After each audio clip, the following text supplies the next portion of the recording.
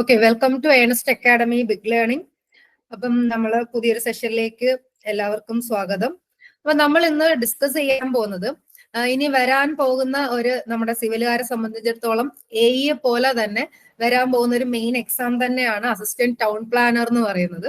ഇത് സിവിലുകാർക്ക് മാത്രമല്ല, അതാണ് ഇവിടുത്തെ ഏറ്റവും വലിയ പ്രത്യേകത. സിവിൽ എഞ്ചിനീയറിംഗ് മാത്രമല്ല, കൂടെ ആർക്കിടെക്ചറൽ ബ്രാഞ്ച് കൂടി വരുന്ന ഒരു കോമൺ ആയിട്ടുള്ള ഒരു എക്സാം ആണ് അസിസ്റ്റന്റ് ടൗൺ പ്ലാനർ. പക്ഷെ എന്നിരുന്നാൽ പോലും നമ്മളുടെ സിവിലുകാർക്ക് മെയിൻ ഒരു എക്സാം ആണെന്നും പറയാം. കാരണം നമുക്ക് സ്കോർ ചെയ്യാൻ പറ്റുന്ന എളുപ്പം എയെ വെച്ചിട്ട് എയുടെ കോമ്പറ്റീഷനെ വെച്ച് നോക്കുമ്പോൾ, അല്ലെങ്കിൽ എയുടെ ഒരു ക്വസ്റ്റ്യൻ ലെവൽ വെച്ച് കമ്പയർ ചെയ്യുമ്പോൾ തന്നെ കുറച്ചും കൂടെ എളുപ്പമാണ്. നമുക്ക് ഈ ഒരു എക്സാമിന് വേണ്ടി നിങ്ങൾ പ്രിപ്പയർ ചെയ്യുകയാണെങ്കിൽ റാങ്ക് ലിസ്റ്റിൽ വരാൻ പറ്റുമെന്ന് ഒരു ഉറപ്പുള്ള, ഇത് എന്റെ ഒരു സജഷൻ ആണ്. കാരണം ആ ഒരു സിലബസ് വെച്ച് നോക്കുവാണെങ്കിലും, കട്ട് ഓഫ് മാർക്ക് എടുക്കുവാണെങ്കിലും, അല്ലെങ്കിൽ നമ്മൾ സിവിൽ പഠിച്ചേക്കുന്ന ടോപ്പിക്ക് നോക്കുവാണെങ്കിൽ കുറച്ചും കൂടെ എളുപ്പമാണ് നമുക്ക് റാങ്ക് ലിസ്റ്റിൽ. ഇപ്പം ഇതിനു വേണ്ടി പ്രിപ്പയർ ചെയ്യുകയാണെങ്കിൽ ഇതിൽ റാങ്ക് ലിസ്റ്റിൽ വരാൻ ചാൻസ് കൂടുതലുള്ള ഒരു എക്സാം ആണ് അസിസ്റ്റന്റ് ടൗൺ പ്ലാനർ. സോ അതിനെ കുറിച്ചിട്ടുള്ള കുറച്ച് ഡീറ്റെയിൽസ് ആണ് ഈ ഒരു സെഷനിൽ ഡിസ്കസ് ചെയ്യുന്നത്. നമ്മുടെ എക്സാം പാറ്റേണിനെ കുറിച്ചും അതുപോലെ തന്നെ സിലബസ് ഞാൻ പറഞ്ഞു, സിവിൽ എഞ്ചിനീയറിംഗും ഉണ്ട്, അതുപോലെ തന്നെ ആർക്കിടെക്ചറൽ സബ്ജക്ട്സുകളും വരുന്നുണ്ട്. സോ സിലബസിന്റെ ടോപ്പിക്കുകൾ നമ്മൾ ഡിസ്കസ് ചെയ്യുന്നുണ്ട്, സിലബസിനെ കുറിച്ച് ഡിസ്കസ് ചെയ്യുന്നുണ്ട്. പിന്നെ സ്റ്റഡി പ്ലാൻ എല്ലാ എക്സാമിനും പറയുന്നത് പോലെ തന്നെ ഈ ഒരു എക്സാം നമ്മൾ പ്രിപ്പയർ ചെയ്യണമെങ്കിൽ ഏത് രീതിയിൽ, ഇപ്പൊ നമ്മുടെ മുന്നിലാകെ ചുരുങ്ങിയ കുറച്ച് മാസങ്ങളെ ഉള്ളൂ. സോ അതിനുള്ളിൽ നിന്നുകൊണ്ട് എങ്ങനെ നമുക്ക് പ്രിപ്പയർ ചെയ്യാം എന്നുള്ളൊരു ഓവറോൾ ഐഡിയ, അതുപോലെ തന്നെ ലാസ്റ്റ് എക്സാമിന്റെ ഡീറ്റെയിൽസ്, പോസ്റ്റിന്റെ ഡീറ്റെയിൽസ് ഒക്കെയാണ് നമ്മൾ ഈ ഒരു സെഷനിൽ ഡിസ്കസ് ചെയ്യുന്നത്. നിങ്ങൾക്ക് എന്തെങ്കിലുമൊക്കെ ഡൗട്ട്സുകൾ ഉണ്ടെങ്കിൽ ചോദിക്കാം. അപ്പം ഒരു കംപ്ലീറ്റ്ലി സിവിൽ എന്നുള്ള ഒരു നിലയ്ക്കല്ല ഈ ഒരു എക്സാം, അതുകൊണ്ട് അതിന്റെ കുറച്ച് പരിമിതികൾ നമുക്കും ഉണ്ട്. ഇപ്പൊ സിവിൽ എന്നുള്ള നിലയ്ക്ക് അതിൽ പരിമിതികളുണ്ട്. എനിവേ നമുക്ക് അതിനനുസരിച്ച് പ്രിപ്പയർ ചെയ്യാൻ ശ്രമിക്കാം. അപ്പൊ assistant town planar Kerala PSC exam notification ഒക്കെ ഓൾറെഡി റിലീസ് ചെയ്ത് നമ്മൾ എല്ലാവരും അപ്ലൈ ചെയ്ത ഒരു എക്സാം ആണ്. അപ്പം അതിന്റെ ഈ ഒരു സെഷനിൽ ഞാൻ എടുക്കാം, അല്ലെങ്കിൽ പറയാൻ പോകുന്ന, ഡിസ്കസ് ചെയ്യാൻ പോകുന്ന കാര്യങ്ങളിൽ പോസ്റ്റിന്റെ ഡീറ്റെയിൽസിനെ കുറിച്ചും, അതുപോലെ തന്നെ അസിസ്റ്റന്റ് ടൗൺ പ്ലാനറിന്റെ ഒരു ജോബ് പ്രൊഫൈൽ എന്താണ്, അവരുടെ ജോബ് എന്താണ് ഈ അസിസ്റ്റന്റ് ടൗൺ പ്ലാനർ, അവരുടെ ജോബ് റെസ്പോൺസിബിലിറ്റീസ് എന്തൊക്കെയാണ്, അതുപോലെ ഈ ഒരു എക്സാമിന് നമ്മൾ പ്രിപ്പയർ ചെയ്യുമ്പോൾ അതിന്റെ ഡീറ്റെയിൽഡ് ആയിട്ടുള്ള സിലബസ് എന്താണ്. ഇപ്പം ഈ ഡീറ്റെയിൽഡ് സിലബസ് ഇതുവരെയും എക്സാമിൽ റിലീസ് ആയിട്ടില്ല. നമ്മുടെ ലാസ്റ്റ്, ഇപ്പൊ നമ്മൾ എല്ലാ എക്സാം പഠിക്കുന്നത് എങ്ങനെയാണ്, ഏറ്റവും പ്രീവിയസ്ലി കഴിഞ്ഞ എക്സാമിന്റെ സിലബസ് എടുത്തിട്ടാണ് നമ്മൾ പഠിക്കുന്നത്. ആ ഒരു കൺഫർമേഷൻ ടൈം ആകുമ്പോഴാണ് ഡീറ്റെയിൽഡ് ആയിട്ടുള്ള പുതിയ സിലബസ് വരുന്നത്. അപ്പൊ ആ വലിയ മാറ്റങ്ങളൊന്നും ഉണ്ടാവാനുള്ള ചാൻസ് ഇല്ല. ഓൾറെഡി അതിന് റിന്യൂ ചെയ്തിട്ടുള്ള സിലബസ് ആണ്. ലാസ്റ്റ് കഴിഞ്ഞ 2023 ATP അസിസ്റ്റന്റ് ടൗൺ പ്ലാനറിന്റെ എക്സാം കഴിഞ്ഞേക്കുന്നത്. അപ്പൊ ആ ഒരു സിലബസ് വെച്ച് തന്നെയാണ് നിങ്ങൾ പ്രാക്ടീസ് ചെയ്യേണ്ടത്, വർക്ക്ഔട്ട് ചെയ്യേണ്ടത്. പിന്നെ റെഫറൻസ് മെറ്റീരിയൽസ് എന്തൊക്കെ എടുക്കാം, പ്രീവിയസ് ഇയർ എക്സാം അനാലിസിസ്, കുറച്ച് ഞാൻ പ്രീവിയസ് ഇയറിന്റെ ക്വസ്റ്റ്യൻസ് ഞാൻ ഈ സെഷനിൽ ഇൻക്ലൂഡ് ചെയ്തിട്ടുണ്ട്. അപ്പൊ അത് കാണുമ്പോൾ തന്നെ നിങ്ങൾക്ക് മനസ്സിലാക്കാൻ പറ്റും അസിസ്റ്റന്റ് ടൗൺ പ്ലാനറിന് ഏത് ലെവലിലുള്ള ക്വസ്റ്റ്യൻസ്, അല്ലെങ്കിൽ എങ്ങനെയൊക്കെയാണ് ഓരോ സബ്ജക്റ്റിൽ നിന്നും ക്വസ്റ്റ്യൻസ് വരുന്നതെന്നുള്ളത്. പിന്നെ റീസെന്റ് ട്രെൻഡ്സ്, അത് തന്നെയാണ് സ്റ്റഡി സ്ട്രാറ്റജി. ഇത്രയും കാര്യങ്ങളാണ് നമ്മൾ ഈ ഒരു സെഷനിൽ ഡിസ്കസ് ചെയ്യുന്നത്. ഓക്കെ, അപ്പം LSGD നമ്മൾ എല്ലാവരും അപ്ലൈ ചെയ്ത exam assistant town planar LSGD ഡിപ്പാർട്ട്മെന്റിലേക്കാണ്. അതാണ് ഒരു പ്രത്യേകത. പല ഡിപ്പാർട്ട്മെന്റുകളിലേക്ക് ഈ town planar, assistant town planar എന്ന് പറയുന്ന എക്സാം വിളിക്കാറുണ്ട്. അപ്പൊ ഇത്തവണ വന്നേക്കുന്നത് ഏത് ഡിപ്പാർട്ട്മെന്റിലാണ്? LSGD, ലോക്കൽ സെൽഫ് ഗവൺമെന്റ് ഡിപ്പാർട്ട്മെന്റിൽ ഗ്രൂപ്പ് 4 പ്ലാനിംഗ് വിങ്ങിലേക്കാണ് നമ്മുടെ എക്സാമിന് വേണ്ടി നോട്ടിഫിക്കേഷൻ വിളിച്ചിട്ടുള്ളത്, നമ്മൾ അപ്ലൈ ചെയ്തത്. അപ്പൊ അതിൽ അസിസ്റ്റന്റ് ടൗൺ പ്ലാനർ ആണ് ആ ഒരു നെയിം ഓഫ് പോസ്റ്റ് എന്ന് പറയുന്നത്. എന്ന് വെച്ചാൽ ഈ ഒരു ടൗൺ പ്ലാനറിന്റെ ഒരു ഫീൽഡ് എടുക്കുവാണെങ്കിൽ ഇങ്ങനെ ഒരു എക്സാം വഴി ഡയറക്റ്റ് ആയിട്ട് നമുക്ക് കയറാൻ പറ്റുന്ന എക്സാം എന്ന് പറയുന്നത് അസിസ്റ്റന്റ് ടൗൺ പ്ലാനർ ആണ്.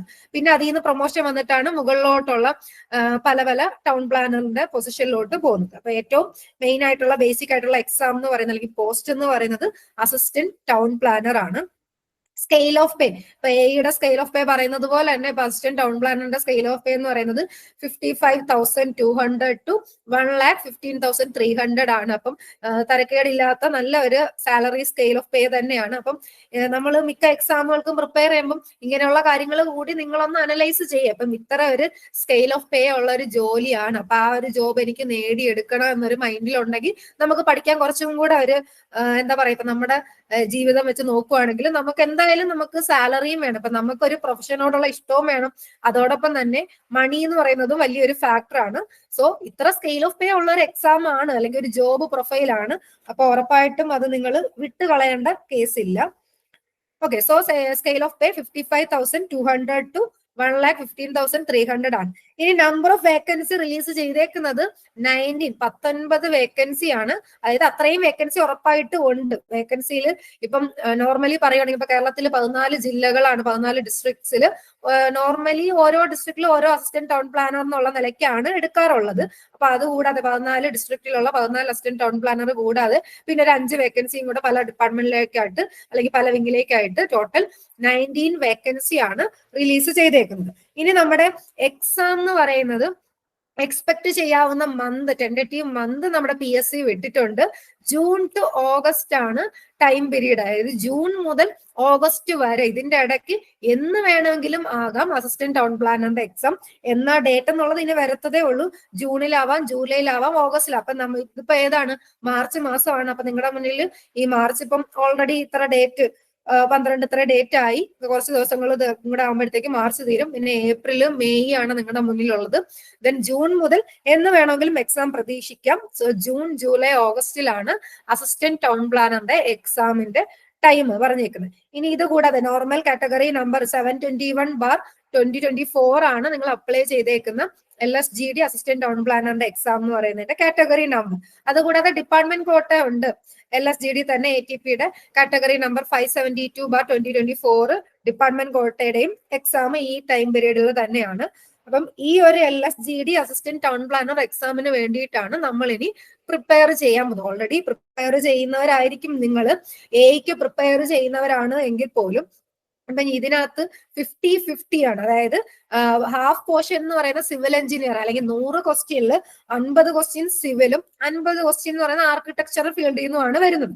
സോ എന്തായാലും എയ്ക്ക് പ്രിപ്പയർ ചെയ്യുന്ന ഒരു വിദ്യാർത്ഥിക്ക് ഈ 50 ക്വസ്റ്റ്യൻ സിവിലിൻ്റെത് നല്ല രീതിക്ക് നമുക്ക് അറ്റൻഡ് ചെയ്തെടുക്കാൻ പറ്റും. പക്ഷേ കട്ട് ഓഫ് കടക്കണം എന്നുണ്ടെങ്കിൽ കുറച്ച് ആർക്കിടെക്ചറിന്റെ ഫീൽഡിലുള്ള അല്ലെങ്കിൽ ആ പോർഷനിലുള്ള കുറച്ച് ക്വസ്റ്റ്യൻസും കൂടെ നമ്മൾ എന്തായാലും ആൻസർ ചെയ്തേ പറ്റൂ.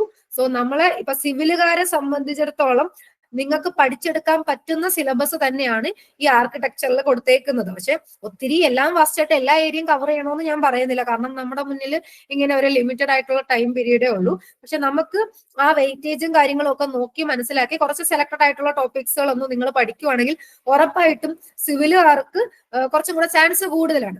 ഇനി ആർക്കിടെക്ചറുകാർ എടുക്കുവാണെങ്കിലും നിങ്ങളുടെ മുന്നിൽ ആകെയുള്ള ഒരു എക്സാം തന്നെയാണ് ഈ അസിസ്റ്റന്റ് ടൗൺ പ്ലാനർ എന്ന് പറയുന്ന പോസ്റ്റ്. എനിക്ക് തോന്നുന്നു പോളിടെക്നിക് ലെക്ചറിന്റെ ഒരു എക്സാം റീസെന്റ് കഴിഞ്ഞിട്ടുണ്ടായിരുന്നെന്ന് തോന്നുന്നു ആർക്കിടെക്ചറുകാർക്ക്.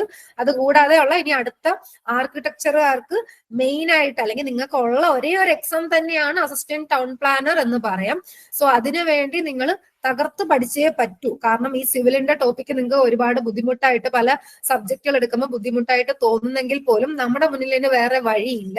സോ സിവിലിന്റെ ആ ഓരോ സബ്ജക്റ്റും ഓരോ ടോപ്പിക്കും നിങ്ങൾ ഇരുന്ന് പഠിച്ചേ മതിയാകത്തുള്ളൂ. കാരണം അത്രയും കോമ്പറ്റീഷൻ ഉണ്ട്. ഇപ്പൊ സിവിലിന്റെ ഫീൽഡ് നോക്കുവാണെങ്കിൽ സിവിൽ എഞ്ചിനീയറിംഗുകാര് എയ്ക്ക് വേണ്ടി, ഓവർസിയറിന് വേണ്ടി പ്രിപ്പയർ ചെയ്തുകൊണ്ടേ ഇരിക്കുകയാണ്. സോ ആ ഒരു കോമ്പറ്റീഷൻ ആർക്കിടെക്ചറുകാർക്ക് വരും. അതുകൊണ്ട് നിങ്ങൾ സിവിലിന്റെ ടോപ്പിക്കുകൾ സെലക്ട് ചെയ്ത് തന്നെ പഠിച്ചു പോവാൻ ശ്രമിക്കുക. 2 സബ്ജക്റ്റും 2 ടോപ്പിക്കും പഠിച്ചാൽ മാത്രമേ നമുക്ക് റാങ്ക് ലിസ്റ്റിൽ കയറാനായിട്ട് പറ്റത്തുള്ളൂ. സോ ഇതാണ് നമ്മുടെ ലേറ്റസ്റ്റ് ഇപ്പൊ നമ്മൾ എഴുതാൻ പോകുന്ന എക്സാമിന്റെ പോസ്റ്റ് ഡീറ്റെയിൽസ് എന്ന് പറയുന്നത്. അപ്പൊ 19 വേക്കൻസിയാണ്. എന്തുകൊണ്ട് നമുക്ക് ചിന്തിച്ചുകൂടാ 19 പേരിൽ ഒരാൾ ഞാൻ ആയിക്കൂടെ എന്ന് നിങ്ങൾക്ക് ചിന്തിച്ച് വേണം നിങ്ങൾ എക്സാമിന് പ്രിപ്പയർ ചെയ്യാൻ. ഇനി എലിജിബിലിറ്റി ഓൾറെഡി ഞാൻ പറഞ്ഞു.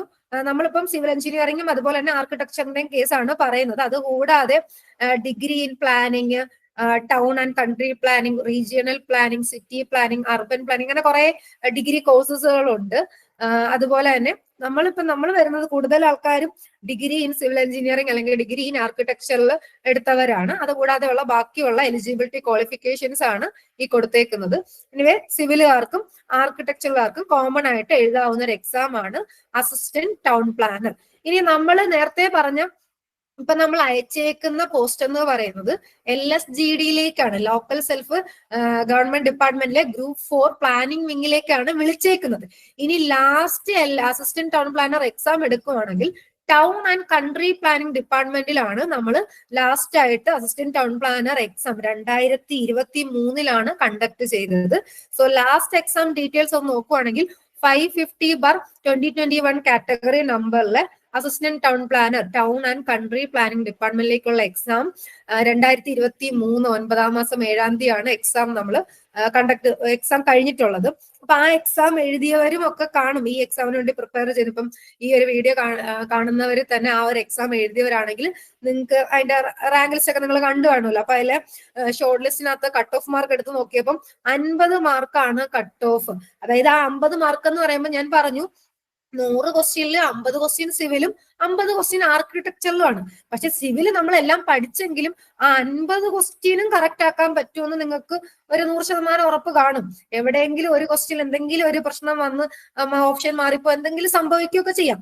സോ അതിൽ നിന്ന് മനസ്സിലാക്കേണ്ട കാര്യം കുറച്ച് ആർക്കിടെക്ചറൽ പോർഷൻസിലെ ക്വസ്റ്റ്യൻസ് കൂടി നിങ്ങൾ ആൻസർ കറക്റ്റ് ആയിട്ട് ആൻസർ ചെയ്തേ പറ്റൂ. അപ്പൊ കറക്റ്റ് ആയിട്ട് ആൻസർ ആർക്കിടെക്ചറിലെ ക്വസ്റ്റ്യൻസ് ചെയ്യണമെന്നുണ്ടെങ്കിൽ വ്യക്തമായിട്ട് അതിനകത്തുള്ള ടോപ്പിക്സ് വായിച്ച് മനസ്സിലാക്കി പഠിച്ചേ മതിയാവൂ. കാരണം കുറെ അധികം തിയറട്ടിക്കൽ ആയിട്ടുള്ള കാര്യങ്ങളാണ് ഈ ആർക്കിടെക്ചറിന്റെ സിലബസിനകത്ത് വരുന്നത്. കുറെ ലാസ്റ്റ് എക്സാമിന്റെ ക്വസ്റ്റ്യൻ പേപ്പർ എടുത്ത് നോക്കുകയാണെങ്കിൽ നിങ്ങൾക്ക് കാണാൻ പറ്റും ഒരുപാട് സ്റ്റേറ്റ്മെന്റ് റിലേറ്റഡ് ആയിട്ടുള്ള ക്വസ്റ്റ്യൻസും ഒക്കെയാണ് ചോദിച്ചിരിക്കുന്നത്. ഇത് ഫുള്ളി തിയറി ആണെന്ന് തന്നെ പറയാം. അതുകൊണ്ട് തിയറി എന്ന് പറയുന്ന പോർഷൻ ആണ് എപ്പോഴും നമുക്ക് നെഗറ്റീവ് മാർക്ക് ഉണ്ടാക്കാനായിട്ട് കാരണം എന്ന് പറയുന്നത്. ചില സ്റ്റേറ്റ്മെന്റ് കാണുമ്പോൾ അതും ശരിയാണ് ഇതും ശരിയാണെന്ന് തോന്നാം, എന്നാൽ ചില സ്റ്റേറ്റ്മെന്റിൽ ചിലത് തെറ്റായിരിക്കും. അപ്പൊ അങ്ങനെയൊക്കെ നെഗറ്റീവ് മാർക്ക് വരാൻ ചാൻസ് ഉള്ളതും ഇങ്ങനെയുള്ള സ്റ്റേറ്റ്മെന്റ് റിലേറ്റഡ് ആയിട്ടുള്ള ക്വസ്റ്റ്യൻസ് ആണ്. സോ നമുക്ക് ക്വസ്റ്റ്യൻ പേപ്പറിൽ ഞാൻ കുറച്ച് ക്വസ്റ്റ്യൻ ഇതിനകത്ത് ആഡ് ചെയ്തിട്ടുണ്ട്, ഫുൾ ആയിട്ടൊന്നും ഞാൻ ആഡ് ചെയ്യുന്നില്ല. അത് നിങ്ങളുടെ റിക്വയർമെന്റ് ഉണ്ട് എന്നുണ്ടെങ്കിൽ ഫുൾ ആയിട്ട് പ്രീവിയസ് ഇയർ ക്വസ്റ്റ്യൻസിന്റെ ഒക്കെ ആൻസർ ഡിസ്കഷൻ ഒക്കെ നമ്മൾ വീഡിയോസ് ആയിട്ട് ചെയ്യാം. അത് റിക്വയർമെന്റ് നിങ്ങൾ പറയുവാണെങ്കിൽ മാത്രം നമുക്ക് അങ്ങനെയുള്ള ക്ലാസ്സസ് കൂടി കണ്ടക്ട് ചെയ്യാം. ഓക്കെ, അപ്പം പ്രീവിയസ് ലാസ്റ്റ് എക്സാമിന്റെ ഡീറ്റെയിൽസിൽ കട്ട് ഓഫ് മാർക്ക് 50 ആണെന്ന് പറഞ്ഞു. അതായത് ഈ ഒരു 2023 ഞാനിപ്പം വേറെ സെൻട്രൽ ഗവൺമെന്റ് കീഴിൽ വർക്ക് ചെയ്യുവാണ്. എങ്കിൽ പോലും ഞാൻ ഈ കേരള PSCയുടെ എക്സാംസ് ഒക്കെ അറ്റൻഡ് ചെയ്യാറുണ്ട്. പക്ഷെ സിലബസ് ഫുള്ള് കവർ ചെയ്തിട്ടൊന്നും അല്ല എക്സാംസ് അറ്റൻഡ് ചെയ്യുന്നത്. ജസ്റ്റ് ആ ഒരു ടൈമിൽ ഫ്രീ ആണെന്നുണ്ടെങ്കിൽ എക്സാമിന് പോയി അറ്റൻഡ് ചെയ്യും. അപ്പൊ ഈ ഒരു അസിസ്റ്റന്റ് ടൗൺ പ്ലാൻ ഇപ്പൊ ഞാൻ എന്റെ PSCയുടെ സൈഡിൽ കയറി നോക്കിയപ്പോഴാണ് കാണാൻ പറ്റിയത്. അസിസ്റ്റന്റ് ടൗൺ പ്ലാനറിന്റെ എക്സാമിന് അന്ന് എനിക്ക് കട്ട് ഓഫ് മാർക്ക് എന്നല്ല, എനിക്ക് മാർക്ക് കിട്ടിയെന്ന് പറയുന്നത് 48 ആയിരുന്നു. അതായത് കട്ട് ഓഫ് അവിടെ എത്ര വന്നേക്കുന്നത് 50 ആയിരുന്നു. അതായത് ഒരു 2 മാർക്ക് ഉണ്ടെങ്കിൽ കട്ട് ഓഫ് ജസ്റ്റ് ഒന്ന് കടക്കാമായിരുന്നു. കട്ട് ഓഫ് കടക്കാൻ മീൻസ് ആ ഷോർട്ട് ലിസ്റ്റിന്റെ മെയിൻ ലിസ്റ്റിൽ ഒരാളാകാൻ പറ്റുമായിരുന്നു. അങ്ങനെ പറ്റുമായിരുന്നു പറഞ്ഞിട്ടും കാര്യമില്ല. നമ്മൾ അന്നത്തെ എനിക്ക് പറ്റിയെന്ന് പറഞ്ഞാൽ ആർക്കിടെക്ചറിന്റെ ടോപ്പിക് ഒന്നും നമ്മൾ പഠിച്ചിട്ടും ഇല്ലായിരുന്നു, നോക്കുപോലും ചെയ്യാതാണ് പോയി എക്സാം എഴുതിയത്. സോ ആ ഒരു സിവിലിന്റെ പോർഷനിൽ നിന്ന് അല്ലെങ്കിൽ സിവില് പഠിച്ചതിന്റെ ആ ഒരു ഇതുകൊണ്ടാണ് ഒരു 48 മാർക്ക് അന്ന് എനിക്ക് കിട്ടിയത്. സോ കട്ട് ഓഫ് മാർക്ക് ഞാൻ ലാസ്റ്റ് ഇയറിന്റെ നോക്കിയപ്പോഴത്തേക്ക് 50 ആണ് കാണാൻ സാധിച്ചത്. അപ്പം അതിലെ ഷോർട്ട് ലിസ്റ്റ് നോക്കിയപ്പോൾ ഷോർട്ട് ലിസ്റ്റിന്റെ മെയിൻ ലിസ്റ്റ് എന്ന് പറയുമ്പോൾ ജനറൽ കാറ്റഗറി മെയിൻ ലിസ്റ്റ് ഉണ്ടല്ലോ, സെപ്പറേറ്റ് ആയിട്ട് വേറെ കാസ്റ്റ് വൈസിട്ടുള്ള വേറെ ലിസ്റ്റുകൾ വരുന്നുണ്ട്. അതുകൂടാതെ മെയിൻ ലിസ്റ്റിൽ 20 പേരായിരുന്നു അന്നത്തെ ഷോർട്ട് ലിസ്റ്റിൽ. അപ്പൊ ആ മെയിൻ ലിസ്റ്റിലെ ലാസ്റ്റ് കാൻഡിഡേറ്റിന്റെ മാർക്കായിരുന്നു 50 എന്നുള്ള കട്ട് ഓഫ് മാർക്ക്. അങ്ങനെ ടോട്ടൽ എല്ലാ കാറ്റഗറിയും കൂടെ കൂട്ടിച്ചേർക്കുവാണെങ്കിൽ ഒരു 93 പേരുടെ 93 ആയിരുന്നു ടോട്ടൽ ആയിട്ട് ലാസ്റ്റ് കഴിഞ്ഞ് അസിസ്റ്റന്റ് ടൗൺ പ്ലാനറിന്റെ ഷോർട്ട് ലിസ്റ്റ് വന്നപ്പോൾ അതിനകത്ത് ഉണ്ടായിരുന്നത് 93 പേരുടെ ആയിരുന്നു. പിന്നെ അതിനുശേഷം ബാക്കി ഇന്റർവ്യൂ കാര്യങ്ങൾ അല്ലെങ്കിൽ ഡോക്യുമെന്റ് വെരിഫിക്കേഷൻ ഒക്കെ എല്ലാം കഴിഞ്ഞിട്ട് മെയിൻ റാങ്ക് ലിസ്റ്റ് പബ്ലിഷ് ചെയ്യുമല്ലോ. അപ്പൊ അത് നോക്കിയപ്പോഴത്തേക്ക് 19 പേരെയാണ് മെയിൻ റാങ്ക് ലിസ്റ്റിൽ ഉണ്ടായിരുന്നത്. സോ 19 പേരിൽ ഇപ്പം ഏകദേശം ലാസ്റ്റ് മാസം ഫെബ്രുവരി മന്ത് ഇപ്പൊ അഡ്വൈസ് പൊക്കോണ്ടിരിക്കുകയാണ്. ഫെബ്രുവരി എടുത്ത് നോക്കിയപ്പോഴത്തേക്ക് 11 പേർക്ക് ഓൾറെഡി അഡ്വൈസ് പോയിട്ടുണ്ട്. എന്ന് വെച്ചാൽ ഈ 19 പേര് മെയിൻ റാങ്ക് ലിസ്റ്റിൽ ഉണ്ടെങ്കിൽ ആ 19 പേർക്കും അഡ്വൈസ് പോകുന്നുണ്ട്. സോ 11 പേർക്ക് ഓൾറെഡി അഡ്വൈസ് പോയിട്ടുണ്ട്. ഇനിയിപ്പോ ചില എക്സാമുകൾ ഇപ്പം ഒരാൾ തന്നെ ഒരു എക്സാം മാത്രമായിട്ട് എന്തായാലും ആരും എഴുതത്തില്ല, എല്ലാ എക്സാമും നമ്മൾ എഴുതും. അപ്പം ഒരാൾക്ക് തന്നെ പല എക്സാമുകൾ കിട്ടും. അപ്പൊ ചില ആൾക്കാർ വേറെ ഇപ്പം അസിസ്റ്റന്റ് ടൗൺ പ്ലാനർ കിട്ടിയ ഒരാൾക്ക് തന്നെ വേറെ ഒരു AE കിട്ടുവാണെങ്കിൽ ചിലപ്പോൾ ആള് AE ആയിരിക്കും പ്രിഫർ ചെയ്ത് പോകുന്നത്. സോ ആ മെയിൻ റാങ്ക് ലിസ്റ്റിലുള്ള ഒരാളാണ് ആ AEയിലോട്ട് പോയത്. അപ്പൊ നമുക്ക് അഡ്വൈസ് നോക്കുമ്പോഴത്തേക്ക് അതിൽ താഴെയുള്ള ആൾക്കും അഡ്വൈസ് കിട്ടാനുള്ള ഒരു ചാൻസ് ഉണ്ട്. അത് ഏത് എക്സാമിന്റെ കേസ് ആണെങ്കിലും അങ്ങനെ തന്നെയാണ്. സോ നിങ്ങൾ എങ്ങനെങ്കിലും ഈ ഒരു റാങ്ക് ലിസ്റ്റിൽ വരാനായിട്ട് ശ്രമിക്കുക. അപ്പൊ മെയിൻ റാങ്ക് ലിസ്റ്റിൽ അല്ലെങ്കിൽ പോലും നമുക്ക് അഡ്വൈസ് പോകാനുള്ള ചാൻസ് ഉണ്ട്. കാരണം അതിന് മുകളിലുള്ള ആൾക്കാർക്ക് മറ്റുള്ള എക്സാമുകൾ കിട്ടിയവരും കാണും. സോ അവര് ആ ഒരു ഡിപ്പാർട്ട്മെന്റ് അല്ലെങ്കിൽ ആ ഫീൽഡ് തെരഞ്ഞു പോവുകയാണെങ്കിൽ അത് ഈ കൂടുതൽ അഡ്വൈസ് പോകാനുള്ള ആ റാങ്ക് കിട്ടിയതിനേക്കാൾ കൂടുതൽ പേർക്കുള്ള അഡ്വൈസ് പോകാനുള്ള ചാൻസ് ഉണ്ട്. അപ്പൊ ലാസ്റ്റ് പ്രീവിയസ് ഇയർ എക്സാമിൽ 11 പേർക്കാണ് അഡ്വൈസ് പോയിട്ടുള്ളത്. ഇപ്പോഴും അഡ്വൈസ് പൊക്കോണ്ടിരിക്കുകയാണ്. അപ്പം മെയിൻ നമ്മുടെ എക്സാം എഴുതുന്നതിൽ കട്ട് ഓഫ് മാർക്ക് 50 ആയിരുന്നു. ഇത്തവണ അത് വേരി ചെയ്യാം. കോമ്പറ്റീഷൻ ഓരോ ഇയർ കഴിയും തോറും കൂടുകയാണെന്ന് നിങ്ങൾക്കറിയാം. എല്ലാവരും ഒരേപോലെ പ്രിപ്പയർ ചെയ്യുന്നുണ്ട്. സോ നിങ്ങൾ ഓരോരുത്തരും ചിന്തിക്കേണ്ടത് ഞാൻ കൂടുതൽ കൂടുതൽ പ്രിപ്പയർ ചെയ്യുക എന്നത് മാത്രമായിരിക്കണം. ഏറ്റവും കൂടുതൽ ടോപ്പിക്ക് നല്ലതുപോലെ ഓർത്തിരിക്കുന്നത് പോലെ പഠിക്കുന്ന ഒരാൾക്കായിരിക്കും ടോപ്പിലെത്താൻ പറ്റുന്നത്. സോ മാക്സിമം നിങ്ങൾ പ്രിപ്പയർ ചെയ്യുക. അത് മാത്രമേ ഏത് കേരള PSCയുടെ എക്സാം എടുത്താലും എനിക്ക് പറയാനുള്ള ഒരേ ഒരു കാര്യം. ഓക്കെ, അപ്പൊ കട്ട് ഓഫ് മാർക്ക് 50 ആയിരുന്നു ലാസ്റ്റ് എക്സാമിന്. ഈ എക്സാമിന് വേണമെങ്കിൽ കട്ട് ഓഫ് മാർക്ക് കൂടാം. സോ നമുക്ക് സിവിലും ആൻസർ ചെയ്തിരിക്കണം, ആർക്കിടെക്ചറിലെ ക്വസ്റ്റ്യൻസും ആൻസർ ചെയ്തിരിക്കണം. എല്ലാം ആൻസർ ചെയ്യണമെന്ന് ഞാൻ പറയുന്നില്ല, ഒരു പകുതി ക്വസ്റ്റ്യൻസ് എങ്കിലും നമുക്ക് ആൻസർ ചെയ്യാൻ പറ്റുന്ന രീതിക്ക് നിങ്ങൾ പ്രിപ്പയർ ചെയ്തിരിക്കുക. എപ്പോഴും കട്ട് ഓഫ് മാർക്ക് വരും എക്സാംസിൽ കൂടാനുള്ള ചാൻസ് ഉണ്ട്. ഓക്കെ, ഇനി job responsibilities of an assistant town planar just ഒരു ഓവർവ്യൂ ആയിട്ട് പറയുവാണെങ്കിൽ, ഇപ്പൊ നിങ്ങൾ ഗൂഗിളിൽ സെർച്ച് ചെയ്യുമ്പോൾ നിങ്ങൾക്ക് കാണാനായിട്ട് പറ്റും ഒരു അസിസ്റ്റന്റ് ടൗൺ പ്ലാനർ എന്ന് പറയുന്നത് എന്തുകൊണ്ട് മീൻ ചെയ്യുന്നു. AE എന്താണ്, ഓവർസിയർ എന്താണെന്നൊക്കെ നിങ്ങൾക്ക് അറിയാം. അപ്പൊ AE ചെയ്യുന്ന ജോലികൾ എന്തൊക്കെയാണ്, ഓവർസിയർ ചെയ്യുന്ന ജോലികൾ എന്തൊക്കെയാണ്. അതുപോലെ തന്നെയാണ് അടുത്തതാണ് ഒരു അസിസ്റ്റന്റ് ടൗൺ പ്ലാനർ എന്ന് പറയുന്ന ഒരു ജോബ് പ്രൊഫൈൽ.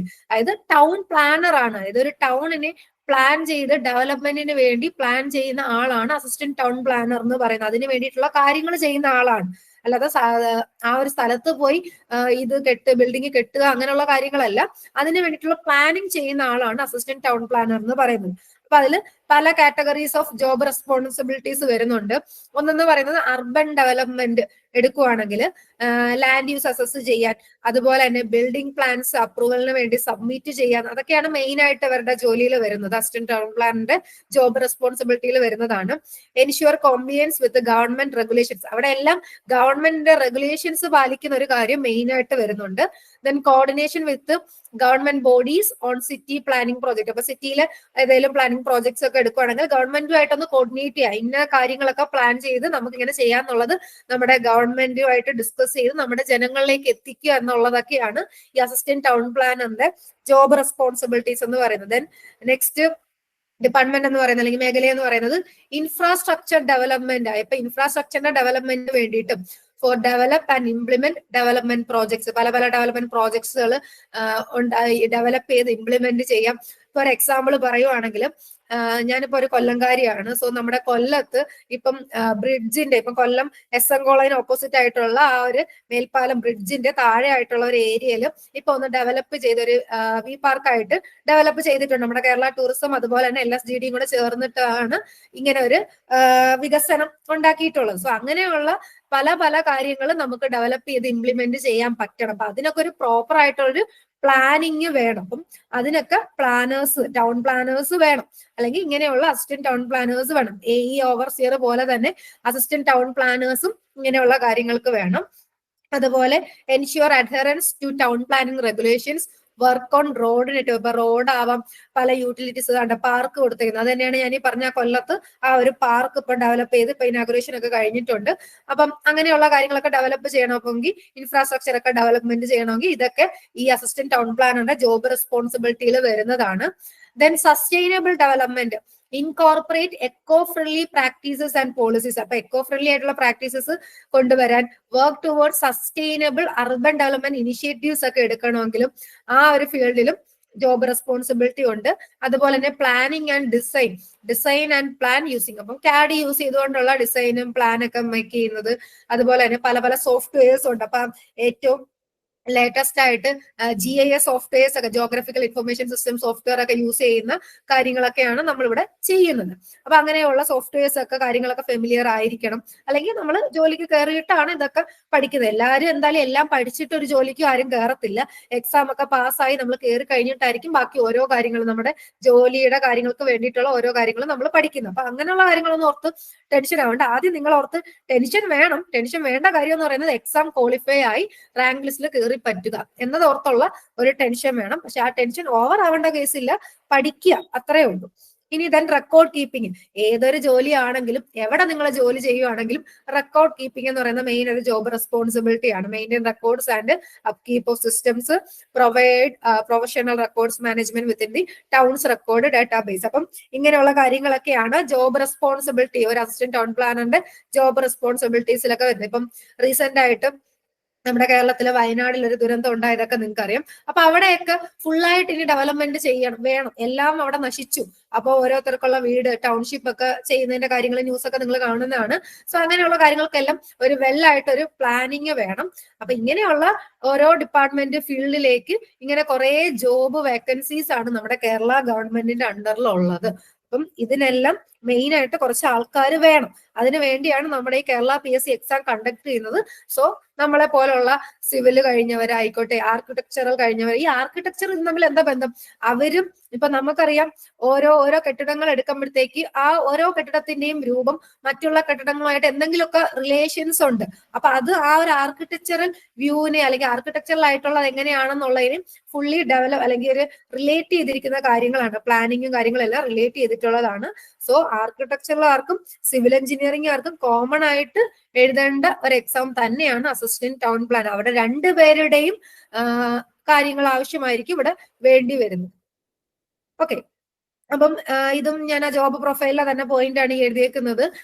ഡെയിലി ആക്ടിവിറ്റീസ് പറയുവാണെങ്കിൽ reviewing and approving building plans. Main ആയിട്ട് ഇപ്പൊ നിങ്ങൾ ഒന്ന് തിരക്കിയൊക്കെ നോക്കുവാണ്, അസിസ്റ്റന്റ് ടൗൺ പ്ലാന്റെ ജോലിയൊക്കെ തിരക്കി നോക്കുവാണെങ്കിൽ നിങ്ങൾക്ക് മനസ്സിലാക്കാൻ പറ്റും.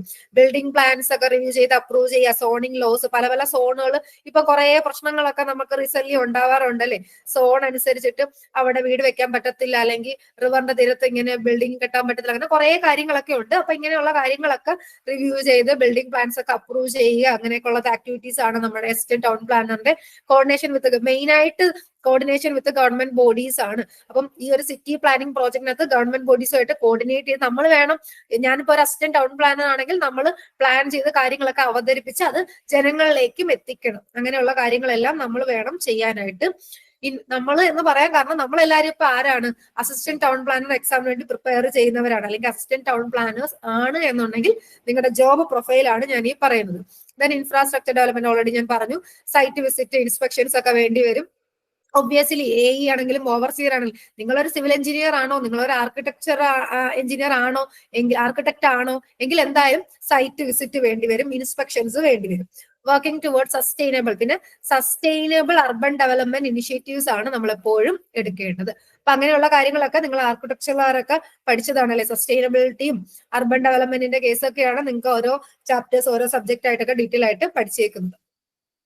ഓക്കെ, ഇനി അസിസ്റ്റന്റ് ടൗൺ പ്ലാൻ ഞാൻ പറഞ്ഞു നമ്മുടെ എക്സാം വഴി കേരള PSC എക്സാം വഴി നമ്മൾ കയറുന്ന ഒരു പോസ്റ്റ് ആണ് അസിസ്റ്റന്റ് ടൗൺ പ്ലാനർ എന്ന് പറയുന്നത്. അതിന് മുകളിൽ പിന്നീട് ബാക്കിയൊക്കെ ഇനി പ്രൊമോഷൻ ആണ്. ഓരോ ഇയർ അനുസരിച്ച് നമ്മുടെ വർക്കിനനുസരിച്ച് അല്ലെങ്കിൽ ഇയർ അനുസരിച്ച് പ്രൊമോഷൻ വഴി town planar, senior town planar, chief town planar, director of town and country planning, അങ്ങനെ പല പല ഇതിന്റെ ഇൻ ബിറ്റ്വീൻ പലതും മിസ്സിംഗ് ഉണ്ട്. അങ്ങനെയാണ് പ്രൊമോഷൻ വൈസ് ഓരോന്ന് പോകുന്നത്. അപ്പൊ നമ്മൾ എക്സാം എഴുതി നമുക്ക് കയറാൻ പറ്റുന്ന ഏറ്റവും എൻട്രി ലെവൽ എക്സാം എന്ന് പറയുന്നത് അസിസ്റ്റന്റ് ടൗൺ പ്ലാനർ ആണ്. സോ ഈ ഒരു എക്സാം ആണ് നമുക്ക് എൻട്രി ലെവലിൽ കയറാൻ പറ്റുന്നത്. ഈ ഒരു ഡിപ്പാർട്ട്മെന്റിലാണ് നമുക്ക് വർക്ക് ചെയ്യണമെന്ന് ആഗ്രഹം ഉണ്ടെങ്കിൽ നിങ്ങൾക്ക് എക്സാം എഴുതി കയറാൻ പറ്റുന്ന എൻട്രി ലെവൽ എന്ന് പറയുന്നത് അസിസ്റ്റന്റ് ടൗൺ പ്ലാനർ ആണ്. ബാക്കിയുള്ളതൊക്കെ പ്രൊമോഷൻ അനുസരിച്ച് കയറി പോകുന്ന പോസ്റ്റുകളാണ്. ഇപ്പൊ AEയുടെ ചീഫ് എഞ്ചിനീയർ വരെ എത്തുന്ന രീതിക്ക് നിങ്ങൾക്ക് അസിസ്റ്റന്റ് എക്സിക്യൂട്ടീവ് എഞ്ചിനീയർ അങ്ങനെ അറിയാലോ. അതുപോലെ തന്നെ അസിസ്റ്റന്റ് ടൗൺ പ്ലാനറിലാണ് ആദ്യം നമ്മൾ കയറുന്നത്. ഓക്കെ, ഇനിയാണ് ഡീറ്റെയിൽഡ് ആയിട്ട് ഞാൻ സിലബസ് ഒന്ന് ഡിസ്കസ് ചെയ്യാം. സിലബസ് ഒരുപാട് ഡീറ്റെയിൽ ആയിട്ട് ഞാൻ പറയുന്നത് കാരണം വാസ്റ്റ് ആയിട്ട് ഒരു സിലബസ് നമുക്ക് അങ്ങ് കേരള PSC തന്നേക്കാണ്. അപ്പൊ നമ്മൾ അതിനകത്ത് ഇമ്പോർട്ടന്റ് ആയിട്ടുള്ളതും അതുപോലെ തന്നെ പ്രീവിയസ് ഇയറിന്റെ ക്വസ്റ്റ്യൻസ് ഒക്കെ ഒന്ന് എടുത്ത് അനലൈസ് ചെയ്ത് ഏതൊക്കെ ടോപ്പിക്കിൽ നിന്നാണ് കൂടുതലും ചോദ്യങ്ങൾ ചോദിച്ചേക്കുന്നതൊക്കെ ഉള്ളത് മനസ്സിലാക്കി നിങ്ങളൊന്ന് വർക്ക്ഔട്ട് ചെയ്യാൻ ശ്രമിക്കുക. ഓൾറെഡി പ്രിപ്പയർ ചെയ്തിട്ടുള്ള ഇപ്പം സിവിലുകാരോട് ഞാൻ പറയുവാണെങ്കിൽ നിങ്ങൾ സിവിലിന്റെ ടോപ്പിക് എല്ലാം കവർ ചെയ്തിട്ടുണ്ട് എങ്കിൽ നിങ്ങൾ ഈ ഒരു സമയത്തും കൊണ്ട് ആർക്കിടെക്ചറിന്റെ പോർഷൻസ് ഒന്ന് പഠിക്കാനായിട്ട് ശ്രമിക്കുക. അതുപോലെ തന്നെ ആർക്കിടെക്ചറുകാർ എന്ത് വേണം? സിവിലിന്റെ ടോപ്പിക്സ് പഠിക്കാനായിട്ട് ശ്രമിക്കാം. നിങ്ങളുടെ ടോപ്പിക് അല്ലെങ്കിൽ നിങ്ങളുടെ സബ്ജക്ട് പഠിച്ചിട്ടുണ്ടെങ്കിലാണ് ഞാൻ ഈ പറയുന്നത്. അല്ലെന്നുണ്ടെങ്കിൽ രണ്ടും ഈക്വലി ഒരു ഇമ്പോർട്ടൻസ് കൊടുത്ത് പഠിക്കാൻ ശ്രമിക്കാം. ചില കുറെ സ്റ്റുഡൻസ് ഞാൻ കേട്ടിട്ടുണ്ട്, അവര് ഇപ്പം ഇങ്ങനെയുള്ള രണ്ട് ഡിപ്പാർട്ട്മെന്റിന്റെ എക്സാം ആണെങ്കിൽ നമ്മുടെ സ്വന്തം ഡിപ്പാർട്ട്മെന്റ് ഏതാണ് അത് മാത്രമേ പഠിച്ചിട്ട് പോകാറുള്ളൂ. അങ്ങനെ പോകുന്നതും തരക്കേടില്ല, പക്ഷേ ആ നമ്മുടെ ഡിപ്പാർട്ട്മെന്റിലെ എല്ലാ ക്വസ്റ്റ്യനും നിങ്ങൾ ആൻസർ ചെയ്തിരിക്കണം. എന്നാൽ മാത്രമേ അവിടെ ഒരു നമുക്കൊരു ബെനിഫിറ്റ് ഉണ്ടാകത്തുള്ളൂ. ഇപ്പം ലേറ്റസ്റ്റ് എക്സാമിന് 50 കട്ട് ഓഫ്. ആ 50 തന്നെ നിങ്ങൾക്ക് മനസ്സിലാക്കാം സിവിലിന്റെ 50 ക്വസ്റ്റ്യൻ നിങ്ങൾ ആൻസർ ചെയ്തിരിക്കണം. ചിലപ്പോൾ ഒരു ക്വസ്റ്റ്യൻ അങ്ങനെ ക്യാൻസൽ ചെയ്താൽ എന്ത് പറ്റും? നമുക്ക് ആ കട്ട് ഓഫ് കിട്ടത്തില്ല. സോ അങ്ങനെയുള്ള കേസുകളിൽ രണ്ട് ഡിപ്പാർട്ട്മെന്റ് ഇങ്ങനെ കമ്പൈൻഡ് ആയിട്ടുള്ള എക്സാംസ് വരുമ്പോൾ തീർച്ചയായിട്ടും മറ്റേ ഡിപ്പാർട്ട്മെന്റിലെയും കൂടെ കുറച്ച് ക്വസ്റ്റ്യൻസ് എങ്കിലും നിങ്ങൾ കവർ ചെയ്യാൻ ശ്രമിക്കുക. ഓക്കെ. ഇപ്പം പോളിടെക്നിക് ലെക്ചർ എക്സാം ഒക്കെ പ്രിപ്പയർ ചെയ്യുമ്പോൾ അതിനകത്ത് പല പല ഡിപ്പാർട്ട്മെന്റ് വരുന്നില്ല. ഇപ്പം മാത്സ് ആണെങ്കിൽ ഇലക്ട്രോണിക്സ്, ഇലക്ട്രിക്കൽ, മെക്കാനിക്കൽ പോർഷൻസ് ഒക്കെ വരും. അപ്പൊ എല്ലാം കൂടെ കവർ ചെയ്താലേ പഠിച്ചാലേ നമുക്ക് റാങ്ക് ലിസ്റ്റിൽ എത്താനായിട്ട് പറ്റത്തുള്ളൂ. ഓക്കെ. അപ്പൊ ഞാൻ പറഞ്ഞു പാർട്ട് 1 ആൻഡ് പാർട്ട് 2 ആയിട്ടാണ് ലാസ്റ്റ് കഴിഞ്ഞ എക്സാമിന്റെ സിലബസ് കൊടുത്തേക്കുന്നത്. പാർട്ട് 1 എന്ന് പറയുന്നത് syllabus four degree in civil engineering ആണ്. ഓക്കെ. അപ്പം സിവിൽ എഞ്ചിനീയറിംഗിനകത്ത് 50 ക്വസ്റ്റ്യൻ, 50 നിങ്ങൾക്കറിയാലോ ഓരോ ചോദ്യവും 1 മാർക്ക് വെച്ചിട്ടാണ് നമ്മുടെ PSCക്ക് 100 ക്വസ്റ്റ്യൻ ആണെന്നൊക്കെ അറിയാം. അപ്പൊ അതിൽ 50 ക്വസ്റ്റ്യൻ എന്ന് പറയുന്നത് ഡിഗ്രി ഇൻ സിവിൽ എഞ്ചിനീയറിംഗിലെ ടോപ്പിക്കുകളാണ്. ഇനി അടുത്ത 50 ക്വസ്റ്റ്യൻ എന്ന് പറയുന്നത് ഡിഗ്രി ഇൻ ആർക്കിടെക്ചറിലെ 50 ക്വസ്റ്റ്യൻ അല്ലെങ്കിൽ 50 മാർക്കാണ് രണ്ടാമത്തെ പാർട്ട് 2 എന്ന് പറയുന്നത്. സോ പാർട്ട് 1 ഓൾറെഡി എക്ക് പ്രിപ്പയർ ചെയ്തിരുന്നവരൊക്കെ പഠിച്ചിട്ടുള്ള ടോപ്പിക് തന്നെയാണ്. ചില സബ്ജക്റ്റിൽ ചില പോർഷൻസ് ഒക്കെ എത്തുമ്പം ഇച്ചിരി എക്സ്ട്രാ ടോപ്പിക്കുകളൊക്കെ ഇൻക്ലൂഡ് ചെയ്തിട്ടുണ്ട്. എക്ക് ഇല്ലാത്ത കുറച്ച് ടോപ്പിക്കുകളും കൂടെ ഒക്കെ ഇൻക്ലൂഡ് ചെയ്തിട്ടുണ്ട്. അപ്പൊ അതൊക്കെ ഒന്ന് ജസ്റ്റ് ഒന്ന് നോക്കിയിരിക്കുക. ചിലപ്പം അതിൽ നിന്നായിരിക്കാം ക്വസ്റ്റ്യൻസ് വരുന്നത്. പ്രീവിയസ് ഇയർ ക്വസ്റ്റ്യൻ നിങ്ങളൊന്ന് അനലൈസ് ചെയ്ത് നോക്കുവാണെങ്കിൽ നിങ്ങൾക്ക് മനസ്സിലാക്കാൻ പറ്റും. ഓക്കെ. അപ്പം part 1 syllabus four degree in civil engineering ആണ്. 50 മാർക്കാണെന്ന് ഞാൻ പറഞ്ഞു. ഇനി ഈ 50 മാർക്കിൽ തന്നെ അവർ ഡിവിഷൻ കൊടുത്തേക്കുന്നത് നോക്കാം. ഫസ്റ്റ് 1 എന്ന് പറയുന്നത് മെക്കാനിക്സ് ഓഫ് സോളിഡ്സ് ആണ്. അതായത് 10 മാർക്കിന്. നിങ്ങൾ എക്ക് പ്രിപ്പയർ ചെയ്യുന്നവരാണെങ്കിൽ എയുടെ സിലബസ് കണ്ടിട്ടുണ്ട് എങ്കിൽ ഫസ്റ്റ് ടോപ്പിക് എന്ന് പറയുന്നത് mechanics of solids and structural analysis, അതായത് മോസും SAയും കൂടെ ചേർത്ത് 10 മാർക്കാണ് എക്ക് ഇട്ടേക്കുന്നത്. എന്നാൽ ഇവിടെ വരുമ്പോഴോ അതിനകത്ത് SA എന്ന് പറയുന്ന പോർഷൻ ഞങ്ങൾ എടുത്ത് കളഞ്ഞിട്ട് മെക്കാനിക്സ് ഓഫ് സോളിഡ്സ് സ്ട്രെങ്ത് അല്ലെങ്കിൽ സ്ട്രെങ്ത് ഓഫ് മെറ്റീരിയൽസിന് തന്നെയാണല്ലോ മെക്കാനിക്സ് ഓഫ് സോളിഡ്സ് എന്ന് പറയുന്നത്. മോസ് ആണ് 10 മാർക്ക്. സോ ഈ മോസ് എന്ന് പറയുന്ന സബ്ജക്ട് നിങ്ങൾ പഠിക്കുവാണെങ്കിൽ ഉറപ്പായിട്ടും നിങ്ങൾക്ക് ഈ 10 മാർക്കിന്റെ ക്വസ്റ്റ്യൻ നിങ്ങൾക്ക് അറ്റൻഡ് ചെയ്യാനായിട്ട് പറ്റും. 10 പോട്ടെ, ഒരു 8 മാർക്ക് ഉറപ്പായിട്ടും ഈസി ആയിട്ട് നിങ്ങൾക്ക് സോൾവ് ചെയ്യാനായിട്ട് അല്ലെങ്കിൽ ആൻസർ ചെയ്യാനായിട്ട് പറ്റും. പക്ഷെ ടോപ്പിക് കവർ ചെയ്തിരിക്കണം. അതുകൊണ്ട് നിങ്ങൾ മിസ്സാക്കാതെ പഠിച്ചിരിക്കേണ്ട ഒരു സബ്ജക്ട് തന്നെയാണ് മെക്കാനിക്സ് ഓഫ് സോളിഡ്സ് എന്ന് പറയും. അതായത് ആർക്കിടെക്ചറുകാരോടാണ് എനിക്ക് പറയാനുള്ളത്, നിങ്ങൾ ഈ സിവില് പഠിക്കുവാണെങ്കിൽ എന്തായാലും ഈ ഒരു മോസിന്റെ പോർഷൻ, മെക്കാനിക്സ് ഓഫ് സോളിഡ്സിന്റെ പോർഷൻ ഒന്ന് പഠിക്കാൻ ശ്രമിക്കുക. അത്യാവശ്യം എളുപ്പമായിട്ട് പഠിക്കാനായിട്ട് പറ്റും. മെറ്റീരിയൽസിന്റെ പ്രോപ്പർട്ടി അതിനകത്ത് സിലബസ് നോക്കുവാണെങ്കിൽ തുടക്കം തന്നെ പ്രോപ്പർട്ടീസ് ഓഫ് മെറ്റീരിയൽസ് ഒക്കെ വരുന്നുണ്ട്. അതായത് നമ്മൾ മെറ്റീരിയൽസ് ഫോർ എക്സാമ്പിൾ ഒരു മൈൽഡ് സ്റ്റീൽ എടുക്കുവാണെങ്കിൽ മൈൽഡ് സ്റ്റീലിന്റെ പ്രോപ്പർട്ടീസ് എന്തൊക്കെയാണെന്നുള്ളതൊക്കെയാണ് ഇവിടെ വരുന്നത്. ഡക്റ്റിലിറ്റി എന്താണ്, ടഫ്നെസ് എന്താണ്, ഹാർഡ്നെസ് എന്താണ്, മാല്യബിലിറ്റി എന്താണ്, അങ്ങനെയൊക്കെയുള്ള പ്രോപ്പർട്ടീസ് പഠിക്കാനുണ്ട്. ദെൻ ഒരു മെറ്റീരിയൽ ഒരു ലോഡ് അപ്ലൈ ചെയ്യുമ്പോൾ അവിടെ ഒരു റെസിസ്റ്റൻസ് ഓഫർ ചെയ്യുകയാണ് എങ്കിൽ അവിടെ സ്ട്രെസ് ഉണ്ടായി എന്ന് നമുക്ക് പറയാം. സോ സ്ട്രെസ് ആൻഡ് സ്ട്രെയിൻ ആണ് മറ്റൊരു ഇമ്പോർട്ടന്റ് ടോപ്പിക് എന്ന് പറയുന്നത്. സ്ട്രെസ് എന്ന് പറയുമ്പോൾ സിമ്പിളി നിങ്ങൾ ഇക്വേഷൻ ആയിട്ട് ഫോഴ്സ് ബൈ ഏരിയ എന്നായിരിക്കും പഠിച്ചേക്കുന്നത്, അല്ലെങ്കിൽ resistance per offered per unit area ആണ് സ്ട്രെസ് എന്ന് പറയുന്നത്. ദെൻ സ്ട്രെയിൻ എന്ന് പറഞ്ഞാൽ change in dimension by original dimension ആണ്. ദെൻ ഹുക്സ് ലോ, അതായത് സ്ട്രെസ്സും സ്ട്രെയിനും ഡയറക്ട്ലി പ്രൊപ്പോർഷണൽ ആണ് up to limit of proportionality. അപ്പം സ്ട്രെസ് ബൈ സ്ട്രെയിൻ എടുത്തു കഴിഞ്ഞാൽ ഒരു കോൺസ്റ്റന്റ് ആണ് കിട്ടുന്നത്, അതിനെ മോഡുലസ് ഓഫ് ഇലാസ്റ്റിസിറ്റി എന്നൊക്കെ വിളിക്കും അല്ലെ. ഇതൊക്കെ സിവിലുകാർ ഡീറ്റെയിൽ ആയിട്ട് പഠിച്ചത് തന്നെയാണ്. ദെൻ കുറെ അധികം ഇലാസ്റ്റിക് കോൺസ്റ്റന്റുകൾ വരുന്നുണ്ട്. അപ്പൊ അതിന് മുന്നേ പോയിസൺ റേഷ്യോ എന്താണ്, അതിന്റെ ഇക്വേഷൻ, അതിന്റെ വാല്യൂസ് ഒക്കെ വെച്ചിട്ട് ക്വസ്റ്റ്യൻ ചോദിച്ച് ഞാൻ കണ്ടിട്ടുണ്ട്. Then stress strain diagram, mild സ്റ്റീലിന്റെ അതായത് പല പല മെറ്റീരിയൽസിന്റെ സ്ട്രെസ് സ്ട്രെയിൻ ഡയഗ്രാം ഉണ്ട്. പ്രിൻസിപ്പിൾ ഓഫ് സൂപ്പർ പൊസിഷൻ എന്താണ്, അതുപോലെ ബാർസിന്റെ ഇലോങ്ങേഷൻ, ടോട്ടൽ ഇലോങ്ങേഷൻ സർക്കുലർ ആണെങ്കിലും റെക്ടാങ്കുലർ ആണെങ്കിലും ടോട്ടൽ ഇലോങ്ങേഷൻ കണ്ടുപിടിക്കാൻ വേണ്ടിയിട്ടുള്ള കാര്യങ്ങൾ, ഇക്വേഷൻസും പ്രോബ്ലംസും ഒക്കെ നമ്മൾ പഠിക്കുന്നുണ്ട്. Composite section, volumetric strain important ആണ്. ഇലാസ്റ്റിക് കോൺസ്റ്റന്റ് ഇമ്പോർട്ടന്റ് ആണ്. അതിന്റെ റിലേഷൻഷിപ്പ് എയുടെ എക്സാം എടുത്തപ്പോഴും അല്ലെങ്കിൽ എയുടെ സിലബസ് എടുക്കുമ്പോഴും ഇലാസ്റ്റിക് കോൺസ്റ്റന്റിന്റെ പോർഷൻസ് ഇമ്പോർട്ടന്റ് ആണ്. സോ ഇവിടെയും അതിന്റെ ടോപ്പിക്കുകൾ കൊടുത്തിട്ടുണ്ട്. പിന്നെ തെർമൽ സ്ട്രെസ് ഉണ്ട്. അപ്പൊ ഇത്രയും പറഞ്ഞ കാര്യങ്ങൾ തന്നെ ആ ഒരു സ്ട്രെസ് ആൻഡ് സ്ട്രെയിന്റെ അണ്ടറിൽ വരുന്നതാണ്. ദെൻ സ്ട്രെയിൻ എനർജി വരുന്നുണ്ട്. അതുപോലെ ഇൻക്ലൈൻഡ് പ്ലെയിന്റെയും സ്ട്രെസ് കമ്പൗണ്ട് ഇവിടെ എടുത്തു പറയുന്നുണ്ട്. ജനറൽ 2 ഡയമെൻഷണൽ സ്ട്രെസ് സിസ്റ്റവും മോർ സർക്കിൾ എടുത്തു പറയുന്നുണ്ട്. തിയറി ഓഫ് സിമ്പിൾ ബെൻഡിങ് വരുന്നുണ്ട്. Shear force and bending moment diagram വരുന്നുണ്ട്. അത് തന്നെ അവർ ഓരോ ബീമിന്റെ cantilever beam, simply supported beam, continuous beam, overhang beam, അങ്ങനെ ബീം എടുത്ത് തന്നെ അവർ പറഞ്ഞേക്കുവാണ്. പല ലോഡ്, ഇപ്പം കോൺസെൻട്രേറ്റഡ് ലോഡ് വന്നാലും UDL വന്നാലും UVL വന്നാലും മൊമെന്റ് ആക്ട് ചെയ്യുകയാണെങ്കിലും SFD വരയ്ക്കാനും BMD ഷിയർ ഫോഴ്സ് ഡയഗ്രാം വരയ്ക്കാനും ബെൻഡിങ് മൊമെന്റ് ഡയഗ്രാം വരയ്ക്കാനും ഒക്കെ അറിഞ്ഞിരിക്കണം. എല്ലാം ഡീറ്റെയിൽഡ് ആയിട്ട് അവർ സിലബസിൽ എടുത്തെടുത്ത് പറഞ്ഞേക്കുവാണ്. സോ എവിടുന്ന് വേണേലും ചോദ്യങ്ങൾ വരാം. അതുകൊണ്ട് നമ്മൾ കംപ്ലീറ്റ് ആയിട്ട് സിലബസ് കവർ ചെയ്യാൻ ശ്രമിക്കുക. പിന്നെ നിങ്ങളുടെ മുന്നിലുള്ള ടൈം ലിമിറ്റഡ് ആണ് എന്നതിനെ ബേസ് ചെയ്തിട്ട് സെലക്ടഡ് ആയിട്ടുള്ള പോർഷൻസ് നമുക്ക് പഠിക്കാനായിട്ട് പറ്റും. പിന്നെ സ്ലോപ്പ് ആൻഡ് ഡിഫ്ലക്ഷൻ, അതും കുറെ സ്റ്റാൻഡേർഡ് കേസിന്റെ സ്ലോപ്പ് ആൻഡ് ഡിഫ്ലക്ഷൻ ഒക്കെ നമ്മൾ പഠിക്കുന്നതാണ്. അവിടെ ഡിഫറൻഷ്യൽ ഇക്വേഷൻ ഒക്കെ എക്സാമിന് ചോദിച്ചിട്ടുണ്ട്. അപ്പൊ അതൊക്കെ പഠിച്ചിരിക്കണം. എല്ലാ ഇക്വേഷൻസും പഠിച്ചിരിക്കണം. Macaulay's method for prismatic beam and ഓവർ ഹാങ്ങിങ് ബീം, പോയിന്റ് ലോഡ്, UDL, കപ്പിളൊക്കെ ആക്ട് ചെയ്യുമ്പോൾ, അപ്പൊ ഇങ്ങനെയുള്ള കാര്യങ്ങളെല്ലാം ആണ് മോസിനകത്ത് വരുന്നത്. അപ്പൊ എയുടെ കേസ് നോക്കുമ്പോൾ ആ ഒരു മോസിന്ന് ആകെ 5 or 6 ക്വസ്റ്റിനെ മാക്സിമം വരത്തുള്ളൂ. എന്നാൽ ഇവിടെ വന്നപ്പോഴോ മോസിന്ന് തന്നെ 10 മാർക്കാണ്, 10 ചോദ്യമാണ്. സോ മോസ് നമ്മൾ വിടുവാണെങ്കിൽ ആ 10 മാർക്ക് ഒറ്റയടിക്കേ പോകും. അതുകൊണ്ട് മോസ് ഒരിക്കലും നിങ്ങൾ മിസ്സാക്കാതെ പഠിക്കാൻ ശ്രമിക്കുക. ഓക്കെ, അടുത്ത ടോപ്പിക് അല്ലെങ്കിൽ അടുത്ത സബ്ജക്ട് സിവിലിലെ വരുന്നതെന്ന് പറയുന്നത് സർവേയിങ് ആൻഡ് ജിയോമാറ്റിക്സ് ആണ്. അതും 10 മാർക്ക് 10 ക്വസ്റ്റ്യൻ ആണ് സർവേയിങ് ആൻഡ് ജിയോമാറ്റിക്സ്. സർവേയിങ്ങും നമുക്ക് ഒരുവിധം എളുപ്പമായിട്ട് പഠിക്കാവുന്ന ഒരു സബ്ജക്റ്റ് ആണെന്ന് പറയാം. നമുക്ക് ഈ ഒരു ഫീൽഡിനോട് ഒരു താല്പര്യം ഉണ്ടെങ്കിൽ നമുക്ക് ഒരു ഇൻട്രസ്റ്റോട് കൂടി പഠിക്കാൻ പറ്റുന്ന ഒരു ഫീൽഡ് കാര്യങ്ങളാണ് കൂടുതൽ ഈ സർവേയിങ് എന്ന് പറയുന്നത്. അപ്പം ജിയോമാറ്റിക്സ് ഒക്കെ ഓൾറെഡി നിങ്ങൾ ആർക്കിടെക്ചറുകാരും പഠിക്കുന്നുണ്ടെന്ന് തോന്നുന്നു. സോ സർവേയിങ് ആൻഡ് ജിയോമാറ്റിക്സ് ചേർത്ത് 10 മാർക്കാണ്. അതിൽ തന്നെ സർവേയുടെ ക്ലാസിഫിക്കേഷൻ, ഇൻസ്ട്രുമെന്റുകൾ, ചെയിൻ ആണ് യൂസ് ചെയ്യുന്നെങ്കിൽ ചെയിൻ സർവേ, അതുപോലെ തന്നെ കോമ്പസ് ആണ് യൂസ് ചെയ്യുന്നെങ്കിൽ കോമ്പസ് സർവേ, തിയോഡലൈറ്റ് വരുന്നുണ്ട്, ഡംബി ലെവലാണ് യൂസ് ചെയ്യുന്നെങ്കിൽ ലെവലിംഗ് വരുന്നുണ്ട്, EDM, ടോട്ടൽ സ്റ്റേഷൻ, അങ്ങനെയുള്ള പല പല ഇൻസ്ട്രുമെന്റുകൾ യൂസ് ചെയ്തിട്ടുള്ള സർവേയിങ് ചാപ്റ്റേഴ്സ് ആണ് നിങ്ങൾക്ക് ഈ സബ്ജക്റ്റിനകത്ത് നിങ്ങൾ പഠിക്കുന്നത്. പിന്നെ ചെയിൻ സർവേ ഒക്കെ വരുമ്പോഴത്തേക്ക് അവിടെ എറേഴ്സ് ആൻഡ് കറക്ഷന്റെ കേസുകൾ പഠിക്കുന്നുണ്ട്. കോമ്പസ് സർവേയിൽ കുറേ അധികം ക്വസ്റ്റ്യൻസും ഒക്കെ ചോദിച്ചൊക്കെ കണ്ടിട്ടുണ്ട്. ഡിക്ലിനേഷനും അവിടുത്തെ കറക്ഷനും ഒക്കെ ഇമ്പോർട്ടന്റ് ആണ്. ലെവലിംഗ് തന്നെ പലതരത്തിലുള്ള ലെവലിങ്ങുകൾ വരുന്നുണ്ട്.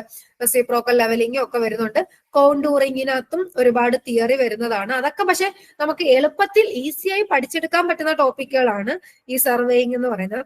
പിന്നെ കുറച്ച് ടഫായിട്ടുള്ള പ്രോബ്ലംസ് വരുമ്പോഴേ കുറച്ച് ബുദ്ധിമുട്ട് തോന്നത്തുള്ളൂ. പക്ഷെ നിങ്ങൾ അത്രയും ടഫായിട്ടുള്ള ക്വസ്റ്റ്യൻസ് അധികം ഞാൻ അങ്ങനെ കണ്ടിട്ടില്ല. പ്രീവിയസ് ഇയർ ക്വസ്റ്റ്യൻസ് നോക്കുമ്പോൾ ഇടയ്ക്കും മറിക്കും കാണും ഇത്തിരി ടഫായിട്ടുള്ള ക്വസ്റ്റ്യൻസ് വരാം. സോ മാക്സിമം തിയറട്ടിക്കൽ ആയിട്ടുള്ള അല്ലെങ്കിൽ ഇക്വേഷൻ ബേസ് ആയിട്ടുള്ള കാര്യങ്ങളൊക്കെ കവർ ചെയ്യാൻ ശ്രമിക്കുക. ദെൻ തിയോഡലൈറ്റും ഒക്കെ വരുന്നുണ്ട്. പിന്നെ മാസ് ഹോൾ ഡയഗ്രാം എക്സ്ട്രാ, എയ്ക്ക് മാസ് ഹോൾ ഡയഗ്രാം അങ്ങനെ എടുത്ത് പറഞ്ഞിട്ടില്ലെന്ന് തോന്നുന്നു. അപ്പൊ അസിസ്റ്റന്റ് ടൗൺ പ്ലാൻ എന്ന മാസ് ഹോൾ ഡയഗ്രാം വരുന്നുണ്ട്. SSCക്ക് ഒക്കെ ചോദിക്കുന്ന ടോപ്പിക്കാണ് ഈ മാസ് ഹോൾ ഡയഗ്രാം എന്ന് പറയുന്നത്. അപ്പൊ അങ്ങനെയൊക്കെ ഉള്ള സ്പെഷ്യൽ ആയിട്ടുള്ള ടോപ്പിക്കുകളൊക്കെ ഒന്ന് എടുത്ത് പഠിക്കുക. ദെൻ ഏറ്റവും ലേറ്റസ്റ്റ് ആയിട്ടുള്ള EDM, total station, GPS, remote sensing, GIS ഒക്കെ. അപ്പം ഇപ്പോഴും നമ്മളെ നിലവിൽ നോക്കുവാണെങ്കിൽ ലേറ്റസ്റ്റ് ആയിട്ട് നമ്മൾ യൂസ് ചെയ്യുന്ന കാര്യങ്ങൾ GPS, GIS, remote sensing, total station ഒക്കെ EDM ഒക്കെയാണ്. സോ അങ്ങനെയുള്ള കാര്യങ്ങളിൽ നിന്ന് ക്വസ്റ്റ്യൻസ് ഇടാനുള്ള ഒരു ചാൻസ് ഉണ്ട്. അതായത് ഒരു ലേറ്റസ്റ്റ് ട്രെൻഡ് അല്ലെങ്കിൽ നമ്മുടെ കേരളത്തിൽ ഇപ്പൊ എന്ത് നടക്കുന്നു, ഇന്ത്യയിൽ എന്ത് നടക്കുന്നു എന്നുള്ള കാര്യങ്ങളായിരിക്കും കൂടുതലും എക്സാമിന് വരാൻ ഒരു ചാൻസ് ഉള്ളത്. ഒരു ട്രെൻഡ് എന്ന് പറയുന്നത് അങ്ങനെയാണ്. ദെൻ കർവ്സ് കൂടി സിലബസിൽ എടുത്ത് പറയുന്നുണ്ട്. അപ്പൊ കർവ്സിന്റെ പോർഷനിലും horizontal curve, vertical curve, transition curve ഒക്കെ പഠിച്ചു വെക്കുക. അപ്പൊ ഇതിന്റെയൊക്കെ ഇപ്പം എയുടെ ക്ലാസ് ഓൾറെഡി നമ്മുടെ ഏണസ്റ്റില് കോഴ്സായിട്ട് അതുപോലെ തന്നെ യൂട്യൂബിൽ സീരീസ് പോകുന്നുണ്ട്. എയ്ക്ക് വേണ്ടിയിട്ടുള്ള പ്രിപ്പറേഷൻ ക്ലാസ്സസിൽ തന്നെ ക്വസ്റ്റ്യൻ ഡിസ്കഷൻ ത്രൂ ഉള്ള ക്ലാസ്സസ് ആണ് നടക്കുന്നത്. അതുപോലെ തന്നെ കുറച്ച് അല്ലാതെ മെയിൻ ആയിട്ടുള്ള ഇമ്പോർട്ടന്റ് ആയിട്ടുള്ള ടോപ്പിക്സിന്റെ വീഡിയോസും ഒക്കെ ഷെയർ ചെയ്യുന്നുണ്ട്. സോ ഈ സിവിലിന്റെ ഒരുവിധം ടോപ്പിക്കുകളെല്ലാം നിങ്ങൾക്ക് കിട്ടും. ഇപ്പം ഓൾറെഡി വർക്കൗട്ട് പഠിച്ചവരാണെങ്കിൽ ക്വസ്റ്റ്യൻസ് ഒക്കെ നിങ്ങൾക്ക് കളക്ട് ചെയ്യണമെങ്കിൽ നിങ്ങൾ നമ്മുടെ വീഡിയോസ് കാണാൻ ശ്രമിച്ചു. നിങ്ങൾ വീഡിയോസ് എടുത്ത് നോക്കാം. അപ്പം ക്വസ്റ്റ്യൻസ് നിങ്ങൾക്ക് വർക്കൗട്ട് ചെയ്യാനായിട്ട് പറ്റും. എപ്പോഴും എക്സാമിന് പ്രിപ്പയർ ചെയ്യുമ്പോൾ മാക്സിമം ക്വസ്റ്റ്യൻസ് വർക്കൗട്ട് ചെയ്യുന്നുള്ളത് തന്നെ ആയിരിക്കണം മെയിൻ കാര്യം എന്ന് പറയുന്നത്. അതുവഴി തന്നെയാണ് നമുക്ക് നെഗറ്റീവ് ഒഴിവാക്കാൻ പറ്റുന്നതും മാർക്ക് സ്കോർ ചെയ്യാനുമുള്ള ഒരു ടിപ്പ് എന്ന് പറയുന്നത്. എപ്പോഴും MCQs ഒക്കെ ഇങ്ങനെ അറ്റംപ്റ്റ് ചെയ്തുകൊണ്ടേ ഇരിക്കുക എന്നുള്ളതാണ്. ഓക്കെ, അടുത്ത സബ്ജക്ട് എന്ന് പറയുന്നത് കൺസ്ട്രക്ഷൻ ടെക്നോളജി ആണ്. കൺസ്ട്രക്ഷൻ ടെക്നോളജിയിലും 10 മാർക്കാണ്. അപ്പൊ കൺസ്ട്രക്ഷൻ ടെക്നോളജിയിൽ 10 മാർക്ക് 10 ചോദ്യം എടുക്കുമ്പോൾ അതിൽ ബിൽഡിംഗ് മെറ്റീരിയൽസ് വരുന്നുണ്ട്. അതുപോലെ തന്നെ ബിൽഡിംഗ് കൺസ്ട്രക്ഷന്റെ പോർഷൻസ് വരുന്നുണ്ട്. കേരള ബിൽഡിംഗ് റൂൾസ് വരുന്നുണ്ട്. അതുപോലെ കൺസ്ട്രക്ഷൻ മാനേജ്മെന്റ് വരുന്നുണ്ട്. എല്ലാം കൂടെ ചേർത്ത് അവരങ്ങ് കൺസ്ട്രക്ഷൻ ടെക്നോളജി 10 മാർക്ക് 10 ചോദ്യമായിട്ട് ഇൻക്ലൂഡ് ചെയ്തേക്കുവാണ്. അപ്പൊ ബിൽഡിംഗ് മെറ്റീരിയൽസ് എടുക്കുമ്പോൾ എന്തൊക്കെ ബിൽഡിംഗ് മെറ്റീരിയൽസ് നമ്മൾ പഠിക്കുന്നത്? Bricks, stones, sand, aggregate, cement ഒക്കെ ഇമ്പോർട്ടന്റ് ആണ്. സിമെന്റിൽ നിന്നൊക്കെ എന്തായാലും ഒരു ചോദ്യം കാണും. ലൈം, ടിംബർ, സ്റ്റീല്, പെയിന്റ് എന്നുള്ള ചോദ്യം കഴിഞ്ഞ എക്സാമിന് ചോദിച്ചിട്ടുണ്ട്. സിമെന്റിൽ നിന്ന് ചോദിച്ചിട്ടുണ്ട്. Fresh and hard and concrete, വർക്കബിലിറ്റിയുടെ ചോദ്യം ചോദിച്ചിട്ടുണ്ട്. അത് നിങ്ങൾക്ക് ക്വസ്റ്റ്യൻ പേപ്പർ കാണുമ്പോൾ മനസ്സിലാവും. അപ്പൊ ഇതൊക്കെയാണ് ബിൽഡിംഗ് മെറ്റീരിയൽസിൽ വരുന്നത്. ദെൻ അടുത്തതെന്ന് പറയുന്നത് general details of building construction ആണ്. അതായത് ഒരു ബിൽഡിംഗ്, ഇപ്പൊ ഞാൻ ഈ ഇരിക്കുന്ന ഒരു ബിൽഡിംഗ് കൺസ്ട്രക്ട് ചെയ്യുമ്പോൾ ഈ ബിൽഡിങ്ങിന്റെ ഫൗണ്ടേഷൻ തൊട്ടുള്ള ഓരോ പാർട്ടുകളെ കുറിച്ചും നമുക്ക് പഠിക്കാനായിട്ടുണ്ട്. ഫൗണ്ടേഷൻ, പിന്നെ ഈ ഒരു റൂമിന്റെ വാള് കെട്ടിയേക്കുന്നതാണ് ബ്രിക്ക് മേസൺറി, പിന്നെ സ്റ്റോൺ മേസൺറി വരുന്നുണ്ട്. ഇതിന്റെ തറയാണ്, ഫ്ലോറിംഗ് പഠിക്കാനും, പ്ലാസ്റ്ററിങ്, ഇതിന്റെ വാള് പൂശിയേക്കുന്നതാണ് പ്ലാസ്റ്ററിങ്, പെയിന്റിങ്, റൂഫിങ്, എല്ലാ കാര്യങ്ങളും ബിൽഡിങ്ങിന്റെ നമ്മൾ അറിഞ്ഞിരിക്കണം. ഓൾറെഡി നിങ്ങൾ പല ഓവർസിയർ എക്സാമിനും ഒക്കെ ഇതിന്റെയൊക്കെ ഡീറ്റെയിൽഡ് ആയിട്ട് പഠിക്കുന്നത് തന്നെയാണ്. സോ സിവിലുകാർക്ക് ഈ പോർഷൻസ് ഒക്കെ എളുപ്പമായിട്ട് വരും. ആർക്കിടെക്ചറിലാര് തിയറി ആയതുകൊണ്ട് നിങ്ങളൊന്ന് ഇരുന്ന് വായിച്ച് പഠിച്ചേ മതിയാത്തുള്ളൂ. കാരണം തിയറി ആയതുകൊണ്ട് നമുക്ക് വേറെ എളുപ്പ വഴികളോ കുറുക്ക് വഴികളൊന്നും ഇല്ല. നമുക്ക് ആ ഒരു തിയറി വായിച്ച് മനസ്സിലാക്കി ആ ഒരു തിയറി ഒന്ന് ഓർത്ത് വെക്കുക മാത്രമേ നിവർത്തിയുള്ളൂ for architectural students. Okay, then extra കുറച്ച് ടോപ്പിക് ഇവിടെ പറയുന്നുണ്ട്. General principles in ventilation, air conditioning, lighting and acoustics of buildings. ഈ ഒരു ടോപ്പിക് എനിക്ക് തോന്നുന്നു ആർക്കിടെക്ചറിൽ പഠിച്ചിട്ടുള്ളത് തന്നെയാണ്. അക്കോസ്റ്റിക്സ് ഒക്കെ നിങ്ങളുടെ ആർക്കിടെക്ചറിന്റെ സബ്ജക്റ്റിനകത്തും ടോപ്പിക്കിനകത്തും വരുന്നുണ്ട്. സോ അങ്ങനെയുള്ള കാര്യങ്ങൾ കുറച്ച് ഡീറ്റെയിൽ എക്സ്ട്രാ ആയിട്ട് വരുന്നതാണ് സിലബസിൽ. ദെൻ കേരള ബിൽഡിംഗ് റൂൾസിന്റെ യൂസ്, CRZ സോൺ ഒക്കെ ഇമ്പോർട്ടന്റ് ആണ്. കാരണം ഇപ്പൊ ലേറ്റസ്റ്റ് ആയിട്ട് ഇപ്പം നിങ്ങൾക്ക് അറിയാലോ, കൊച്ചിയിലെ മരട് ഫ്ലാറ്റ്, അവിടുത്തെ ഫ്ലാറ്റുകൾ കുറെ പൊളിച്ചു മാറ്റിയതിന്റെ ഒക്കെ കാര്യങ്ങൾ അറിയാലോ. CRZ സോണിന്റെ കുറച്ച് റൂൾസും കാര്യങ്ങളൊക്കെ അവിടെ അഫക്റ്റഡ് ആയിട്ടുണ്ട്. ഇപ്പം നമ്മുടെ ഇപ്പൊ എന്റെ ആണെങ്കിലും എന്റെ വീടിന്റെ സ്ഥലം എടുക്കുവാണെങ്കിലും അവിടെ താഴെ ഒരു കായൽ പോലെ ഒരു റിവർ പോലെ ഒരു പോർഷൻ ഉണ്ട്. സോ ആ ഒരു സ്ഥലത്ത് എനിക്ക് വീടൊന്നും വെക്കാൻ പറ്റത്തില്ലെന്നാണ്. കാരണം അത് CRZ സോണിന്റെ അണ്ടറിലായത് കൊണ്ട്. അപ്പൊ അങ്ങനെയുള്ള കാര്യങ്ങൾ നമ്മുടെ ഈ കേരളത്തിൽ അല്ലെങ്കിൽ നമ്മുടെ ചുറ്റുപാടും നടക്കുന്ന കാര്യങ്ങളാണ്. സോ അങ്ങനെയുള്ള കാര്യങ്ങൾ ഓരോ ജനങ്ങളും അറിഞ്ഞിരിക്കേണ്ടതാണ്. സോ ഈ ഒരു എക്സാം ആണെങ്കിലും മെയിൻ ആയിട്ട് ഒരു അസിസ്റ്റന്റ് ടൗൺ പ്ലാനർ അതിന്റെ എല്ലാ കാര്യങ്ങളും അറിഞ്ഞിരിക്കണം. സോ അതിൽ നിന്നൊക്കെ എന്തായാലും ചോദ്യങ്ങൾ എടുത്തിടാനുള്ള ചാൻസ് ഉണ്ട്. കാരണം CRZ സോണിനെ കുറിച്ചിട്ടൊക്കെ ഉള്ള വ്യക്തമായ ധാരണ ഒരു അസിസ്റ്റന്റ് ടൗൺ പ്ലാനറിന് ഉണ്ടായിരിക്കണം. അതുപോലെ building estimates and specifications, construction scheduling, PERT and CPM, construction management കുറെ അധികം ടോപ്പിക്സുകൾ വരുന്നുണ്ട്. മാക്സിമം കവർ ചെയ്യാൻ ശ്രമിച്ചു നോക്കുക. പലതരത്തിലുള്ള എസ്റ്റിമേറ്റുകൾ വരുന്നുണ്ട്. ഡീറ്റെയിൽഡ് എസ്റ്റിമേറ്റ് എന്ന് പറയുന്നത് എന്താണ്, പ്രിലിമിനറി എസ്റ്റിമേറ്റ് എന്താണ്, ക്യൂബിക് റേറ്റ് എസ്റ്റിമേറ്റ് എന്താണ്, അങ്ങനെയൊക്കെ ചോദിക്കാം. അതുപോലെ സ്പെസിഫിക്കേഷൻസ് പഠിക്കാനുണ്ട്. ഇപ്പം സിവിലിന്റെ ഫീൽഡിലാണ് വർക്ക് ചെയ്യുന്നതെങ്കിൽ നിങ്ങൾക്ക് എളുപ്പമുള്ള ഒരു ടോപ്പിക്കാണ് ഈ എസ്റ്റിമേറ്റും സ്പെസിഫിക്കേഷൻസും എന്നൊക്കെ പറയുന്നത്. അതായത് ഈ കൺസ്ട്രക്ഷൻ സൈറ്റിലൊക്കെ വർക്ക് ചെയ്യുന്നവർക്ക് എപ്പോഴും ഡീൽ ചെയ്യാനുള്ള കാര്യങ്ങളൊക്കെയാണ്. Then construction scheduling, PERT and CPM ഒന്ന് പഠിച്ചു വെക്കാൻ ശ്രമിക്കുക. അപ്പൊ ഞാൻ ഈ ശ്രമിക്കുക എന്ന് പറയുന്നതെന്നും പറഞ്ഞത് നിങ്ങൾ കളയരുത്. നിങ്ങൾ എക്സാമിന് വേണ്ടി പ്രിപ്പയർ ചെയ്യാൻ ഉറപ്പിച്ചിട്ടുണ്ടെങ്കിൽ ഈ പോർഷൻസ് ഒക്കെ കവർ ചെയ്തിരിക്കണം. ഇനി അടുത്ത ടോപ്പിക്കാണ് സ്ട്രക്ചറൽ എഞ്ചിനീയറിംഗ്. അപ്പൊ സിവിലുകാരുടെ ഏറ്റവും കോർ ആയിട്ടുള്ള ഒരു സബ്ജക്റ്റ് ആണ് സ്ട്രക്ചറൽ എഞ്ചിനീയറിംഗ്. അവിടെ 10 മാർക്ക് 10 ചോദ്യമാണ്. സ്ട്രക്ചറൽ എഞ്ചിനീയറിംഗിൽ തന്നെ 2 കാര്യങ്ങളാണ് സിലബസിലുള്ളത്.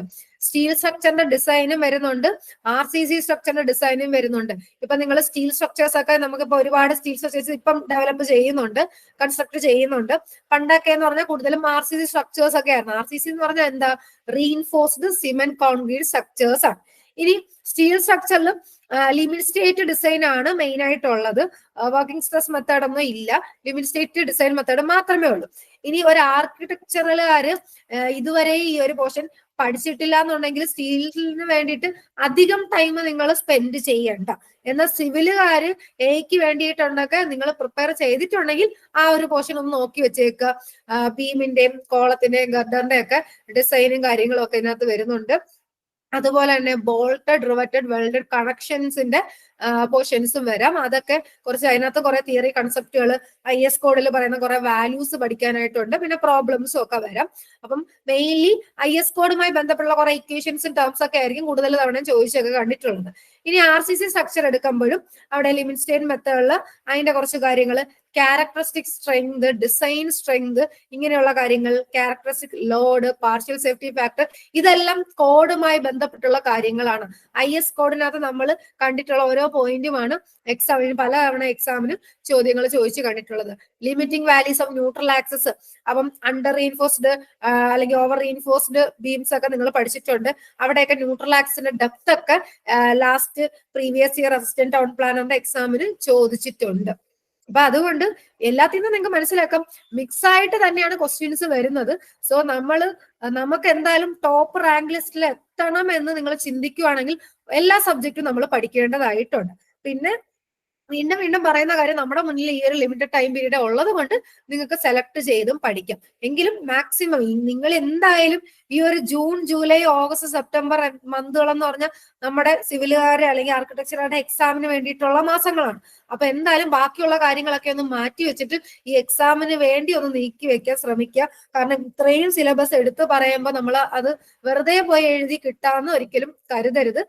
സിലബസിൽ ഇത്രയും കാര്യങ്ങൾ ഇൻക്ലൂഡ് ചെയ്യുന്നുണ്ട്. മാക്സിമം സിലബസ് കവർ ചെയ്ത് പഠിക്കാൻ ശ്രമിക്കുക. സോ RCCയിൽ എനിക്ക് പറയാനുള്ളത് IS കോഡൽ പ്രൊവിഷൻസ് ഒക്കെ ഇമ്പോർട്ടന്റ് ആയിട്ടൊന്ന് നോക്കി വെച്ചേക്കുക. പ്രോബ്ലംസ് വരാം, ഇക്വേഷൻസ് വരാം, ഓരോ ടേംസുകൾ വരാം.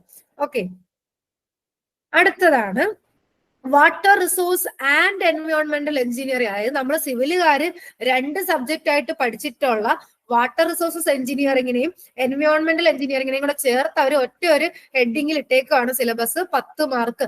അപ്പൊ ചിലപ്പോൾ WRE 5 ക്വസ്റ്റ്യൻ ആവാം, ചിലപ്പോൾ എൻവയോൺമെന്റലിൽ നിന്ന് 5 ക്വസ്റ്റ്യൻ ആകാം.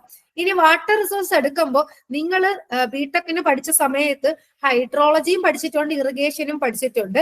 അതിൽ ഹൈഡ്രോളജി മാത്രമേ ഇവിടുത്തെ സിലബസിൽ കൊടുത്തിട്ടുള്ളൂ, ഇറിഗേഷൻ ഇവിടെ ഇല്ല. സോ ഹൈഡ്രോളജി മാത്രം ഒന്ന് പഠിച്ചിരിക്കുക. ഹൈഡ്രോഗ്രാഫിനെ കുറിച്ചിട്ടും അതുപോലെ തന്നെ അക്വിഫറിന്റെ ടൈപ്സ് ഓഫ് പ്രോപ്പർട്ടീസ്, വെല്ലിന്റെ എസ്റ്റിമേഷൻ, ഈൽഡ് എസ്റ്റിമേഷൻ ഒക്കെ ഇമ്പോർട്ടന്റ് ആയിട്ട് നോക്കി വെച്ചേക്കാം. മിയാൻഡറിംഗ് ഓഫ് റിവേഴ്സ് അവിടെ കുറച്ച് തിയറി വരുന്നുണ്ട്. റൺ ഓഫ് കമ്പൗണ്ട്, അതായത് ഹൈഡ്രോഗ്രാഫ് ഒക്കെ അതിന്റെയൊക്കെ തിയറി ഒക്കെ ചോദിച്ചു കണ്ടിട്ടുണ്ട്.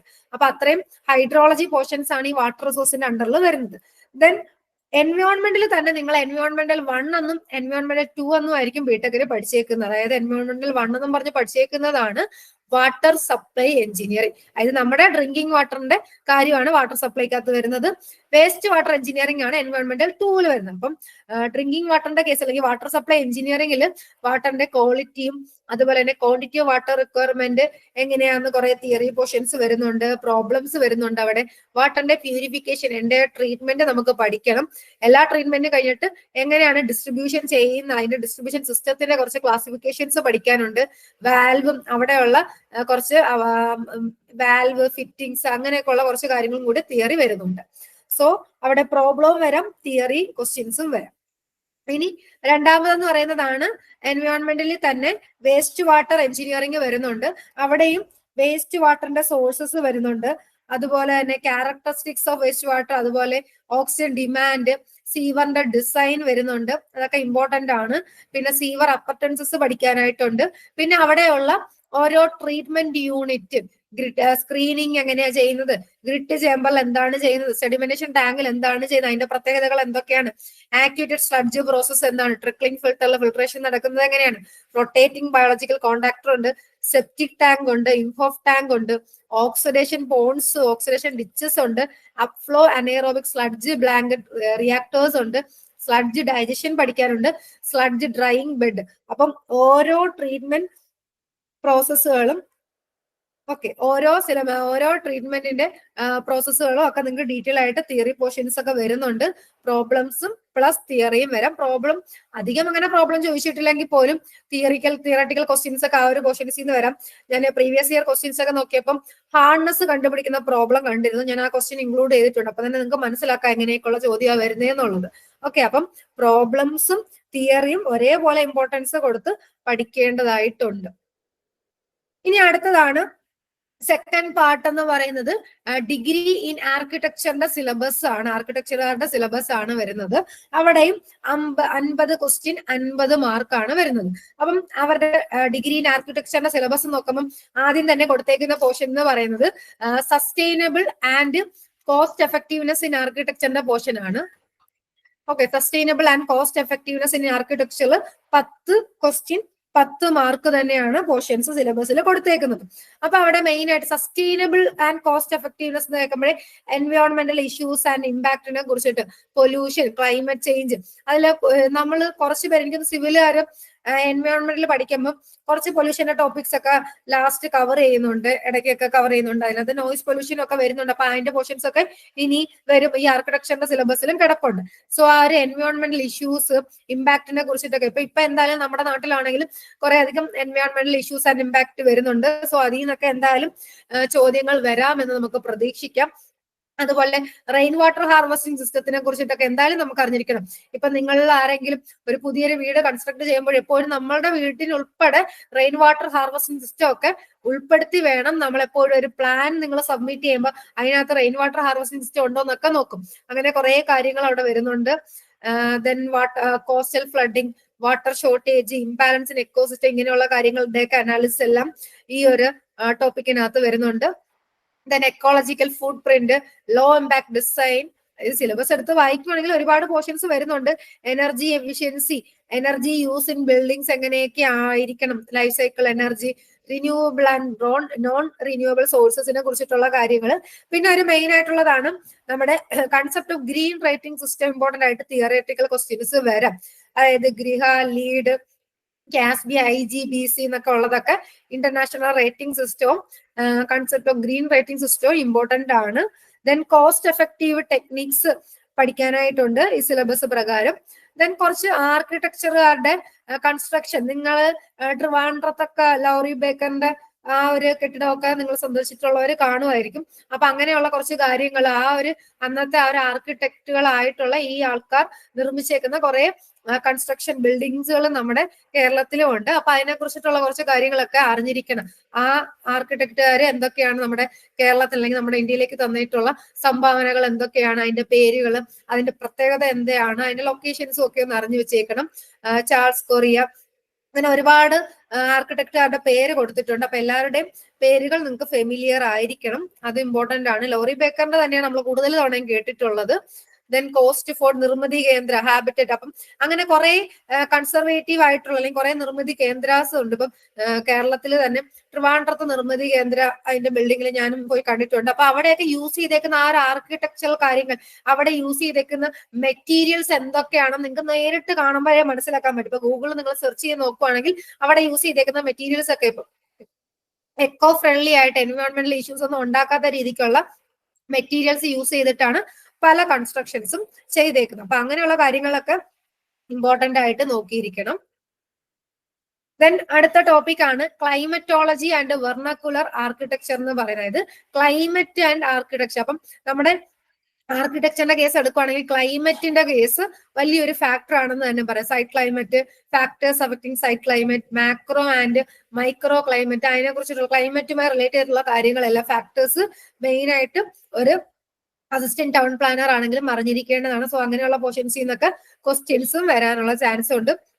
പിന്നെ കുറച്ച് psychometric chart, bio climatic chart, അങ്ങനെ കുറച്ച് ചാർട്ടുകൾ വരുന്നുണ്ട്.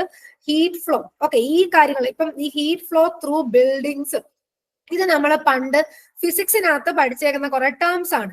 കണ്ടക്ടിവിറ്റി എന്താണ്, റെസിസ്റ്റിവിറ്റി എന്താണ്, സ്പെസിഫിക് ഹീറ്റ് എന്താണ്, കണ്ടക്ടൻസ്, റെസിസ്റ്റൻസ്, തെർമൽ കപ്പാസിറ്റി, ഇതൊക്കെ നമ്മൾ പണ്ട് ഫിസിക്സിലും കവർ ചെയ്തിട്ടുള്ള പഠിച്ചിട്ടുള്ള കുറച്ച് ഫെമിലിയർ ആയിട്ടുള്ള വാക്കുകളാണ്. സോ അങ്ങനെയുള്ള ടോപ്പിക്കിൽ നിന്ന് ക്വസ്റ്റ്യൻ വരുവാണെങ്കിൽ നിങ്ങൾ സിവിലുകാർക്കും എളുപ്പമായിട്ട് ആൻസർ ചെയ്യാനായിട്ട് പറ്റും. സോ ഒന്ന് മൊത്തത്തിലായിട്ട് സിലബസിലെ പോർഷൻസ് കവർ ചെയ്യാൻ ശ്രമിച്ചു നോക്കുക. പിന്നെ hot, dry, composite, warm, humid, upland climates, അങ്ങനെയുള്ള കുറെ ഡിസൈൻ കൺസിഡറേഷൻസ് അവിടെ പഠിക്കേണ്ടതായിട്ടുണ്ട്. ദെൻ വെർണക്കുലർ ആർക്കിടെക്ചർ, അതുപോലെ role of social, cultural, political, climatic, economic, കുറെ കാര്യങ്ങൾ പറയുന്നുണ്ട്. അപ്പം ഓരോ കൾച്ചറൽ ആയിട്ടുള്ളതും പൊളിറ്റിക്കൽ ആയിട്ടുള്ളതും സോഷ്യൽ ആയിട്ടുള്ള ഇങ്ങനെയുള്ള കാര്യങ്ങളുടെ എല്ലാം റോളെല്ലാം ഇവിടെ ഡീൽ ചെയ്തിട്ടാണ് ആർക്കിടെക്ചറിലെല്ലാം ചെയ്യേണ്ടത്. സോ ഇങ്ങനെയുള്ള കാര്യങ്ങളും നിങ്ങൾക്ക് മനസ്സിലാക്കിയാൽ മാത്രമല്ലേ നമുക്ക് ഒരു ടൗൺ പ്ലാനിങ് ചെയ്യുമ്പോൾ അല്ലെങ്കിൽ ഒരു ഏരിയ മൊത്തത്തിൽ ഡെവലപ്പ് ചെയ്യുമ്പോൾ നമ്മൾ എന്തൊക്കെ കാര്യങ്ങൾ ശ്രദ്ധിക്കണം എന്നുള്ളതൊക്കെ ഭയങ്കരമായിട്ട് ഇമ്പോർട്ടന്റ് ആയിട്ടുള്ള കേസുകളാണ്. ദെൻ കേരളത്തിലെ തന്നെ vernacular houses and townscapes in Kerala ഉണ്ട്. അതായത് ഇപ്പൊ നമ്മൾ ഇപ്പം ട്രിവാൻഡ്രം എടുക്കുവാണെങ്കിലും ട്രിവാൻഡ്രത്തെ ഫോർട്ട് എന്നൊക്കെ പറയുന്നത് കൺസർവേറ്റീവ് ആയിട്ടുള്ള കുറെ ഏരിയാസ് ആണ്. പിന്നെ അഗ്രഹാരംസ്, കേരളത്തിലെ അഗ്രഹാരം, തമിഴ്നാട്ടിലെ അഗ്രഹാരം ഒക്കെ നമ്മളെപ്പോഴും കൺസർവേറ്റീവ് ആയിട്ട് അല്ലെങ്കിൽ സംരക്ഷിക്കുന്ന കുറെ അധികം കൺസ്ട്രക്ഷൻ ആയിട്ടുള്ള ബിൽഡിങ്സുകളൊക്കെ ഉണ്ട്. അപ്പൊ അങ്ങനെയുള്ള കാര്യങ്ങളെ റിലേറ്റ് ചെയ്തിട്ടാണ് പുതിയ പുതിയ കൺസ്ട്രക്ഷൻസ് നമ്മൾ ചെയ്യുന്നത്. അപ്പം എല്ലാത്തിനും ഒരു ഡിപ്പെൻഡൻസി ഉണ്ട്. ഇപ്പം ആ ഒരു ആർക്കിടെക്ചറൽ ഇഫക്റ്റ് അല്ലെങ്കിൽ ആർക്കിടെക്ചറൽ ഇന്ന കാര്യങ്ങൾ ആർക്കിടെക്ചറലിന്റെ വ്യൂ അനുസരിച്ച് ചെയ്തേക്കാണ്. അപ്പൊ അതിനെ നമ്മൾ റിലേറ്റ് ചെയ്തിട്ടാണ് അടുത്തൊരു കൺസ്ട്രക്ഷൻ എപ്പോഴും ചെയ്യേണ്ടത്. അതുമായി റിലേറ്റ് ചെയ്തിട്ടാണ് ചുറ്റുമുള്ള ബിൽഡിങ്സ് എടുക്കുമ്പോഴും എല്ലാമായിട്ട് പരസ്പരമായിട്ടൊരു റിലേഷൻ എപ്പോഴും ഉണ്ടായിരിക്കും. അപ്പൊ അങ്ങനെയുള്ള കാര്യങ്ങളൊക്കെയാണ് ഈ ഒരു ടോപ്പിക്കിനകത്ത് വരുന്നത്. അപ്പൊ മെയിൻ ആയിട്ട് കേരളത്തിലെയും തമിഴ്നാട്ടിലെയും പ്രാക്ടീസസ് ഇൻ വെർനാക്കുലർ ആർക്കിടെക്ചറിലാണ് സിലബസിൽ എടുത്തു പറയുന്നത്. അപ്പൊ നമ്മൾ എന്തായാലും കേരള PSC എക്സാം ആണ് അറ്റൻഡ് ചെയ്യുന്നത്. സോ കേരളത്തിലുള്ള കാര്യങ്ങൾക്ക് കൂടുതൽ മുൻതൂക്കം കൊടുക്കുക. കേരളം എന്ന് പറയുമ്പോൾ ഇന്ത്യയിൽ അത് എന്ത് വേണമെങ്കിലും ആവാം. ഇവിടെ ഇപ്പൊ സിലബസിൽ കേരളത്തിലെ തമിഴ്നാടിന്റെ കേസാ പറയുന്നതുകൊണ്ട് ഈ അഗ്രഹാരം ഒക്കെ ഇമ്പോർട്ടന്റ് ആയിട്ട് അതിന്റെ നോക്കിയിരിക്കുക. ഇപ്പം ഓരോ കെട്ടിടങ്ങൾ എടുക്കുമ്പോൾ അവിടുത്തെ ഓരോ ഷേപ്പ്, ഓരോ സ്ഥലത്തുനിന്ന് നോക്കുമ്പോൾ ഓരോ വ്യൂ എങ്ങനെയാണ്, അതിനെയൊക്കെ ഡിപ്പെൻഡ് ചെയ്തിട്ടായിരിക്കും അതിന്റെ ചുറ്റിനുമുള്ള കെട്ടിടങ്ങളും ഇരിക്കുന്നത്. അല്ലെങ്കിൽ വീടുകളാണെങ്കിലോ അല്ലെങ്കിൽ അമ്പലങ്ങളാണെങ്കിലോ ടെമ്പിൾസ് ആണെങ്കിലോ എന്താണെങ്കിലും കൺസ്ട്രക്ട് ചെയ്തേക്കുന്നത്. ദെൻ അടുത്ത ടോപ്പിക് എന്ന് പറയുന്നത് architectural conservation and urban design ആണ്. അപ്പം ആർക്കിടെക്ചർ അതിനും 10 മാർക്ക് തന്നെയാണ്. 10 ചോദ്യം 10 മാർക്കാണ്. ആർക്കിടെക്ചറൽ കൺസർവേഷൻ എന്ന് പറയുന്നത് എന്താണ്, അതിന്റെ ഒബ്ജക്റ്റീവ്സ് എന്താണ്, അതിന്റെ സ്കോപ്പ് എന്താണ്, കൺസർവേഷന്റെ എത്തിക്സ് എന്താണ്, അങ്ങനെ കുറച്ച് കൺസർവേഷന്റെ കാര്യങ്ങൾ പറയുന്നുണ്ട്. കൾച്ചറൽ ഹെറിറ്റേജ്, കുറെ അധികം ഹെറിറ്റേജ് ബിൽഡിങ്സ് ഒക്കെ നമ്മുടെ കേരളത്തിലുണ്ടെന്ന് നിങ്ങൾക്കറിയാം. അപ്പൊ അതിനെ കുറിച്ചിട്ടുള്ള കാര്യങ്ങൾ, ടെക്നിക് ഓഫ് കൺസർവേഷൻ, അങ്ങനെ കുറച്ച് തിയറി വരുന്നുണ്ട്. ബിൽഡിംഗ് അവിടെയൊക്കെ ഈ കൺസർവേഷനിൽ പറയുമ്പോൾ തന്നെ ഏതൊക്കെ മെറ്റീരിയൽ ആണ് അവിടെ യൂസ് ചെയ്യുന്നത്. ഇപ്പൊ ഞാൻ പറഞ്ഞു, ഇപ്പൊ ലോറി ബേക്കറിന്റെ ബിൽഡിംഗ് ട്രിവാൻഡ്രത്ത് നിങ്ങൾ വിസിറ്റ് ചെയ്യാൻ പോവാണെങ്കിൽ അവിടെ യൂസ് ചെയ്തേക്കുന്ന ഓരോ മെറ്റീരിയൽസ് നിങ്ങൾക്ക് മനസ്സിലാക്കാൻ പറ്റും. അതായത് സ്ട്രക്ചറൽ കൺസർവേഷൻ എങ്ങനെയാ ചെയ്തേക്കുന്നത്. ടിമ്പർ യൂസ് ചെയ്തിട്ടുണ്ട് അവിടെ. ഇപ്പൊ നമ്മള് ഇപ്പൊ സിമെന്റ് ആണ് യൂസ് ചെയ്യുന്നതെങ്കിൽ ആ സിമെന്റിന്റെ സ്ഥാനത്ത് അക്കാലത്തൊക്കെ ലൈം ഒക്കെ ആയിരുന്നു യൂസ് ചെയ്തിരുന്നത്. കൂടുതലും timber, lime stone, laterite stone ഒക്കെ നിങ്ങൾ ചിലരൊന്നും കണ്ടിട്ട് പോലും കാണത്തില്ല. ഇപ്പോൾ ഉള്ള വീടുകളൊക്കെ കൺസ്ട്രക്ട് ചെയ്യുമ്പോൾ ലാട്രൈറ്റ് സ്റ്റോൺ ഒന്നും യൂസ് ചെയ്യുന്നില്ല. എല്ലാം കോൺക്രീറ്റ് ബ്ലോക്കുകളാണ് യൂസ് ചെയ്യുന്നത്. സോ അങ്ങനെയുള്ള കൺസർവേറ്റീവ് ആയിട്ടുള്ള മെറ്റീരിയൽസിനെ കുറിച്ച് നമ്മൾ അറിഞ്ഞിരിക്കണം. അങ്ങനെയുള്ള മെറ്റീരിയൽ വേണം നമുക്ക് യൂസ് ചെയ്ത് കഴിഞ്ഞാൽ ഇങ്ങനെയുള്ള പാരിസ്ഥിതികമായിട്ടുള്ള പ്രശ്നങ്ങളൊക്കെ ഒഴിവാക്കാനായിട്ട് പറ്റും. സോ അങ്ങനെയുള്ള ടോപ്പിക്കൊക്കെയാണ് ഈ ഒരു സബ്ജക്റ്റിനകത്ത്, ഈ ഒരു ടോപ്പിക്കിനകത്ത് വരുന്നത്. പിന്നെ ഒരു ഇമ്പോർട്ടന്റ് ആണ് അർബൻ ഡിസൈനിന്റെ പോർഷൻ എന്ന് പറയുന്നത്. Architecture, relationship between architecture, urban designing and urban planning important ആയിട്ട് നോക്കിയിരിക്കാം. നമ്മുടെ ഇന്ത്യൻ ട്രഡീഷണൽ സിറ്റീസും അതിന്റെ അർബൻ ഫോംസ്, അതായത് പല ടെമ്പിൾ ടൗൺസ് നിങ്ങൾക്ക് അറിയാം, പല പല മുഗൾ സിറ്റീസ് അറിയാം. അതായത് നിങ്ങളിപ്പോ ഡൽഹിയിലൊക്കെ പോയിട്ടുള്ളവരാണെങ്കിൽ ഒരുപാട് കെട്ടിടങ്ങൾ അല്ലെങ്കിൽ ഒരുപാട് ഹിസ്റ്റോറിക്കൽ ആയിട്ടുള്ള ബിൽഡിങ്സുകളാണ് അവിടെ ഉള്ളത്. അപ്പൊ അതിനെ കുറിച്ചിട്ടുള്ള colonial, modern, post modern influences ഒക്കെ എന്തൊക്കെയാണ് നടക്കുന്നത് എന്നുള്ള കാര്യങ്ങൾ അറിഞ്ഞിരിക്കണം. Basic theories in urban space design, principles of urban spatial organisation. ഇപ്പൊ ഞാനിപ്പോ സിലബസ് വായിച്ചു പോകുന്നത് പോലെയാണ് നിങ്ങൾക്ക് തോന്നുന്നത്. പക്ഷെ ഇതിനകത്ത് പഠിക്കുകയാണെങ്കിൽ ഒരുപാട് ടോപ്പിക്സ് തിയറി ഇതിനകത്ത് പറയുന്നുണ്ട്. അപ്പം സിവിലുകാരും മാക്സിമം തിയറി, ഇപ്പം ഇതിന്റെ ഈ ഒരു പോർഷൻസ് ഒക്കെ സിലബസ് ഉള്ള നോട്ട്സുകൾ, ഇപ്പൊ ടെക്സ്റ്റ് ബുക്ക് ആണെങ്കിലും അല്ലെങ്കിൽ നമ്മളെ ഗൂഗിളിൽ നിന്നുള്ള പോർഷൻസ് ഒക്കെ ആണെങ്കിലും ഒന്ന് കവർ എടുത്തിട്ട് മാക്സിമം വായിച്ചിരിക്കാൻ വേണ്ടി ശ്രമിക്കുക. കാരണം തിയറി ആയതുകൊണ്ട് ഒരു തവണ നമുക്കൊന്ന് കേൾക്കുകയോ വായിക്കുകയോ ചെയ്യാതെ നമുക്ക് ഇതിന്റെ ആൻസർ ചെയ്യാനായിട്ട് ബുദ്ധിമുട്ടായിരിക്കും. ഇനി അടുത്ത ടോപ്പിക്ക് ആർക്കിടെക്ചറൽ അക്കോസ്റ്റിക്സ് വരുന്നുണ്ട്. അവിടെ 5 മാർക്കാണ് വരുന്നത്. അപ്പൊ അക്കോസ്റ്റിക്സിനകത്ത് കൺസെപ്റ്റ് ഓഫ് റിവർബറേഷൻ ടൈം, അതിന്റെ കാൽക്കുലേഷൻ, കുറച്ച് ഫോർമുലാസ് അവിടെ വരുന്നുണ്ട്. പിന്നെ സൗണ്ടിന്റെ കേസ് എടുക്കുമ്പോൾ നോയ്സിന്റെ ക്രൈറ്റീരിയ, അതുപോലെ ട്രാൻസ്മിഷൻ ലോസിനെ കുറിച്ച് പഠിക്കാനായിട്ടുണ്ട്. നോയ്സുമായി ബന്ധപ്പെട്ട അല്ലെങ്കിൽ നോയ്സ് സോഴ്സസ് എന്തൊക്കെയാണ് നോയ്സ് ഉണ്ടാക്കുന്ന സോഴ്സുകൾ ഏതൊക്കെയാണ്, പിന്നെ അതിനെ നമുക്ക് പ്രിവെന്റ് ചെയ്യണമെങ്കിൽ എന്തൊക്കെ കാര്യങ്ങളാണ് ചെയ്യണം. ഫോർ എക്സാമ്പിൾ നിങ്ങൾ പറയുവാണെങ്കിൽ നിങ്ങൾക്ക് അറിയാലോ, തിയേറ്ററിൽ പോകുമ്പോൾ അവിടെ നോയ്സിനെ പ്രിവെന്റ് ചെയ്യാൻ എങ്ങനെയാണ് അവിടെ കൺസ്ട്രക്ഷൻ ചെയ്തേക്കുന്നത് എന്നുള്ള കാര്യങ്ങൾ. സൗണ്ട് അബ്സോർബ് ചെയ്യാൻ എന്തൊക്കെ മെറ്റീരിയൽസ് ആണ് യൂസ് ചെയ്യുന്നത്, അപ്പൊ അതിനെ കുറിച്ചിട്ടുള്ള കുറെ കാര്യങ്ങൾ. റെസോണേറ്റേഴ്സ് ഒക്കെ എന്തൊക്കെയാണ്, സ്പേസ് അബ്സോർബേഴ്സ് എന്തൊക്കെയാണെന്നൊക്കെയാണ് ഇവിടെ പഠിക്കുന്നത്. പിന്നെ നോയ്സിന്റെ ഇഫക്റ്റ് നമ്മുടെ ഹ്യൂമൻ ബീങ്സിൽ എങ്ങനെയാണ് ക്രിയേറ്റ് ചെയ്ത്, എന്തൊക്കെ അസുഖങ്ങളാണ് അല്ലെങ്കിൽ എയർബോൺ അല്ലെങ്കിൽ സ്ട്രക്ചറൽ ബോൺ നോയ്സ് ഒക്കെ പ്രിവെന്റ് ചെയ്യാനുള്ള മെത്തേഡുകൾ എന്തൊക്കെയാണ്, നമ്മുടെ ഹ്യൂമൻ ഇയറിന് കേൾക്കാൻ പറ്റുന്ന നോയ്സിന്റെ ആ ഒരു ഡെസിബൽ ഒക്കെ എത്രയാണ്, അങ്ങനെ കുറെ കാര്യങ്ങൾ നമ്മൾ പഠിക്കുന്നുണ്ട്. എനിക്ക് തോന്നുന്നു എൻവയോൺമെന്റൽ എഞ്ചിനീയറിംഗ്, സിവിൽ എഞ്ചിനീയറിംഗുകാര് എൻവയോൺമെന്റൽ എഞ്ചിനീയറിംഗിൽ നിങ്ങൾ നോയിസ് പൊല്യൂഷൻ എന്നൊരു ചാപ്റ്റർ പഠിച്ചിട്ടുള്ളതാണ്. അപ്പൊ അവിടെ പഠിച്ചിട്ടുള്ള കുറച്ച് പോർഷൻസ് തന്നെയാണ് ഇവിടെയും ഇൻക്ലൂഡ് ചെയ്തിട്ടുള്ളത്. സൗണ്ടിന്റെ propagation of sound, velocity, frequency, wavelength, അതിന്റെയൊക്കെ ഇക്വേഷൻസ് ഒക്കെ നമ്മൾ ഫിസിക്സിലും പണ്ട് പഠിച്ചിട്ടുള്ളതാണ്. അപ്പൊ ആ കാര്യങ്ങൾ പഠിക്കുക. പിന്നെ സൗണ്ടിന്റെ പ്രഷർ, സൗണ്ടിന്റെ ഇന്റൻസിറ്റി, അതിന്റെ പ്രോബ്ലം, അതിന്റെ ഇക്വേഷൻ വേണമെങ്കിൽ വരാം. സോ അതുകൂടി നോക്കി വെച്ചേക്കാം. യൂണിറ്റ് ഡെസിബൽ ഒക്കെ വരുന്നതൊക്കെ അറിഞ്ഞിരിക്കുക. സോ അതിൽ നിന്ന് 5 മാർക്കേ ഉള്ളൂ. പക്ഷെ ഈ 5 മാർക്ക് നമുക്ക് ഈസി ആയിട്ട് സ്കോർ ചെയ്യാൻ പറ്റും. കുറെ കാര്യങ്ങൾ നിങ്ങൾ ഫിസിക്സിൽ പഠിച്ചിട്ടുള്ളതാണ്. പിന്നെ കുറെ കാര്യങ്ങൾ നോയിസ് പൊല്യൂഷൻ എൻവയോൺമെന്റിലും പഠിച്ചിട്ടുള്ളത് തന്നെയാണ്. ഇനിയാണ് ഏറ്റവും മെയിൻ ആയിട്ടുള്ള 15 മാർക്കിന് അർബൻ പ്ലാനിങ് എന്നും പറഞ്ഞിട്ടേക്കുന്ന സിലബസ്. അപ്പം കുറെ സിവിലുകാര് എനിക്ക് തോന്നുന്നു നിങ്ങൾ ചിലപ്പം എലക്റ്റീവ് ആയിട്ടൊക്കെ അർബൻ പ്ലാനിങ് പഠിച്ചവരൊക്കെ കാണും. അപ്പൊ അങ്ങനെയുള്ളവർക്കൊക്കെ എളുപ്പമാണ്. അർബൻ പ്ലാനിങ്ങിന്റെ കുറച്ച് പോർഷൻസ് ഒക്കെ നമ്മൾ സിവിലിൽ പഠിക്കുന്നത് തന്നെയാണ്. സോ അർബൻ പ്ലാനിങ് എന്ന് പറയുന്ന ടോപ്പിക് ഉറപ്പായിട്ടും വിട്ടുപോകരുത്. ഈ ഒരു പോർഷൻ എന്ന് പറയുന്നത് അതിൽ 15 മാർക്കാണ്. 15 ക്വസ്റ്റ്യൻ, 15 മാർക്ക് അർബൻ പ്ലാനിങ്ങിന് തന്നെയാണ് ചോദിക്കുന്നത്. അർബൻ ഏരിയാസിന്റെ ക്ലാസിഫിക്കേഷൻ അതിൽ നിന്ന് ക്വസ്റ്റ്യൻസ് ചോദിച്ചിട്ടുണ്ട്. ടൗൺ, സിറ്റി, മെട്രോപോളിസ്, മെഗലോപോളിസ്, അതൊക്കെ ചോദിച്ചിട്ടുണ്ട്. ഓരോ ഏരിയ തന്നിട്ട് അത് ഏതിന്റെ ക്ലാസിഫിക്കേഷൻ ആണ് എന്നുള്ള രീതിക്ക് ക്വസ്റ്റ്യൻസ് വന്നിട്ടുണ്ട്. പ്രീവിയസ് ഇയർ ക്വസ്റ്റ്യൻ കാണിക്കുമ്പോൾ നിങ്ങൾക്ക് മനസ്സിലാവും എന്തൊക്കെയാണ് വരുന്നതെന്നുള്ളത്.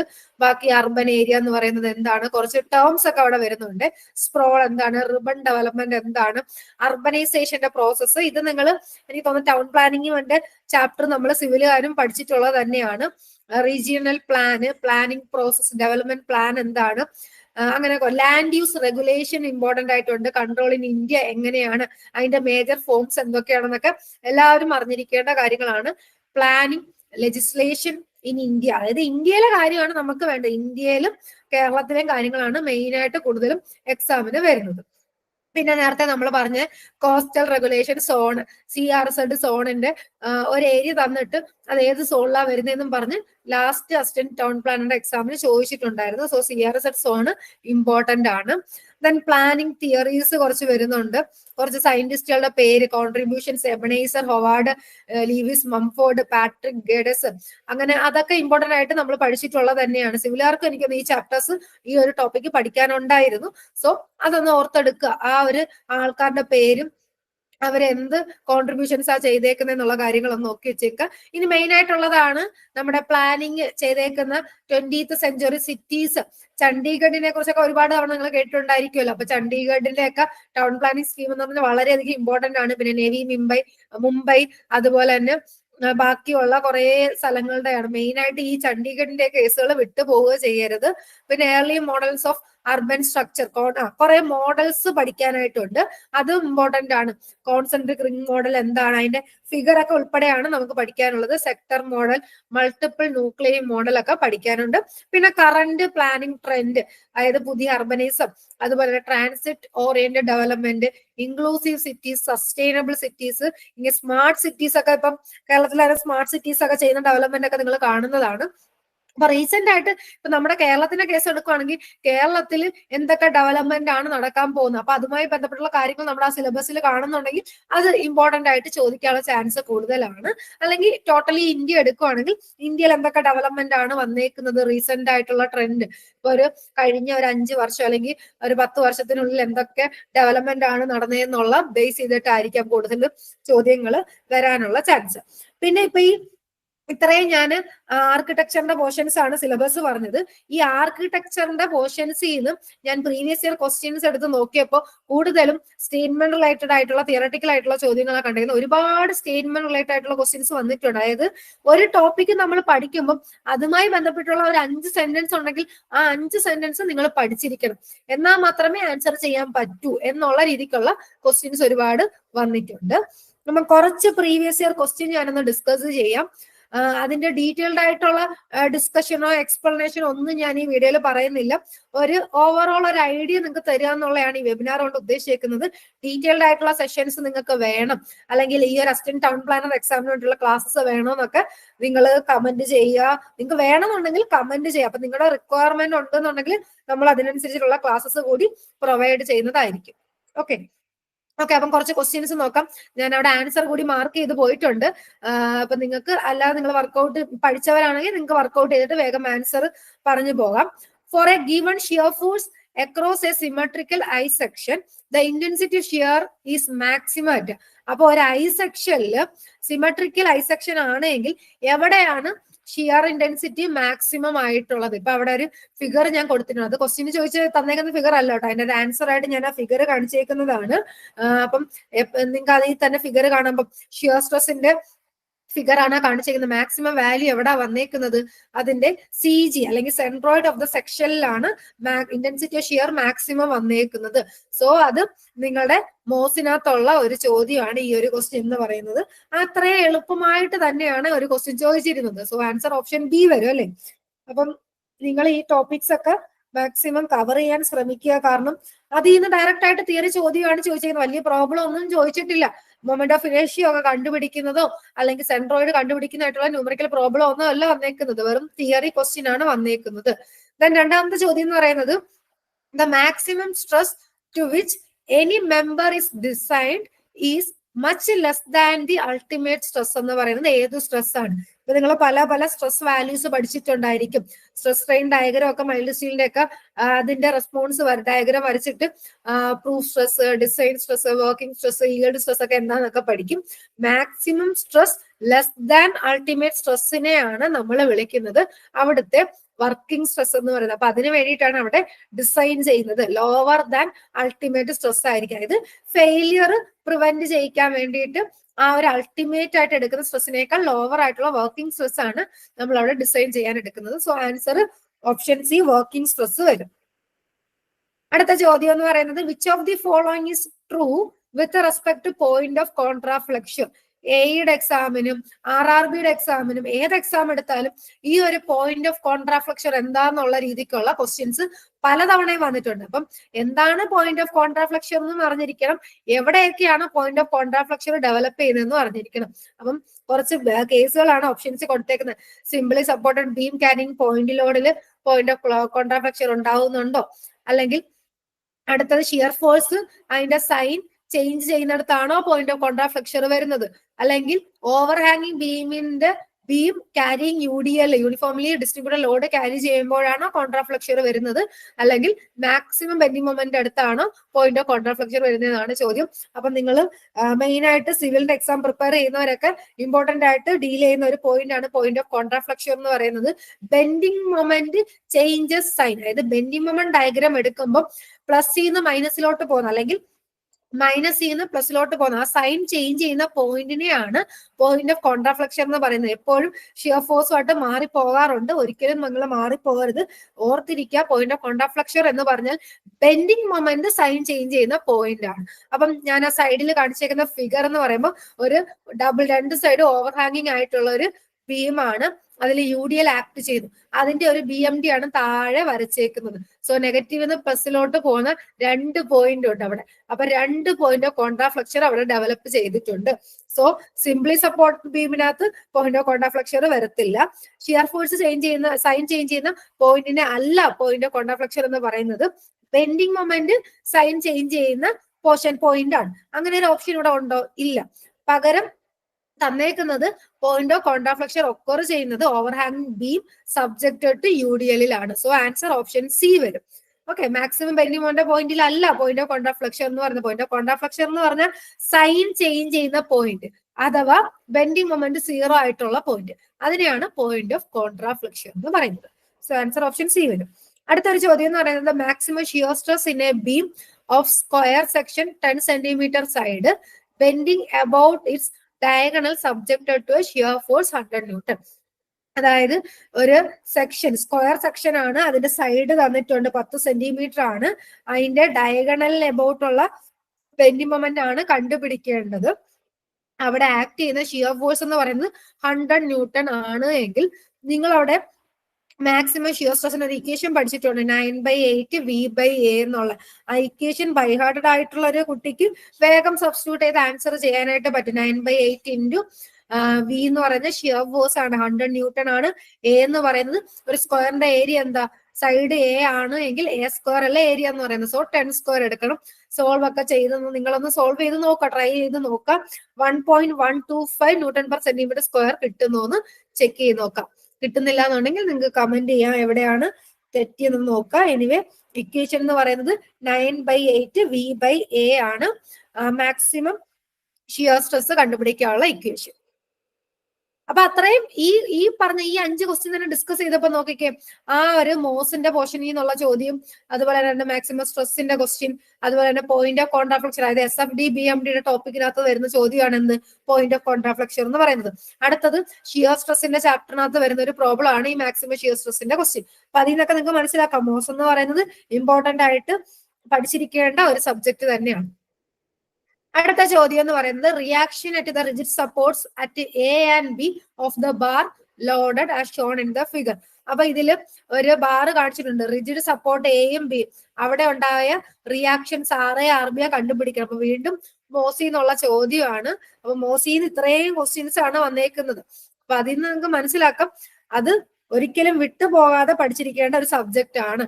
അപ്പം ഇങ്ങനെയുള്ള കേസ്, റിജിഡ് സപ്പോർട്ടിന്റെ കേസ് ആകുമ്പോഴത്തേക്ക് റിയാക്ഷൻസ് കണ്ടുപിടിക്കാനുള്ള ഇക്വേഷൻ ആണ് അവിടെ പി എന്ന് പറയുന്ന ഒരു ഫോഴ്സ് ആണ് ആക്ട് ചെയ്യുന്നത് എങ്കിൽ PB/L-ഉം RA എന്ന് പറയുന്ന PB/L എന്നും RB എന്ന് പറയുന്ന PA/L ആണ് ഇക്വേഷൻ അറിയാമെങ്കിൽ അത് വെച്ച് നിങ്ങൾക്ക് സബ്സ്റ്റിറ്റ്യൂട്ട് ചെയ്ത് ചെയ്യാം. അല്ലെങ്കിൽ ഓരോ സെക്ഷൻ എടുത്ത് അതിന്റെ ഫ്രീ ബോഡി ഡയഗ്രാം വെച്ചിട്ടും കാൽക്കുലേറ്റ് ചെയ്യാം. അപ്പൊ ഞാനിവിടെ ഇക്വേഷൻ സബ്സ്റ്റിറ്റ്യൂട്ട് ചെയ്യുമ്പോൾ RA എടുക്കുമ്പോൾ P/B/L, ബി എന്ന് പറയുന്നത് ഫോഴ്സ് ആക്ട് ചെയ്യുന്ന പോയിന്റ് തൊട്ട് സെക്കൻഡ് സപ്പോർട്ടുള്ള ഡിസ്റ്റൻസ് ആയ 2 മീറ്റർ ആണ്. സോ പി എന്ന് പറയുന്ന 10 കിലോമീറ്റർ ആണ്. 10 × 2/3 20/3 എന്നും കിട്ടും. RB വരുമ്പോൾ PA/L വരും. സോ 10 × 1 മീറ്റർ ബൈ L എന്ന് പറയുന്നത് 3 മീറ്റർ ആണ്. 3 എടുക്കുമ്പോൾ 10/3 വരും. സോ ആൻസർ 20/3 ആൻഡ് 10/3 ആണ് അവിടുത്തെ റിയാക്ഷൻസ് വരുന്നത്. സോ ഓപ്ഷൻ ബി ആൻസർ വരും. അപ്പൊ അങ്ങനെയുള്ള ഒരു ഇതും ക്വസ്റ്റ്യന്റെ വലിപ്പം കണ്ടിട്ട് അല്ലെങ്കിൽ ആ ഒരു ഫിഗർ ഒക്കെ കാണുമ്പോൾ ഭയങ്കര പാടുള്ള ടഫ് ക്വസ്റ്റ്യൻ ആണെന്നൊന്നും ചിന്തിക്കേണ്ട കേസില്ല. സിമ്പിൾ ആയിട്ട് നിങ്ങൾക്ക് ഈ ഇക്വേഷൻ വെച്ച് എഴുതാം, അല്ലെന്നുണ്ടെങ്കിൽ ഫ്രീ ബോഡി ഡയഗ്രാം വെച്ചിട്ടും ചെയ്യാം. അടുത്ത ചോദ്യം എന്ന് പറയുന്നത് if a body neither expands nor contracts in volume when subjected to stresses then Poisson ratio must be. അപ്പൊ എന്താണ് പോയിസൺ റേഷ്യോ എന്നൊക്കെ നിങ്ങൾ പഠിക്കുന്നതാണ്. അതായത് ratio of lateral strain to longitudinal സ്ട്രെയിനെയാണ് നിങ്ങൾ പോയിസൺ റേഷ്യോ എന്ന് പഠിച്ചേക്കുന്നത്. പോയിസൺ റേഷ്യോയുടെ വാല്യൂ 0 to 0.5 ആണെന്ന് നമുക്കറിയാം. 0.5 എന്ന് പറയുന്നത് ഒരു പെർഫെക്റ്റ്ലി റിജിഡ് മെറ്റീരിയൽ ആണെങ്കിൽ പോയിസൺ റേഷ്യോയുടെ വാല്യൂ 0.5 ആണ് നമ്മൾ പഠിച്ചിട്ടുണ്ട്. പെർഫെക്റ്റ്ലി റിജിഡ് എന്ന് പറഞ്ഞാൽ അതിന് അർത്ഥം എന്താ? അതിനകത്ത് സ്ട്രെസ് ഉണ്ടായാലും ഇത് എക്സ്പാൻഡ് ചെയ്യുകയും ഇല്ല, കോൺട്രാക്ട് ചെയ്യുകയും ഇല്ല എന്ന് പറഞ്ഞാൽ അതിനർത്ഥം ആ ബോഡി പെർഫെക്റ്റ്ലി റിജിഡ് ആണ്. So Poisson ratio for a perfectly rigid body എന്ന് പറയുന്ന മെറ്റീരിയൽ എന്ന് പറയുന്നത് 0.5 ആയിരിക്കും. കാരണം എന്ന് പറഞ്ഞാൽ ലാറ്ററൽ സ്ട്രെയിൻ എന്ന് പറയുന്നത് എപ്പോഴും ഈക്വൽ ടു ലോഞ്ചിറ്റ്യൂണൽ സ്ട്രെയിൻ ആയിരിക്കും for a perfectly rigid material. So answer 0.5 വരും. ഇനി മറിച്ച് ക്വസ്റ്റ്യൻ പോയിസൺ റേഷ്യോയുടെ ലിമിറ്റ് എന്താണെന്ന് പറഞ്ഞായിരുന്നു ചോദിച്ചിരുന്നെങ്കിൽ 0 to 0.5 വരും. പിന്നെ നെഗറ്റീവ് വരുന്ന കാര്യസും എക്സെപ്ഷൻസും ഒക്കെ ഉണ്ട്. പിന്നെ പോയിസൺ റേഷ്യോയുടെ ഇക്വേഷൻ ചോദിക്കാം, പല രീതിക്ക് ക്വസ്റ്റ്യൻസ് വരും. അടുത്ത ചോദ്യം എന്ന് പറയുന്നത് radius of Mohr circle of stresses gives the values of. അപ്പം Mohr circle stress and strain തന്നെ കോംപ്ലക്സ് സ്ട്രെസ്സിന്റെ പോർഷനിൽ മോർ സർക്കിൾ നമുക്ക് പഠിക്കാനുണ്ട്. മോർ സർക്കിൾ വരയ്ക്കുമ്പോൾ അതിനകത്ത് സർക്കിളിന്റെ റേഡിയസ് എന്ന് പറയുന്ന എന്ത് വാല്യൂ ആണ് നിങ്ങൾക്ക് തരുന്നതെന്നാണ് ചോദ്യം. മിനിമം നോർമൽ സ്ട്രെസ് ആണോ, മാക്സിമം നോർമൽ സ്ട്രെസ് ആണോ, മിനിമം ഷിയർ സ്ട്രെസ് ആണോ, മാക്സിമം ഷിയർ സ്ട്രെസ് ആണോ എന്നുള്ളത്. ഇപ്പൊ മോർ സർക്കിൾ പഠിക്കുമ്പോൾ റേഡിയസ് σ1 - σ2/2 എന്നാണ് നിങ്ങൾ ഇക്വേഷൻ പഠിക്കുന്നത്. അതാണ് എന്ത് മാക്സിമം ഷിയർ സ്ട്രെസ് എന്ന് പറയുന്നത്. സോ മോർ സർക്കിളിന്റെ റേഡിയസ് ആണ് σ1 - σ2/2 means maximum shear stress. Option D ആണ് ആൻസർ വരുന്നത്. അപ്പം ഇത്രയും സിമ്പിൾ. അപ്പൊ ഇത്രയും നമ്മൾ ഡിസ്കസ് ചെയ്ത ചോദ്യങ്ങളെല്ലാം ഏത് സബ്ജക്റ്റിൽ നിന്നാണ്, ഏത് ടോപ്പിക്കിൽ നിന്നാണ്? മോസിൽ നിന്നാണ്. സ്ട്രെങ്ത് ഓഫ് മെറ്റീരിയൽസ് അല്ലെങ്കിൽ മെക്കാനിക്സ് ഓഫ് സോളിഡ്സിൽ നിന്നാണ് ഈ ക്വസ്റ്റ്യൻസ് എല്ലാം വന്നേക്കുന്നത്. സോ മിസ്സാക്കാൻ നിങ്ങൾ ആ ഒരു ടോപ്പിക്ക് പഠിച്ചിരിക്കുക. ഇനി കുറച്ച് ക്വസ്റ്റ്യൻസ് കൊടുത്തേക്കുന്നത് മെറ്റീരിയൽസും അതുപോലെ തന്നെ RCC എന്നൊക്കെയുള്ള ക്വസ്റ്റ്യൻ, ബിൽഡിംഗ് മെറ്റീരിയൽസ് എന്ന ക്വസ്റ്റ്യൻസ് ആണ്. Average 28 day compressive strength of concrete cube prepared with the water proposed to be used shall not be less than dash percentage of the average strength of similar concrete cube prepared with the distilled water. അത് 90% ആണ് answer വരുന്നത്. അടുത്ത ചോദ്യം, liquid substance which holds the ingredients of paint in suspension. Paint എന്ന് പറയുന്ന building material നിങ്ങൾക്ക് പഠിക്കാനുണ്ടെന്ന് ഞാൻ പറഞ്ഞു. പെയിന്റിനകത്ത് എന്തൊക്കെയാണ്, പെയിന്റിന്റെ കോൺസ്റ്റിറ്റ്യൂവൻസ് എന്തൊക്കെയാണ്, അതായത് അതിനകത്തുള്ള ഓരോ ഇൻഗ്രീഡിയന്റിന്റെയും പേരുകൾ എന്താണ്, അതിന്റെ ഫംഗ്ഷൻ എന്താണ്, അതിന്റെ എക്സാമ്പിൾസ് എന്താണെന്നാണ് നിങ്ങൾ പെയിന്റിൽ പഠിക്കുന്നത്. സോ പെയിന്റിൽ ഇൻഗ്രീഡിയൻസിനെ ഹോൾഡ് ചെയ്ത് വെക്കുന്ന ആള് ആരാണ്, ലിക്വിഡ് സബ്സ്റ്റൻസിനെ എന്ത് വിളിക്കാം, അതിനെയാണ് നിങ്ങൾ വെഹിക്കിൾ അഥവാ കാരിയർ എന്ന് വിളിക്കുന്നത്. പിന്നെ വെഹിക്കിൾസിന്റെ എക്സാമ്പിൾ ഒക്കെ നമ്മൾ പഠിക്കുന്നുണ്ട്. സോ വെഹിക്കിൾ ആണ് ആൻസർ. അടുത്ത ചോദ്യം എന്ന് പറയുന്നത്, which compound in cement hydration is mainly responsible for the initial set and early strength of concrete. അപ്പൊ സിമെന്റിന്റെ ചാപ്റ്ററിനകത്ത് ഇമ്പോർട്ടന്റ് ആയിട്ട് പഠിക്കുന്ന ഒന്നാണ് ബോക്സ് കോമ്പൗണ്ടുകളെ കുറിച്ച്. ബോക്സ് കോമ്പൗണ്ടുകളിലെ കോമ്പോസിഷൻ ഇമ്പോർട്ടന്റ് ആണ്. Tricalcium silicate, dicalcium silicate, tetracalcium aluminoferrite, അങ്ങനത്തെ കുറെ 4 ബോക്സ് കോമ്പൗണ്ടുകൾ, tricalcium aluminate, 4 Bogue's compound ആണ് നിങ്ങൾക്ക് പഠിക്കാനായിട്ടുള്ളത്. ആ 4 എണ്ണത്തിന്റെയും പ്രത്യേകത അല്ലെങ്കിൽ റെസ്പോൺസിബിലിറ്റി എന്താണ് എന്നുള്ളതും അറിഞ്ഞിരിക്കണം. പിന്നെ ഓരോ ഹൈഡ്രേഷൻ ഓർഡർ ഒക്കെ പഠിക്കാനായിട്ട് ഉണ്ട്, അതും ഒക്കെ ഇമ്പോർട്ടന്റ് ആയിട്ട് നോക്കി വെച്ചേക്കാം.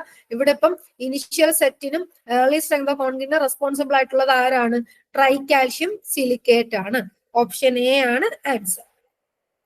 അടുത്ത ചോദ്യം, V B consistometer test is used to determine. V B consistometer test use ചെയ്യുന്നത് എന്ത് ഡിറ്റർമിൻ ചെയ്യാനായിരുന്നു, നമ്മുടെ കോൺക്രീറ്റിന്റെ വർക്കബിലിറ്റി കണ്ടുപിടിക്കുന്നതിലെ ടെസ്റ്റുകൾ ഒന്നാണ് വി ബി കൺസിസ്റ്റോമീറ്റർ. മറ്റുള്ള ടെസ്റ്റുകളാണ് സ്ലംബ് ടെസ്റ്റ് നിങ്ങൾ പഠിക്കാനുണ്ട്, കോമ്പാക്ഷൻ ഫാക്ടർ ടെസ്റ്റ് പഠിക്കാനുണ്ട്.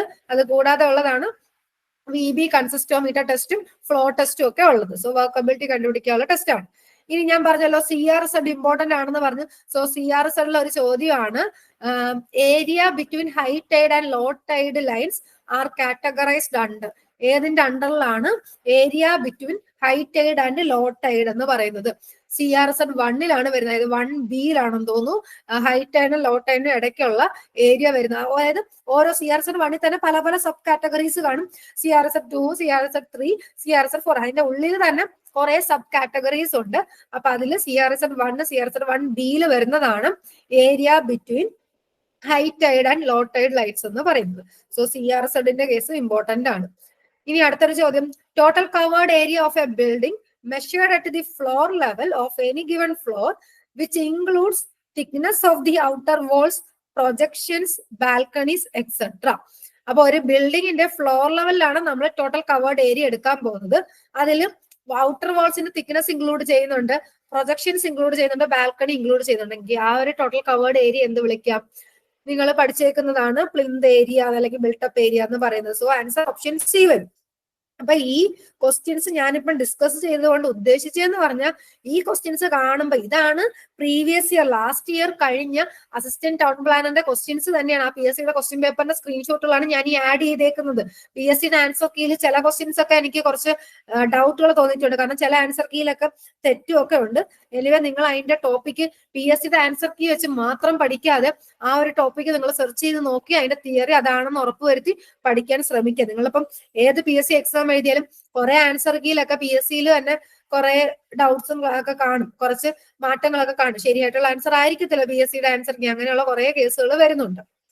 ഓക്കെ, ഇനി അടുത്ത ഒരു ന്യൂമറിക്കൽ പ്രോബ്ലം ആണിത്.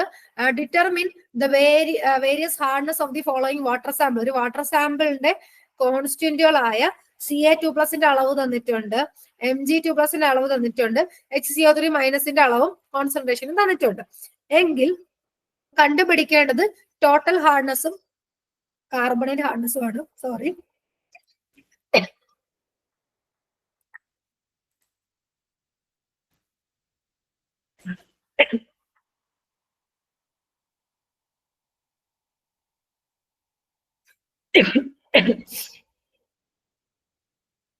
ഓക്കെ. അപ്പം ഡ്രിങ്കിങ് വാട്ടറിനാണ്, സോറി,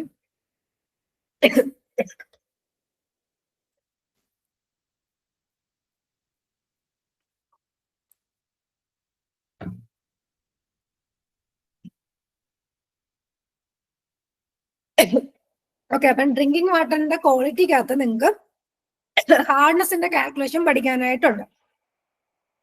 അതിൽ തന്നെ ടോട്ടൽ ഹാർഡ്നെസ്സും പഠിക്കാനുണ്ട്, കാർബണേറ്റ് ഹാർഡ്നസും പഠിക്കാനുണ്ട്. ഓക്കെ, ഇത്രയും സൗണ്ട് എടുത്ത് പറഞ്ഞുകൊണ്ട് കുറച്ച് സൗണ്ട് ഇഷ്യൂ വന്നിട്ടുണ്ട്. ഓക്കെ, നമുക്ക് ബാക്കി സെഷൻ കണ്ടിന്യൂ ചെയ്യാം. ഡ്രിങ്കിങ് വാട്ടറിന്റെ ക്വാളിറ്റിയുടെ ചാപ്റ്ററിനകത്ത് നിങ്ങൾക്ക് ഹാർഡ്നസിനെ കുറിച്ച് പഠിക്കാനുണ്ട്. അതിൽ തന്നെ ന്യൂമറിക്കൽ പ്രോബ്ലം വരുന്നുണ്ട്. ടോട്ടൽ ഹാർഡ്നസിന്റെയും അതുപോലെ തന്നെ കാർബണേറ്റ് ഹാർഡ്നസ്, ആൽക്കലൈനിറ്റിയുടെ ഒക്കെ കാൽക്കുലേഷൻ നിങ്ങൾക്ക് പഠിക്കാറുണ്ട്. അതുമായി ബന്ധപ്പെട്ടുള്ള ഒരു പ്രോബ്ലം ആണ് തന്നേക്കുന്നത്. ഈ ഒരു പ്രോബ്ലം നിങ്ങൾ സോൾവ് ചെയ്യണമെങ്കിൽ എന്തായാലും നിങ്ങൾ ഒരു ഇക്വേഷൻ അറിഞ്ഞിരിക്കണം. ഈ വീഡിയോ കാണുന്നവരാരെങ്കിലും ഈ ഇക്വേഷൻ പഠിച്ചിട്ടുണ്ടെങ്കിൽ നിങ്ങളൊന്ന് സോൾവ് ചെയ്തിട്ട് നിങ്ങൾക്ക് ആൻസർ പറയാം.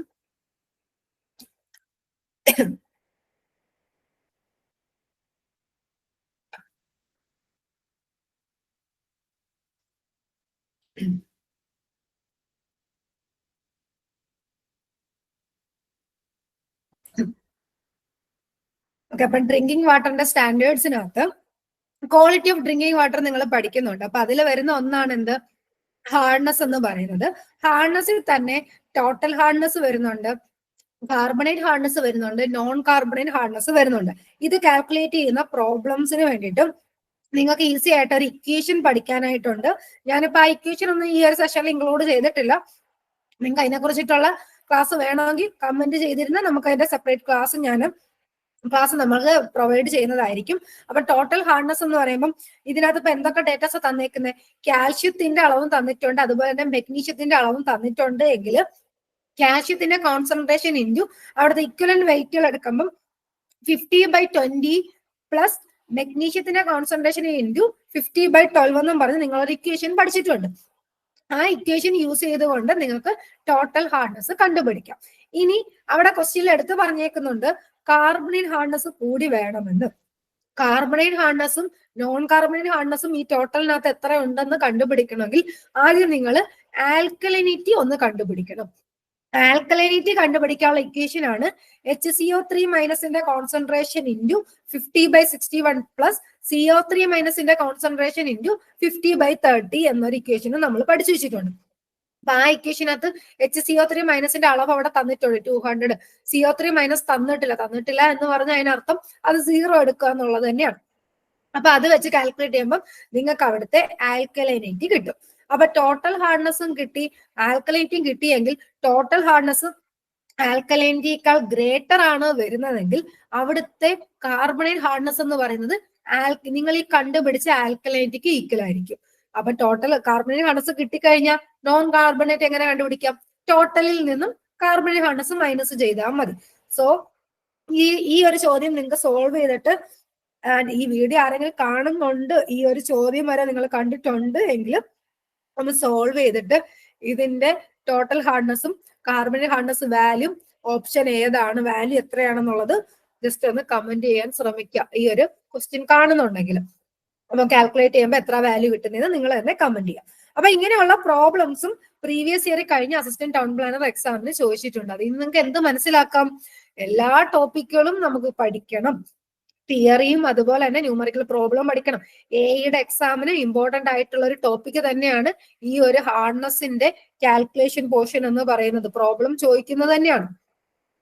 ഇനി അടുത്ത ഞാൻ കുറച്ച് ആർക്കിടെക്ചറിന്റെ കുറച്ച് ക്വസ്റ്റ്യൻസ് ആണ് ഇൻക്ലൂഡ് ചെയ്തേക്കുന്നത്. ഈ ക്വസ്റ്റ്യന്റെ വലുപ്പം തന്നെ കാണുമ്പോൾ നമുക്ക് ഇപ്പൊ ഒരു സിവിലുകാർക്കാണെങ്കിൽ ക്വസ്റ്റ്യൻ കാണുമ്പോൾ പെട്ടെന്ന് പേടിയാവും, അയ്യോ എന്തൊക്കെയാണ് എഴുതി വെച്ചിരിക്കുന്നത്, കുറെ സ്റ്റേറ്റ്മെന്റ് ആണ് തന്നേക്കുന്നത് അല്ലെ. അപ്പൊ അതാണ് ഞാൻ പറയുന്നത്, തിയറി ആയതുകൊണ്ട് തന്നെ സ്റ്റേറ്റ്മെന്റ് തന്നിട്ടുള്ള ചോദ്യങ്ങൾ കറക്റ്റ് ഏതൊക്കെയാണ്, ഫോൾസ്, ട്രൂ ഓർ ഫോൾസ്, അല്ലെങ്കിൽ കറക്റ്റ് അല്ലെങ്കിൽ ഇൻകറക്റ്റ് സ്റ്റേറ്റ്മെന്റ് ഏതൊക്കെയാണെന്നുള്ള ഒരുപാട് ക്വസ്റ്റ്യൻസ് വന്നിട്ടുണ്ട്.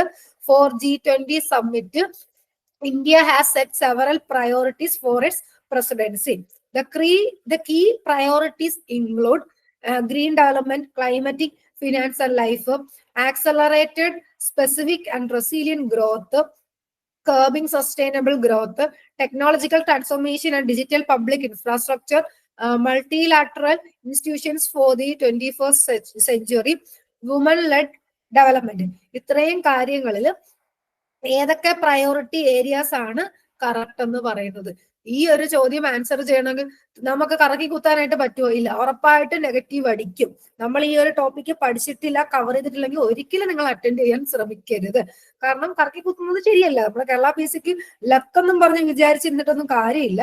സോ ഈ ടോപ്പിക്കൊക്കെ തിയറി വ്യക്തമായി വായിച്ച് മനസ്സിലാക്കിയിട്ട് ആൻസർ ചെയ്യാൻ ശ്രമിക്കുക. ഈ ഒരു പോർഷൻ നിങ്ങൾ പഠിച്ചിട്ട് ഇതിന്റെ ആൻസർ ഏത് വരും നിങ്ങൾ തന്നെ ആൻസർ ചെയ്ത് നോക്കുക. ഞാൻ ഇവിടെ ആൻസർ കീ കൊടുത്തിട്ടില്ല, കാരണം PSCയുടെ ആൻസർ കീയിൽ ചെറിയ കൺഫ്യൂഷൻസ് ഞാൻ കണ്ടതുകൊണ്ട് ഞാൻ ആൻസർ കീ കൊടുത്തിട്ടില്ല. അപ്പൊ നിങ്ങൾ തന്നെ ഇതിന്റെ തിയറി പഠിച്ചിട്ട് ആൻസർ ഏത് വരുന്നത് നോക്കാം. അടുത്ത ചോദ്യം ചോദിച്ചേക്കുന്നത്, given are the list of contributing factors of urban heat island. ഇതില് ഏതൊക്കെ കോൺട്രിബ്യൂട്ടിംഗ് ഫാക്ടേഴ്സ് ആണ് ഇൻകറക്റ്റ് എന്നാ ചോദിച്ചേക്കുന്നത്. അപ്പം തെറ്റായിട്ടുള്ളതാ ചോദിച്ചിരിക്കുന്നത്. Urban geometry, high vegetation, anthropogenic heat, urban canyon. ഇതിലും തെറ്റായിട്ടുള്ള കോൺട്രിബ്യൂട്ടിംഗ് ഫാക്ടേഴ്സ് ഏതൊക്കെയാണെന്നാണ് ചോദിച്ചേക്കുന്നത്. അപ്പൊ ഇതാണ് ഞാൻ പറഞ്ഞത്, ഒരു തിയറി പോയിന്റ് ഉണ്ട് എങ്കിലും അതിന്റെ എല്ലാ സെന്റൻസുകളും എല്ലാ ടോപ്പിക്കും നമ്മൾ പഠിച്ചിട്ടുണ്ടെങ്കിൽ നമുക്ക് ആൻസർ ചെയ്യാൻ പറ്റൂ. ആ രീതിക്കല്ലേ ക്വസ്റ്റ്യൻസ് ഒക്കെ വന്നേക്കുന്നത്. സ്റ്റേറ്റ്മെന്റ് റിലേറ്റഡ് ആയിട്ടുള്ള ക്വസ്റ്റ്യൻസ് ആണ് ഈ രണ്ട് ക്വസ്റ്റ്യനും ഉണ്ട്. അടുത്ത ചോദ്യമാണ്. അടുത്ത ചോദ്യം ഇതൊക്കെ ശരിക്കും പറഞ്ഞ അന്നത്തെ കാലത്ത് ഞാൻ ലാസ്റ്റ് ഒരു ATP എക്സാം ഞാനും എഴുതിയിട്ടുണ്ടായിരുന്നു പറഞ്ഞല്ലോ. സോ ഞാൻ എഴുതുന്ന സമയത്തും ഇതൊന്നും നമ്മൾ പഠിക്കുക പോലും ചെയ്യാത്തതുകൊണ്ട് വായിക്കാൻ തന്നെ നമുക്ക് എക്സാമിന് തോന്നത്തില്ല. കാണുമ്പോൾ തന്നെ പേടിയോ, ഇത്രയും സെന്റൻസ് എന്തൊക്കെ എഴുതി വെച്ചേക്കുന്നത്. പിന്നെ ചില ക്വസ്റ്റ്യൻസ് ഒക്കെ കറക്കി കുത്താനും അന്നൊക്കെ ശ്രമിച്ചിട്ടുണ്ട്. നമ്മൾ അങ്ങനെ എക്സാമിന് പ്രിപ്പയർ ചെയ്യാതെ പോയി എഴുതുന്നുണ്ട്, കറക്കി കുത്താൻ ശ്രമിച്ചിട്ടുണ്ട്. എനിവേ നിങ്ങൾ എക്സാമിന് പ്രിപ്പയർ ചെയ്ത് പോയി എഴുതുന്നവരാണ്, ഒരിക്കലും കറക്കി കുത്തരുത്. അറിയെങ്കിൽ മാത്രം ആൻസർ ചെയ്യാൻ ശ്രമിക്കാം. അടുത്ത ചോദ്യം എന്ന് പറയുന്നത് എനർജി കൺസർവേഷൻ ബിൽഡിംഗ് കോഡിന്റെ കാര്യമാണ്. Of India is applicable to buildings or building complexes that have a connected load of 100 kilowatt or greater or a contract demand of 120 kilowatt ampere or greater and are intended to be used for commercial purposes. The provisions of this code applied to building envelope and mechanical systems, interior and exterior lighting, electrical power and motors and renewable energy systems. അപ്പൊ ഇങ്ങനെയുള്ള സ്റ്റേറ്റ്മെന്റിൽ ഏതൊക്കെയാണ് correct എന്നാണ് ചോദ്യം. വ്യക്തമായി ഈ കാര്യങ്ങളൊക്കെ പഠിച്ചൊരാക്കി ഇത് answer ചെയ്യാൻ പറ്റൂ. അടുത്ത ചോദ്യം നോക്കുമ്പോഴും അഫോർഡബിൾ റെന്റൽ ഹൗസിംഗ് കോംപ്ലക്സസിനെ കുറിച്ചിട്ട്, അതായത് നമ്മുടെ പ്രധാനമന്ത്രി ആവാസ് യോജന അർബനെ കുറിച്ച് നിങ്ങൾ കേട്ടിട്ടുള്ളതാണ്. Ministry of housing and urban അഫയേഴ്സിനെ അതുമായി ബന്ധപ്പെട്ട മിക്ക ഒരു ചോദ്യമെങ്കിലും എല്ലാ തവണയും ചോദിക്കാറുണ്ട്. സോ അതിന്റെ കാര്യങ്ങൾ തിയറി ഒന്ന് നോക്കി വെച്ചേക്കാം. അവിടെയും ഏതൊക്കെയാണ് കറക്റ്റ് എന്നാ ചോദിച്ചേക്കുന്നത്. അപ്പൊ ഇവിടുന്നൊക്കെ മനസ്സിലാക്കാവുന്ന കാര്യം, ആർക്കിടെക്ചറിന്റെ ടോപ്പിക്കിൽ നിന്ന് ഒരുപാട് സ്റ്റേറ്റ്മെന്റ് റിലേറ്റഡ് ആയിട്ടുള്ള ക്വസ്റ്റ്യൻസ് വരുന്നുണ്ട്. So theory maximum topic cover ചെയ്യാം. അതെ, ഈ ചോദ്യങ്ങൾ കാണുമ്പോൾ നമുക്കൊരു സന്തോഷം തോന്നും. കാരണം ഒറ്റ വാക്കിലുള്ള കുറച്ച് തിയറട്ടിക്കൽ ചോദ്യങ്ങളാണ്. അതായത് ഒരു 90 to 100 ഒരു 10 ലാസ്റ്റത്തെ 10 ചോദ്യം എടുത്തപ്പം ഈസി ആയിട്ട് നിങ്ങൾക്ക് സ്കോർ ചെയ്യാൻ പറ്റുന്ന, ആൻസർ ചെയ്യാൻ പറ്റുന്ന ക്വസ്റ്റ്യൻസ് ആണ് വന്നേക്കുന്നത്. Arterial road, sub arterial road, collector and local street ഒക്കെ ക്ലാസിഫിക്കേഷൻ ഓഫ് എന്തിന്റെ ക്ലാസിഫിക്കേഷൻ ആണ്? അർബൻ റോഡിന്റെ ആണോ, നെയ്ബർഹുഡ് റോഡിന്റെ ആണോ, റീജിയണൽ റോഡിന്റെ ആണോ? അപ്പൊ ആ ഒരു പോർഷൻസ് ഒക്കെ പഠിക്കണം. അടുത്ത ചോദ്യത്തിൽ നോക്കിയാൽ Lewis Mumford has called the classification of the town at worst stage of town development as. അപ്പൊ ഞാൻ പറഞ്ഞല്ലോ കുറെ ആർക്കിടെക്റ്റുകാരുടെ ആൾക്കാരുടെ കോൺട്രിബ്യൂഷൻസ് പഠിക്കാറുണ്ടെന്ന് പറഞ്ഞു. അപ്പൊ അതിനകത്ത് ലെവിസ് മുംഫോർഡിന്റെ കേസാണ് ക്ലാസിഫിക്കേഷൻ ഓഫ് ടൗൺ ഏതാണ്? നെക്രോപോളിസ് ആണോ, ടൈറാനോപോളിസ് ആണോ, എക്കോപോളിസ് ആണോ, നൺ ഓഫ് ദി അബവ് ആണോ? അടുത്ത ചോദ്യം, classification of town as primary, secondary and tertiary is done by. അപ്പൊ ടൗണിനെ പ്രൈമറി, സെക്കൻഡറി, ടേർഷ്യറി എന്ന് ക്ലാസിഫൈ ചെയ്തേക്കുന്നത് ആരാണ്? പാട്രിക് ഗഡിസ് ആണോ, ലെവിസ് മുംഫോർഡ് ആണോ, ഗ്രിഫിത്ത് ടൈലർ ആണോ? ഇവരുടെയൊക്കെ പേരുകളൊക്കെ ഇമ്പോർട്ടന്റ് ആണ് കേട്ടോ. കാരണം സിവിലുകാരും ഇത് പഠിക്കുന്ന പോർഷൻ തന്നെയാണ്. ഈ ഓരോ ആർക്കിടെക്റ്റുകാരുടെയും അവരുടെ കോൺട്രിബ്യൂഷൻ എങ്ങനെയാണ് ക്ലാസിഫൈ ഒക്കെ ചെയ്തേക്കുന്നത് എന്നൊക്കെ ഉള്ളത് ഇമ്പോർട്ടന്റ് ആയിട്ട് അറിഞ്ഞിരിക്കേണ്ടതാണ്. അത് മിക്ക എക്സാമുകൾക്കും ചോദിച്ചിട്ടുണ്ട്. ലാസ്റ്റ് പ്രീവിയസ് ഇയർ ക്വസ്റ്റ്യനും ചോദിച്ചു തന്നെയാണ് ഈ കാണുന്നത്. അടുത്ത ചോദ്യം, the first modern zoning ordinance done in the year 1960. അപ്പം നമ്മുടെ ഇത് ഇപ്പൊ ഈ ഒരു സോണിങ്ങുമായി ബന്ധപ്പെട്ടുള്ള കാര്യങ്ങളൊക്കെ കുറച്ച് ജനറൽ നോളജ് തന്നെ എന്ന് നമുക്ക് തന്നെ പറയാല്ലേ. ഈ ഒരു ആർക്കിടെക്ചറിന്റെ പല കാര്യങ്ങളും എടുക്കുവാണെങ്കിൽ ജനറൽ നോളജ് ആയിട്ടുള്ള കുറെ ക്വസ്റ്റ്യൻസ് ആണ് വരുന്നത്. അപ്പൊ ജനറൽ നോളജ് ആയിട്ടുള്ള കാര്യങ്ങൾ ആണ് ചോദിച്ചിട്ടുള്ളത്. അടുത്ത ചോദ്യം, an acropolis means under the perspectives of urban planning. City on A hill, city below the ground, city on the water, none of the above. അപ്പൊ ഈ ചോദ്യങ്ങളിൽ നിന്നെല്ലാം സിവിലുകാർക്ക് എന്ത് മനസ്സിലാക്കാം? ടോപ്പിക്ക് പഠിച്ചാൽ മാത്രമേ എനിക്കിത് ആൻസർ ചെയ്യാൻ പറ്റൂ. അതുപോലെ ആർക്കിടെക്ചറുകാര് തിയറി ഒക്കെ ആയതുകൊണ്ട് മറന്നു പോകാനൊക്കെ ഉള്ള ചാൻസ് കാണും. സോ മാക്സിമം നിങ്ങൾ റിവൈസ് ചെയ്ത് നോക്കുക. നിങ്ങൾ പഠിച്ച ടോപ്പിക്കുകളാണെങ്കിൽ റിവൈസ് ചെയ്ത് നോക്കുക. ദെൻ ഗാർഡൻ സിറ്റി കൺസെപ്റ്റ് ആരാണ് ഇൻട്രൊഡ്യൂസ് ചെയ്തത്? അഡാപ്റ്റീവ് റീയൂസ് പറയുന്നത് എന്താണ്? അതുപോലെ തന്നെ place of assembly where all the citizens except for women and slaves would convene and make democratic decisions. ആ ഒരു പ്ലേസ് ഓഫ് അസംബ്ലി എന്ത് വിളിക്കുന്നു? Process of absorbing neighbouring territory when a municipality extends its boundary outwards is called. അങ്ങനെ കുറേ അധികം ടേംസുകളൊക്കെയാണ് നമ്മൾ ഈ ഒരു ആർക്കിടെക്ചർ ടോപ്പിക്സിനകത്ത് ഡീൽ ചെയ്യുന്നത്. അപ്പം ഇത്രയും ക്വസ്റ്റ്യൻസ് ചെയ്യുന്ന അല്ലെങ്കിൽ സിലബസ് അനുസരിച്ചിട്ട് ക്വസ്റ്റ്യൻസ് ഓരോ ടോപ്പിക്കിൽ നിന്നും അവർ ചോദ്യങ്ങൾ ഇട്ടിട്ടുണ്ട്. ഒന്നും മിസ്സാക്കാതെ മാക്സിമം ടോപ്പിക്കുകൾ കവർ ചെയ്ത് തന്നെയാണ് ക്വസ്റ്റ്യൻസ് ഇട്ടേക്കുന്നത്. സോ അതിൽ നിന്ന് മനസ്സിലാക്കേണ്ട കാര്യം സിലബസിലുള്ള എല്ലാ ടോപ്പിക്സും ഇമ്പോർട്ടന്റ് ആണ്. അപ്പൊ റീസെന്റ് ട്രെൻഡ്സ് നോക്കുവാണെങ്കിൽ, ക്വസ്റ്റ്യൻ ടൈപ്പ് നോക്കുവാണെങ്കിൽ ഇപ്പൊ തന്നെ നിങ്ങൾ ഈ ചോദ്യം കണ്ടതേ ഉള്ളൂ. അതിൽ നിങ്ങൾക്ക് മനസ്സിലാക്കാമല്ലോ, കുറെ ബേസിക് ക്വസ്റ്റ്യൻസ് ഇക്വേഷൻസിന്റെ വന്നിട്ടുണ്ട്, പ്രോബ്ലമാറ്റിക് ആയിട്ടുള്ള ക്വസ്റ്റ്യൻസ് വന്നിട്ടുണ്ട്. ഇപ്പൊ എയ്ക്കൊക്കെ ആണെങ്കിൽ 20% ഒക്കെ പ്രോബ്ലമാറ്റിക് വരുമായിരുന്നു. ഇപ്പൊ ഇവിടെ അസിസ്റ്റന്റ് ടൗൺ പ്ലാനർ ആണ്, ഞാൻ 1-2 ചോദ്യങ്ങളൊക്കെയാണ് കൂടുതൽ പ്രോബ്ലം ആയിട്ട് വന്നത് കണ്ടേക്കുന്നത്.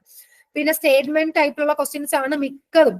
ആർക്കിടെക്ചറിന്റെ തന്നെ എടുക്കും മിക്ക ക്വസ്റ്റ്യൻസും statement type, correct or incorrect, true or false ടൈപ്പിലുള്ള ക്വസ്റ്റ്യൻസ് ആണ്. അതുപോലെ മാച്ച് ദ ഫോളോയിങ് അല്ലെങ്കിൽ മാച്ച് ദ സ്റ്റേറ്റ്മെന്റ് ക്വസ്റ്റ്യൻസ് ഒരുപാട് തവണ ചോദിച്ചിട്ടുണ്ട്. കുറച്ച് സ്റ്റേറ്റ്മെന്റുകൾ വന്നിട്ടുണ്ട്, മാച്ച് സ്റ്റേറ്റ്മെന്റ് കൊടുക്കാനും മാച്ച് ദ ഫോളോയിങ് കൊടുക്കാനും ഒക്കെ ചോദിച്ചിട്ടുണ്ട്. ഓരോ ബിൽഡിംഗ് സ്ട്രക്ചേഴ്സിന്റെ പേരുകൾ തന്നിട്ട് അത് എവിടെയൊക്കെയാണ് പ്ലേസ് എന്നുള്ള രീതിക്കുള്ള മാച്ച് ദ ഫോളോയിങ് ക്വസ്റ്റ്യൻസ് ഒക്കെ ചോദിച്ചിട്ടുണ്ട്. പിന്നെ ടൈം കൺസ്യൂമിങ് ക്വസ്റ്റ്യൻസ് വരാം. ഇപ്പൊ നമ്മളിപ്പം പഠിക്കാത്തൊരു പോർഷൻ ഇരുന്ന് തിയറി ക്വസ്റ്റ്യൻസ് വായിച്ച് നോക്കുവാണെങ്കിൽ ഒരുപാട് ടൈം നമുക്ക് അതിന്റെ പുറകെ എടുക്കേണ്ടി വരും. അതുപോലെ ന്യൂമറിക്കൽ പ്രോബ്ലംസ് ടൈം കൺസ്യൂമിങ്. ഇപ്പം ഹാർഡ്നെസിന്റെ പ്രോബ്ലം ഞാൻ നേരത്തെ പറഞ്ഞു, അത് അത്ര ടൈം കൺസ്യൂമിങ് ആണെന്ന് ഞാൻ പറയുന്നില്ല. കാരണം ഇക്വേഷൻ പഠിച്ച ഒരു വ്യക്തിക്ക് ഈസി ആയിട്ട് സ്കോർ ചെയ്യാൻ, പെട്ടെന്ന് സോൾവ് ചെയ്യാൻ പറ്റുന്ന ക്വസ്റ്റ്യൻസ് ആണ്. ദെൻ വെരി ടഫ് ക്വസ്റ്റ്യൻസ്, ചില പ്രീവിയസ് ഇയർ ക്വസ്റ്റ്യൻസ് റിപ്പീറ്റ് ചെയ്തും ചോദിക്കാം. അപ്പൊ ഇതൊക്കെ ഒന്ന് മനസ്സിലാക്കി വേണം നിങ്ങൾ എക്സാമിന് പ്രിപ്പയർ ചെയ്യാൻ. അപ്പൊ ഈ പറഞ്ഞ സിലബസ് ഒക്കെ വെച്ച് നോക്കുവാണെങ്കിൽ സിവിൽ എഞ്ചിനീയറിംഗിനകത്തെ കോട്ടും ഞാനിപ്പോ ഇവിടെ 2-3 പറയുന്നെങ്കിൽ പോലും എല്ലാം ഇമ്പോർട്ടന്റ് ആണെന്ന് തന്നെ വീണ്ടും ഞാൻ പറയുകയാണ്. എങ്കിൽ പോലും സിവിലിന്റെ സബ്ജക്റ്റിനകത്ത് സ്ട്രെങ്ത് ഓഫ് മെറ്റീരിയൽസ് നിങ്ങൾ ഒരിക്കലും മിസ്സാക്കണ്ട. അതുപോലെ സർവേയിങ്ങും കളയണ്ട. പിന്നെ RCC, ആ സ്ട്രക്ചറിൽ തന്നെ സ്റ്റീൽ ഒഴിവാക്കിയാലും കുഴപ്പമില്ല, RCC ഒഴിവാക്കരുത്. WRE വാട്ടർ റിസോഴ്സ് ഹൈഡ്രോളജിയും എൻവയോൺമെന്റിലും ഒഴിവാക്കരുത്. സോ മോസും സർവേയിങ്ങും RCC എങ്കിലും ഒക്കെ മിനിമം ആയിട്ട് കവർ ചെയ്യാൻ ശ്രമിക്കുക. അതൊക്കെ മിനിമം ആണ് ഞാൻ പറയുന്നത്. പക്ഷെ നിങ്ങൾ എപ്പോഴും പ്രിപ്പയർ ചെയ്യുമ്പോൾ എപ്പോഴും നമ്മളൊരു മാക്സിമത്തിന് വേണ്ടി എപ്പോഴും പ്രിപ്പയർ ചെയ്യാൻ ശ്രമിക്കുക. ദെൻ ആർക്കിടെക്ചർ എടുക്കുവാണെങ്കിൽ ലാസ്റ്റ് നമ്മൾ 15 മാർക്കിന്റെ വെയിറ്റേജ് പറഞ്ഞ അർബൻ പ്ലാനിങ് ഒരിക്കലും വിട്ട് കളയരുത്. Then architectural conservation and urban design important ആണ്. Sustainable and cost effectiveness in ആർക്കിടെക്ചറും ഇമ്പോർട്ടന്റ് ആണ്. എല്ലാ ടോപ്പിക്കും അതിനകത്ത് തന്നെ വെയിറ്റേജ് അവർ കൊടുക്കുന്നതുകൊണ്ട് എല്ലാം ഇമ്പോർട്ടന്റ് ആണെന്ന് തന്നെ നമുക്ക് പറയാം. എങ്കിലും ലാസ്റ്റ് മൊമെന്റിൽ പഠിക്കുന്നുള്ള നിലയ്ക്ക് ഈ പോർഷൻസ് കൂടുതൽ ഫോക്കസ് ചെയ്യാം.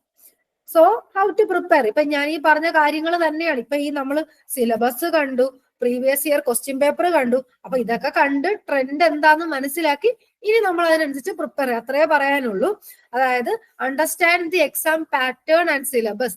അപ്പം നമ്മുടെ പ്രിപ്പറേഷൻ സ്റ്റാർട്ട് ചെയ്യുന്നതിന് മുന്നേ ഓരോ കുട്ടിയും ഓരോ സ്റ്റുഡന്റും എക്സാം പാറ്റേൺ എന്താന്നുള്ളത് ഫെമിലിയർ ആയിരിക്കണം, സിലബസ് എന്താന്നുള്ളത് അറിഞ്ഞിരിക്കണം. എന്നിട്ട് വേണം നിങ്ങളുടെ സ്റ്റഡി ഷെഡ്യൂൾ എഫക്റ്റീവ് ആയിട്ട് പ്രിപ്പയർ ചെയ്യാൻ.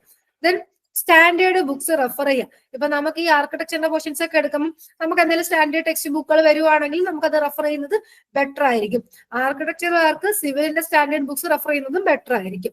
പിന്നെ സിവിലുകാർ ഓൾറെഡി എയ്ക്ക് ഓവർസീ എന്നൊക്കെ പഠിക്കുന്നുണ്ട്, ഒരുപാട് സ്റ്റാൻഡേർഡ് ബുക്കുകളൊന്നും റെഫർ ചെയ്യേണ്ട കേസ് വരുന്നില്ല. ടൈം വേസ്റ്റിംഗ് ആണ്. ചില ടോപ്പിക്കൊക്കെ എത്തുമ്പോഴേ നമുക്ക് ബുക്സ് റെഫർ ചെയ്യേണ്ടതായിട്ട് വരുന്നുള്ളൂ. ഓൾറെഡി നിങ്ങൾ ടോപ്പിക്സ് പഠിച്ചവർ തന്നെ ആയിരിക്കും. സോ റെക്കമെൻഡഡ് ആയിട്ടുള്ള ടെക്സ്റ്റ് ബുക്ക്, റെഫറൻസ് മെറ്റീരിയൽസ് സിവിലിന്റെയും ആർക്കിടെക്ചറിന്റെയും എടുക്കുക. അങ്ങനെ ചെയ്യുവാണെങ്കിൽ നിങ്ങൾക്ക് കുറച്ചും കൂടെ കൺസെപ്ച്വൽ അണ്ടർസ്റ്റാൻഡിങ് സ്ട്രെങ്തൻ ചെയ്യാനായിട്ട് പറ്റും.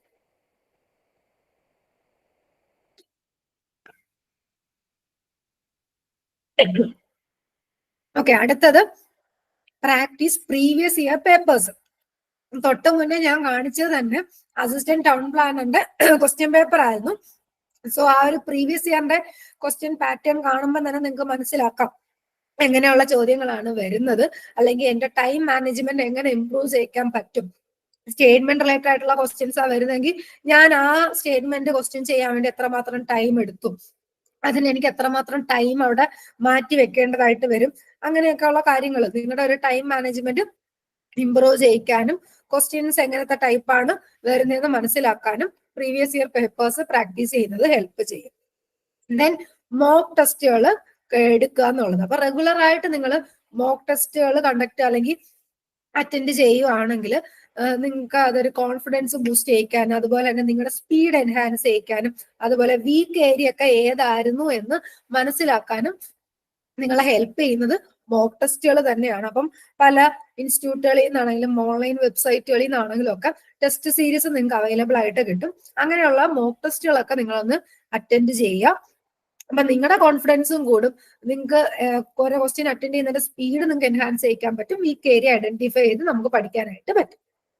അടുത്തത് stay updated on the latest trends in urban planning. അപ്പൊ ഞാൻ പറഞ്ഞല്ലോ നമ്മുടെ കേരള അല്ലെങ്കിൽ ഇന്ത്യ എടുക്കുമ്പോഴത്തേക്ക് അവിടുത്തെ അർബൻ പ്ലാനിങ്, സസ്റ്റൈനബിൾ ഡെവലപ്മെന്റ്, അവിടത്തേക്ക് ലേറ്റസ്റ്റ് ട്രെൻഡ് എന്താന്നുള്ളത് നമ്മൾ മനസ്സിലാക്കുക. ഗവൺമെന്റ് ഈസ് പ്രയോറിറ്റൈസിങ്, അതായത് ഇൻഫ്രാസ്ട്രക്ചർ ഡെവലപ്മെന്റിൽ എന്താണ് ഗവൺമെന്റ് പ്രയോറിറ്റൈസ് ചെയ്യുന്നതെന്നുള്ള കാര്യങ്ങളൊക്കെ ഒന്ന് അപ്ഡേറ്റഡ് ആയിരിക്കുക. അതുമായി ബന്ധമുള്ള കാര്യങ്ങൾ ക്വസ്റ്റ്യൻസിൽ ഇടാനുള്ള ചാൻസ് ഉണ്ട്. ദെൻ ടൈം മാനേജ്മെന്റ് ഇംപ്രൂവ് ചെയ്യുക, അതായത് specific time slots on every subject. എല്ലാ സബ്ജക്ട് ഞാൻ പറഞ്ഞല്ലോ സിലബസിൽ എല്ലാ സബ്ജക്റ്റിനും വെയിറ്റേജ് ഉണ്ട്, അതുകൊണ്ട് എല്ലാ സബ്ജക്റ്റിനും സ്പെസിഫിക് ആയിട്ടുള്ള ഒരു ടൈം സ്പെൻഡ് ചെയ്യുക. മെയിൻ ടോപ്പിക്സ് പീരിയോഡിക്കലി റിവൈസ് ചെയ്യുക. എല്ലാം ചിലപ്പോൾ നമുക്ക് പീരിയോഡിക്കലി റിവൈസ് ചെയ്യാൻ പാടായിരിക്കും. സോ മെയിൻ ടോപ്പിക്സുകൾ നിങ്ങൾ പീരിയോഡിക്കലി റിവൈസ് ചെയ്തുകൊണ്ടേയിരിക്കും. അപ്പൊ ഇങ്ങനെയുള്ള കാര്യങ്ങളാണ് നമ്മൾ ചെയ്യുന്നതെങ്കിൽ എക്സാം പ്രിപ്പറേഷനും എളുപ്പമായിരിക്കും, എക്സാമിന് മാർക്ക് സ്കോർ ചെയ്യാനും എളുപ്പമായിരിക്കും. അപ്പൊ അതിനൊക്കെ വേണ്ടിയിട്ട് നിങ്ങളുടെ തന്നെ ഒരു ഹാൻഡ് റിട്ടൺ നോട്ട്സ് എപ്പോഴും കീപ്പ് ചെയ്യുക. പഠിക്കുന്ന സമയത്ത് നോട്ട് എഴുതി പോകുന്നവര് ശീലിക്കുന്നവര് കാണും, നോട്ട് എഴുതാത്തവരും കാണും. എനിവേ നിങ്ങളുടെ ഹാൻഡ് റിട്ടൺ നോട്ട്സ് തന്നെ മേക്ക് ചെയ്യാൻ ശ്രമിക്കുക. ഇനി ഓരോ സബ്ജക്ട് വൈസ് ഇക്വേഷൻസ് വരാം, ഇമ്പോർട്ടന്റ് നോട്ട്സ് ടേംസ് ഒക്കെ വരാം. ഇപ്പൊ CRZ സോൺ 1 സോൺ 2 അതൊക്കെ എന്താണ്, അങ്ങനെയൊക്കെയുള്ള കാര്യങ്ങളൊക്കെ എടുക്കുമ്പോൾ ഒരു ഷോർട്ട് നോട്ട് നമ്മുടെ കയ്യിൽ എപ്പോഴും കീപ്പ് ചെയ്യാൻ ശ്രമിക്കുക. അപ്പൊ എക്സാമിന്റെ ടൈം ആകുമ്പോഴും നമുക്ക് അതൊന്നും എടുത്തു നോക്കി വായിച്ചു നോക്കേണ്ട കാര്യമേ വരുന്നുള്ളൂ. സോ എപ്പോഴും ഒരു ഷോർട്ട് നോട്ട്സ് കീപ്പ് ചെയ്യുക. ദെൻ റെഗുലർ ആയിട്ട് പ്രീവിയസ് ഇയർ ക്വസ്റ്റ്യൻ, ഇപ്പൊ കേരള PSCയുടെ അസിസ്റ്റന്റ് ടൗൺ പ്ലാനറും വരുന്നുണ്ട്. മറ്റുള്ള സ്റ്റേറ്റുകളിലും കേരളത്തിനേക്കാൾ കൂടുതൽ എനിക്ക് തോന്നുന്നു വേറെ കുറെ സ്റ്റേറ്റുകളിൽ അസിസ്റ്റന്റ് ടൗൺ പ്ലാനറുടെ എക്സാംസ് കണ്ടക്ട് ചെയ്യുന്നുണ്ട്. സോ അങ്ങനെയുള്ള ക്വസ്റ്റ്യൻ പേപ്പേഴ്സ് നിങ്ങൾക്ക് കളക്ട് ചെയ്ത് വർക്ക്ഔട്ട് ചെയ്യാം. പിന്നെ നിങ്ങൾക്ക് ഡൗട്ടുകൾ വരുന്ന അപ്പം തന്നെ ആ ടൈമിൽ തന്നെ ഡൗട്ട് ക്ലിയർ ചെയ്യാൻ ശ്രമിക്കുക. നിങ്ങളിപ്പം ഏണസ്റ്റിൽ തന്നെ ഇപ്പൊ എയുടെ കോഴ്സ് ഒക്കെ റണ്ണിങ് ആണ്. അപ്പം ആ എയുടെ കോഴ്സ് പഠിക്കുന്ന ഒരു കുട്ടിക്ക് അസിസ്റ്റന്റ് ടൗൺ പ്ലാനറിന് വേണ്ടിയും പ്രിപ്പയർ ചെയ്യலாம். അപ്പൊ ഒരു ക്വസ്റ്റ്യൻ അതിൽ നിന്നും ഡൗട്ട് വരുവാണെങ്കിൽ നിങ്ങൾക്ക് നിങ്ങളുടെ മെന്ററിനോടോ നിങ്ങളുടെ ഫാക്കൾട്ടിയോടോ ഒക്കെ ചോദിച്ച് ഡൗട്ട് ക്ലിയർ ചെയ്ത് പഠിച്ചു പോവുക. Then regular revision, repeated revision till exam date. Exam date വരെ റെഗുലർ ആയിട്ട് റിപ്പീറ്റ് ആയിട്ട് റിവൈസ് ചെയ്തുകൊണ്ടേയിരിക്കുക. നമ്മൾ ഒരു സബ്ജക്ട് പഠിച്ചു എന്നും പറഞ്ഞ് ആ സബ്ജക്റ്റ് മാറ്റി വെക്കാതെ ഇടയ്ക്കിടയ്ക്ക് അത് എടുത്ത് റിവൈസ് ചെയ്യാൻ ശ്രമിക്കുക. തിയറട്ടിക്കൽ ആയിട്ടുള്ള സബ്ജക്റ്റുകളൊക്കെ ആണെങ്കിൽ നമ്മൾ മറന്നു പോകാൻ ചാൻസ് കൂടുതലാണ്. സോ അങ്ങനെയുള്ള സബ്ജക്റ്റുകളൊക്കെ റെഗുലർ ആയിട്ട് റിവൈസ് ചെയ്തുകൊണ്ടേയിരിക്കുക. ദെൻ റെഫറൻസസ് ആയിട്ട് ഞാൻ പറഞ്ഞു സബ്ജക്ട് വൈസ് സ്റ്റാൻഡേർഡ് ടെക്സ്റ്റ് ബുക്കുകൾ നിങ്ങൾക്ക് എടുക്കാം. പിന്നെ ക്ലാസ് ഹാൻഡ് റിട്ടൺ നോട്ട്സ് നമുക്ക് എടുക്കാം. Previous year question banks available ആണ്. ഗൂഗിൾ വെബ്സൈറ്റുകൾ ഒരുപാടുണ്ട്. ഗൂഗിളിൽ തന്നെ പല ക്ലാസ്സസ് വീഡിയോസ് നമുക്ക് കിട്ടും. അല്ലെങ്കിൽ നിങ്ങൾക്ക് ഈ ആർക്കിടെക്ചറിന്റെ ടോപ്പിക്കിൽ ആ ഓരോ ടോപ്പിക്ക് നിങ്ങൾ ഗൂഗിളിൽ സെർച്ച് ചെയ്ത് നോക്കുവാണെങ്കിൽ അതുമായി ബന്ധപ്പെട്ടിട്ടുള്ള തിയറി, ജനറൽ നോളജ് കാര്യങ്ങളൊക്കെ നമുക്ക് വരും. അപ്പൊ അതൊക്കെ ഒന്ന് വായിച്ച് നോക്കാൻ നിങ്ങൾക്ക് ഇപ്പൊ ഒരു ട്രാവൽ ചെയ്യുന്ന സമയത്തൊക്കെ ആണെങ്കിൽ ജസ്റ്റ് ഒക്കെ ഗൂഗിളിൽ ഒന്ന് സെർച്ച് ചെയ്ത് നോക്കാം. ഇപ്പൊ ഞാൻ പറഞ്ഞല്ലോ ടെമ്പിൾ ഹിസ്റ്ററിനെ കുറിച്ച്, മുഗൾ ഹിസ്റ്ററിനെ കുറിച്ചിട്ടൊക്കെ കാര്യങ്ങൾ നമുക്കത് ഇൻട്രസ്റ്റോട് കൂടി പഠിക്കാനായിട്ട് പറ്റും. ഫിഗറും വീഡിയോ ഒക്കെ കണ്ടു വേണമെങ്കിൽ നിങ്ങൾക്ക് പഠിക്കാം. അപ്പൊ അങ്ങനെയുള്ള കാര്യങ്ങളൊക്കെ അഗ്രഹാരം ഒക്കെ സെർച്ച് ഒക്കെ ചെയ്ത് നോക്കുമ്പോൾ നമുക്ക് കുറെ കാര്യങ്ങളൊക്കെ മനസ്സിലാക്കാൻ പറ്റും. സോ അങ്ങനെ ഗൂഗിൾ വെബ്സൈറ്റോ റെക്കോർഡ് ലൈവ് ക്ലാസ്സോ ഒക്കെ യൂസ് ചെയ്ത് പഠിക്കാം. ഇനി അതെ MCQ കിട്ടുന്നത് റെക്കോർഡ് ക്ലാസ്, ഇപ്പം ഒരു ഇൻസ്റ്റിറ്റ്യൂട്ടിൽ റെക്കോർഡ് ക്ലാസ് നടത്തുവാണെങ്കിൽ ആ ഓരോ ക്ലാസ് കഴിയുമ്പോൾ എപ്പോഴും ക്യൂസ് സെഷൻസ് കൂടി കണ്ടക്ട് ചെയ്യാറുണ്ട്. പിന്നെ ടെസ്റ്റ് സീരീസ് ഒരുപാട് കിട്ടാറുണ്ട്. കേരള PSCയുടെ അസിസ്റ്റന്റ് ടൗൺ പ്ലാനിന്റെ ഞാൻ കുറച്ച് ക്വസ്റ്റ്യൻസ് ഇതിനകത്ത് പറഞ്ഞിരുന്നു. ആ ക്വസ്റ്റ്യൻ പേപ്പർ നിങ്ങൾക്ക് PSCയുടെ വെബ്സൈറ്റിൽ നിന്ന് ഫുൾ ആയിട്ട് നിങ്ങൾക്ക് ക്വസ്റ്റ്യൻ പേപ്പർ ഡൗൺലോഡ് ചെയ്യാൻ പറ്റും. ഡൗൺലോഡ് ചെയ്തിട്ട് നിങ്ങൾ തന്നെ ആൻസർ ചെയ്യാൻ ശ്രമിച്ച് നോക്കുക. അതുപോലെ തന്നെ മറ്റുള്ള സ്റ്റേറ്റിലെ അസിസ്റ്റന്റ് ടൗൺ പ്ലാനറിന്റെ എക്സാം ക്വസ്റ്റ്യൻസും കിട്ടും. ദെൻ ക്വസ്റ്റ്യൻ ബാങ്കുകൾ അവൈലബിൾ ആണ്. ക്വസ്റ്റ്യൻ ബാങ്ക്സ് പർച്ചേസ് ചെയ്യാൻ ടൈം ഉണ്ടെങ്കിൽ അല്ലെങ്കിൽ അതിനുള്ള ഇപ്പം എന്തായാലും കുറെ പൈസ ചെലവാകേണ്ടി വരില്ല ക്വസ്റ്റ്യൻ ബാങ്ക് ഒക്കെ പർച്ചേസ് ചെയ്യുമ്പോൾ. അങ്ങനെ ഉണ്ടെങ്കിൽ അങ്ങനെ പർച്ചേസ് ചെയ്യുക, നിങ്ങൾക്ക് വേറെ ബുദ്ധിമുട്ടില്ല എന്നുണ്ടെങ്കിൽ. അല്ലാന്നുണ്ടെങ്കിൽ നിങ്ങൾ ഗൂഗിളിനെ തന്നെ ആശ്രയിക്കാം. കുറെ അധികം ഗൂഗിൾ വെബ്സൈറ്റുകൾ വരുന്നുണ്ട്. Sanfoundry, text book, Examveda, അങ്ങനെ കുറെ അധികം വെബ്സൈറ്റ് ഒക്കെ ഉണ്ട്. അവിടെയൊക്കെ ക്വസ്റ്റ്യൻസ് കുറെ അധികം അവൈലബിൾ ആണ്. എനിവേ, സിലബസിലുള്ള ടോപ്പിക്ക് നിങ്ങൾ സെർച്ച് ചെയ്ത് ആ ഒരു ടോപ്പിക്ക് വായിച്ചു നോക്കുക. എന്നിട്ട് വേണം എപ്പോഴും ഈ MCQs കളക്ട് ചെയ്ത് അറ്റൻഡ് ചെയ്യാനായിട്ട്. ഓക്കെ, അപ്പം മെയിൻ ആയിട്ട് പറയുന്ന കാര്യം എന്ന് പറഞ്ഞാൽ ഓൾറെഡി പറഞ്ഞ കാര്യം തന്നെയാണ്. സ്റ്റഡി പ്ലാൻ എന്ന് പറയുന്നത് എപ്പോഴും നിങ്ങൾ നിങ്ങളുടെ സബ്ജക്റ്റിനെ പ്രയോറിറ്റൈസ് ചെയ്തിട്ട് ലേണിംഗ് സ്റ്റാർട്ട് ചെയ്യാം. നിങ്ങളുടെ ഹാൻഡ് റിട്ടൺ നോട്ട്സ് എപ്പോഴും your own hand written notes ആയിരിക്കും. മറ്റൊരാളുടെ നോട്ട്ബുക്ക് വായിച്ച് പഠിക്കുന്നേക്കാൾ എപ്പോഴും ഞാൻ എഴുതിയ നോട്ട് എനിക്ക് വായിക്കുമ്പോഴാണ് എനിക്ക് ആ ഒരു സാറ്റിസ്ഫാക്ഷൻ കിട്ടുന്നതും എനിക്ക് പെട്ടെന്ന് മനസ്സിലാക്കി ടൈം സേവ് ചെയ്ത് പഠിക്കാനും പറ്റുന്നത്. Then short notes. അപ്പം ഹാൻഡ് റിട്ടൺ എന്ന് പറയുമ്പോൾ ഫുൾ ആയിട്ട് എൻ്റയർ നോട്ടാണ് വരുന്നത്. ഷോർട്ട് നോട്ടായിട്ട് ഇക്വേഷൻസ് ആവാം, ചില ടേംസ് ആവാം, IS കോഡ് വാല്യൂസ് ആവാം, IS കോഡ് ഇക്വേഷൻസ് ആവാം. അങ്ങനെയുള്ള കാര്യങ്ങളിൽ ഷോർട്ട് നോട്ട് നമ്മുടെ കയ്യിലുണ്ടെങ്കിൽ എക്സാമിന്റെ ലാസ്റ്റ് വീക്കിലും നമുക്ക് അതൊന്നും എടുത്ത് നോക്കേണ്ട കേസേ വരുന്നുള്ളൂ. Then objective questions. ഈ ഒരു ടോപ്പിക് ഇപ്പൊ നിങ്ങളിപ്പം ഒരു സബ്ജക്ട് അല്ലെങ്കിൽ ഒരു ചാപ്റ്റർ പഠിച്ചു കഴിഞ്ഞ ഉടനെ അതിന്റെ ഒബ്ജക്റ്റീവ് ക്വസ്റ്റ്യൻസ് അറ്റംപ്റ്റ് ചെയ്യാനായിട്ട് ശ്രമിക്കാം. എന്നിട്ട് അടുത്ത ടോപ്പിക്കിലോട്ട് പോകാം. കാരണം ഇത്രയും നമ്മൾ പഠിച്ചിട്ട് നമുക്ക് എന്തെങ്കിലും ഗുണം ഉണ്ടായോ എന്ന്, പ്രയോജനം ഉണ്ടായോ എന്ന് അറിയണമല്ലോ. അപ്പം ക്വസ്റ്റ്യൻസ് എനിക്ക് ആൻസർ ചെയ്യാൻ പറ്റുന്നുണ്ടെങ്കിൽ മാത്രമേ അതുകൊണ്ട് നമുക്ക് പ്രയോജനം ഉണ്ടായെന്ന് പറയാൻ പറ്റൂ. So maximum objective questions attempt ചെയ്യുക. ദെൻ നിങ്ങളുടെ നോട്ട്സ് റിവൈസ് ചെയ്യുക, മോക്ക് ടെസ്റ്റുകൾ അറ്റൻഡ് ചെയ്യുക. അപ്പം എൻ്റയർ സബ്ജക്റ്റിന് എൻ്റയർ എക്സാമിന്റെ മോക്ക് ടെസ്റ്റുകളും കിട്ടും, അല്ലെങ്കിൽ ഓരോ സബ്ജക്ട് വെച്ചിട്ടുള്ള മോക്ക് ടെസ്റ്റുകളും കിട്ടും. അങ്ങനെയുള്ളതും അറ്റൻഡ് ചെയ്യാൻ വേണ്ടി ശ്രമിക്കുക, പ്രാക്ടീസ് ചെയ്യുക. അപ്പൊ ഇത്രയും കാര്യങ്ങൾ റെഗുലർ ആയിട്ട് നിങ്ങൾ ഫോളോ അപ്പ് ചെയ്യാൻ റെഡി ആണ് എന്നുണ്ടെങ്കിൽ നിങ്ങൾക്ക് ഏത് കേരള PSC എക്സാം എടുത്താലും നിങ്ങൾക്ക് സ്കോർ ചെയ്യാനായിട്ട് പറ്റും. നമ്മുടെ റാങ്ക് ലിസ്റ്റിൽ വന്ന്. പിന്നെ ഞാൻ എപ്പോഴും പറയുന്നത് എപ്പോഴും റാങ്ക് ലിസ്റ്റിൽ എവിടെയെങ്കിലും ഒന്ന് ഉൾപ്പെടാൻ വേണ്ടിയിട്ട് പഠിക്കരുത്. അതിന്റെ ടോപ്പിൽ എത്താൻ വേണ്ടി തന്നെ വേണം പഠിക്കാൻ. കാരണം ഏറ്റവും ടോപ്പിൽ എത്തിയാൽ മാത്രമേ നമുക്ക് വേഗം ജോലി കിട്ടൂ.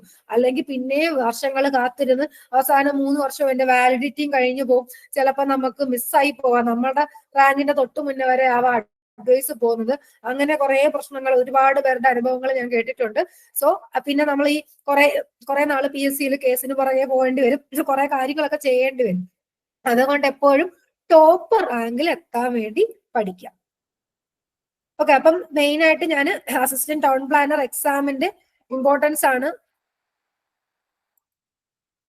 അസിസ്റ്റന്റ് ടൗൺ പ്ലാനറിന്റെ ഇമ്പോർട്ടൻസ് ആണ് പറഞ്ഞത് മൊത്തം. എന്താണ് അസിസ്റ്റന്റ് ടൗൺ പ്ലാനർ എക്സാമും അതിന്റെ നോട്ടിഫിക്കേഷന്റെ കേസും അതിന്റെ പോസ്റ്റ് ഡീറ്റെയിൽസും ജോബ് പ്രൊഫൈൽ എന്താണ്, സിലബസിന്റെ, പിന്നെ സിലബസ് വാസ്റ്റ് ആയിട്ടാണ് സിലബസ് തന്നേക്കുന്നത്. ഓരോ വാക്കും എനിക്ക് എടുത്ത് എക്സ്പ്ലെയിൻ ചെയ്യാനായിട്ട് പറ്റത്തില്ല. മെയിൻ ആയിട്ടുള്ള പോർഷൻസ് ആണ് ഞാൻ പറഞ്ഞു പോയത്.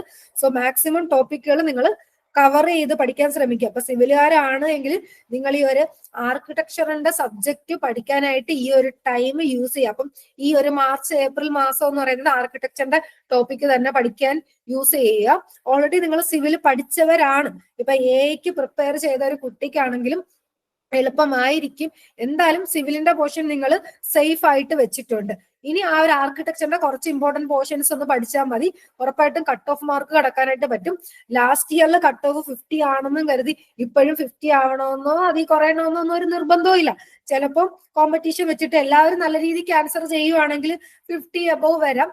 എന്നാൽ ഒരു ഏകദേശമായിട്ട് ഇപ്പം 2 ടീമിന്റെ എടുക്കുമല്ലോ, സിവിലും ആർക്കിടെക്ചറും എടുക്കുമ്പോൾ ആർക്കിടെക്ചറുകാർക്ക് സിവില് ബുദ്ധിമുട്ടായിരിക്കാം, സിവിലുകാർക്ക് ആർക്കിടെക്ചർ ബുദ്ധിമുട്ടായിരിക്കും. അതുകൊണ്ടൊക്കെയാണ് ഈ കട്ട് ഓഫ് ഒരു 50യിൽ വന്ന് നിന്നത്. അത്രയും ആൾക്കാർ സ്കോർ ചെയ്ത മാർക്കിന്റെ മാക്സിമം മാർക്ക് നോക്കിയിട്ടാണ് 50 കട്ട് ഓഫ് വന്നത്. എനിവേ നമുക്ക് അബവ് 50 എന്തായാലും വാങ്ങിയേ പറ്റും എന്നുള്ള രീതിക്ക് തന്നെ പ്രിപ്പയർ ചെയ്യാം. ഓക്കെ, അപ്പൊ അസിസ്റ്റന്റ് ടൗൺ പ്ലാനർ എക്സാമിനെ കുറിച്ച് എന്തെങ്കിലും ഡൗട്ട്സുകൾ ഉണ്ടെങ്കിൽ നിങ്ങൾക്ക് ചോദിക്കാം. കൂടുതൽ പേരും ഈ ഓവർസിയർ എക്സാമിന് പഠിക്കുന്നവരാണെന്ന് തോന്നുന്നു, പ്രിപ്പയർ ചെയ്യുന്നവരാണ്. അപ്പൊ നിങ്ങളൊന്ന് ഇത്തിരി ഒന്ന് മെനക്കെടാൻ റെഡി ആവുകയാണെങ്കിൽ അസിസ്റ്റന്റ് ടൗൺ പ്ലാനറിന്റെ ലിസ്റ്റിൽ വരാൻ ചാൻസ് ഉള്ളതാണ്. ഇപ്പൊ ഞാൻ തന്നെ എന്റെ ഒരു എക്സാമ്പിൾ ആണ് നിങ്ങളോട് തന്നെ പറഞ്ഞത്. അതായത് എനിക്ക് ആ ഒരു അനുഭവം ഉള്ളത് കൊണ്ടാണ് എടുത്തു പറയാൻ കാരണം.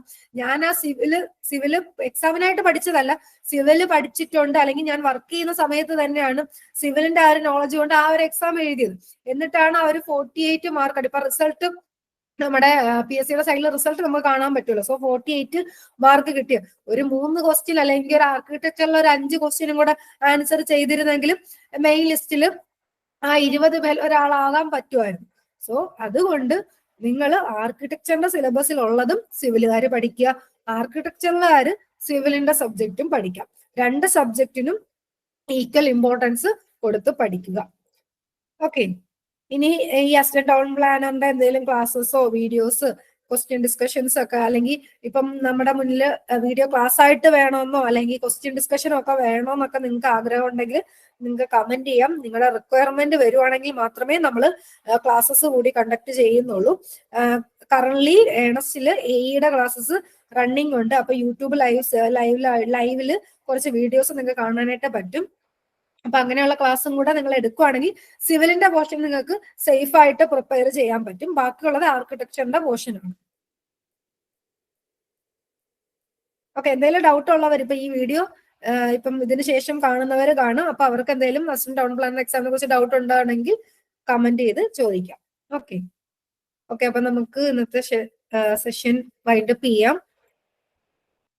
Okay, thank you.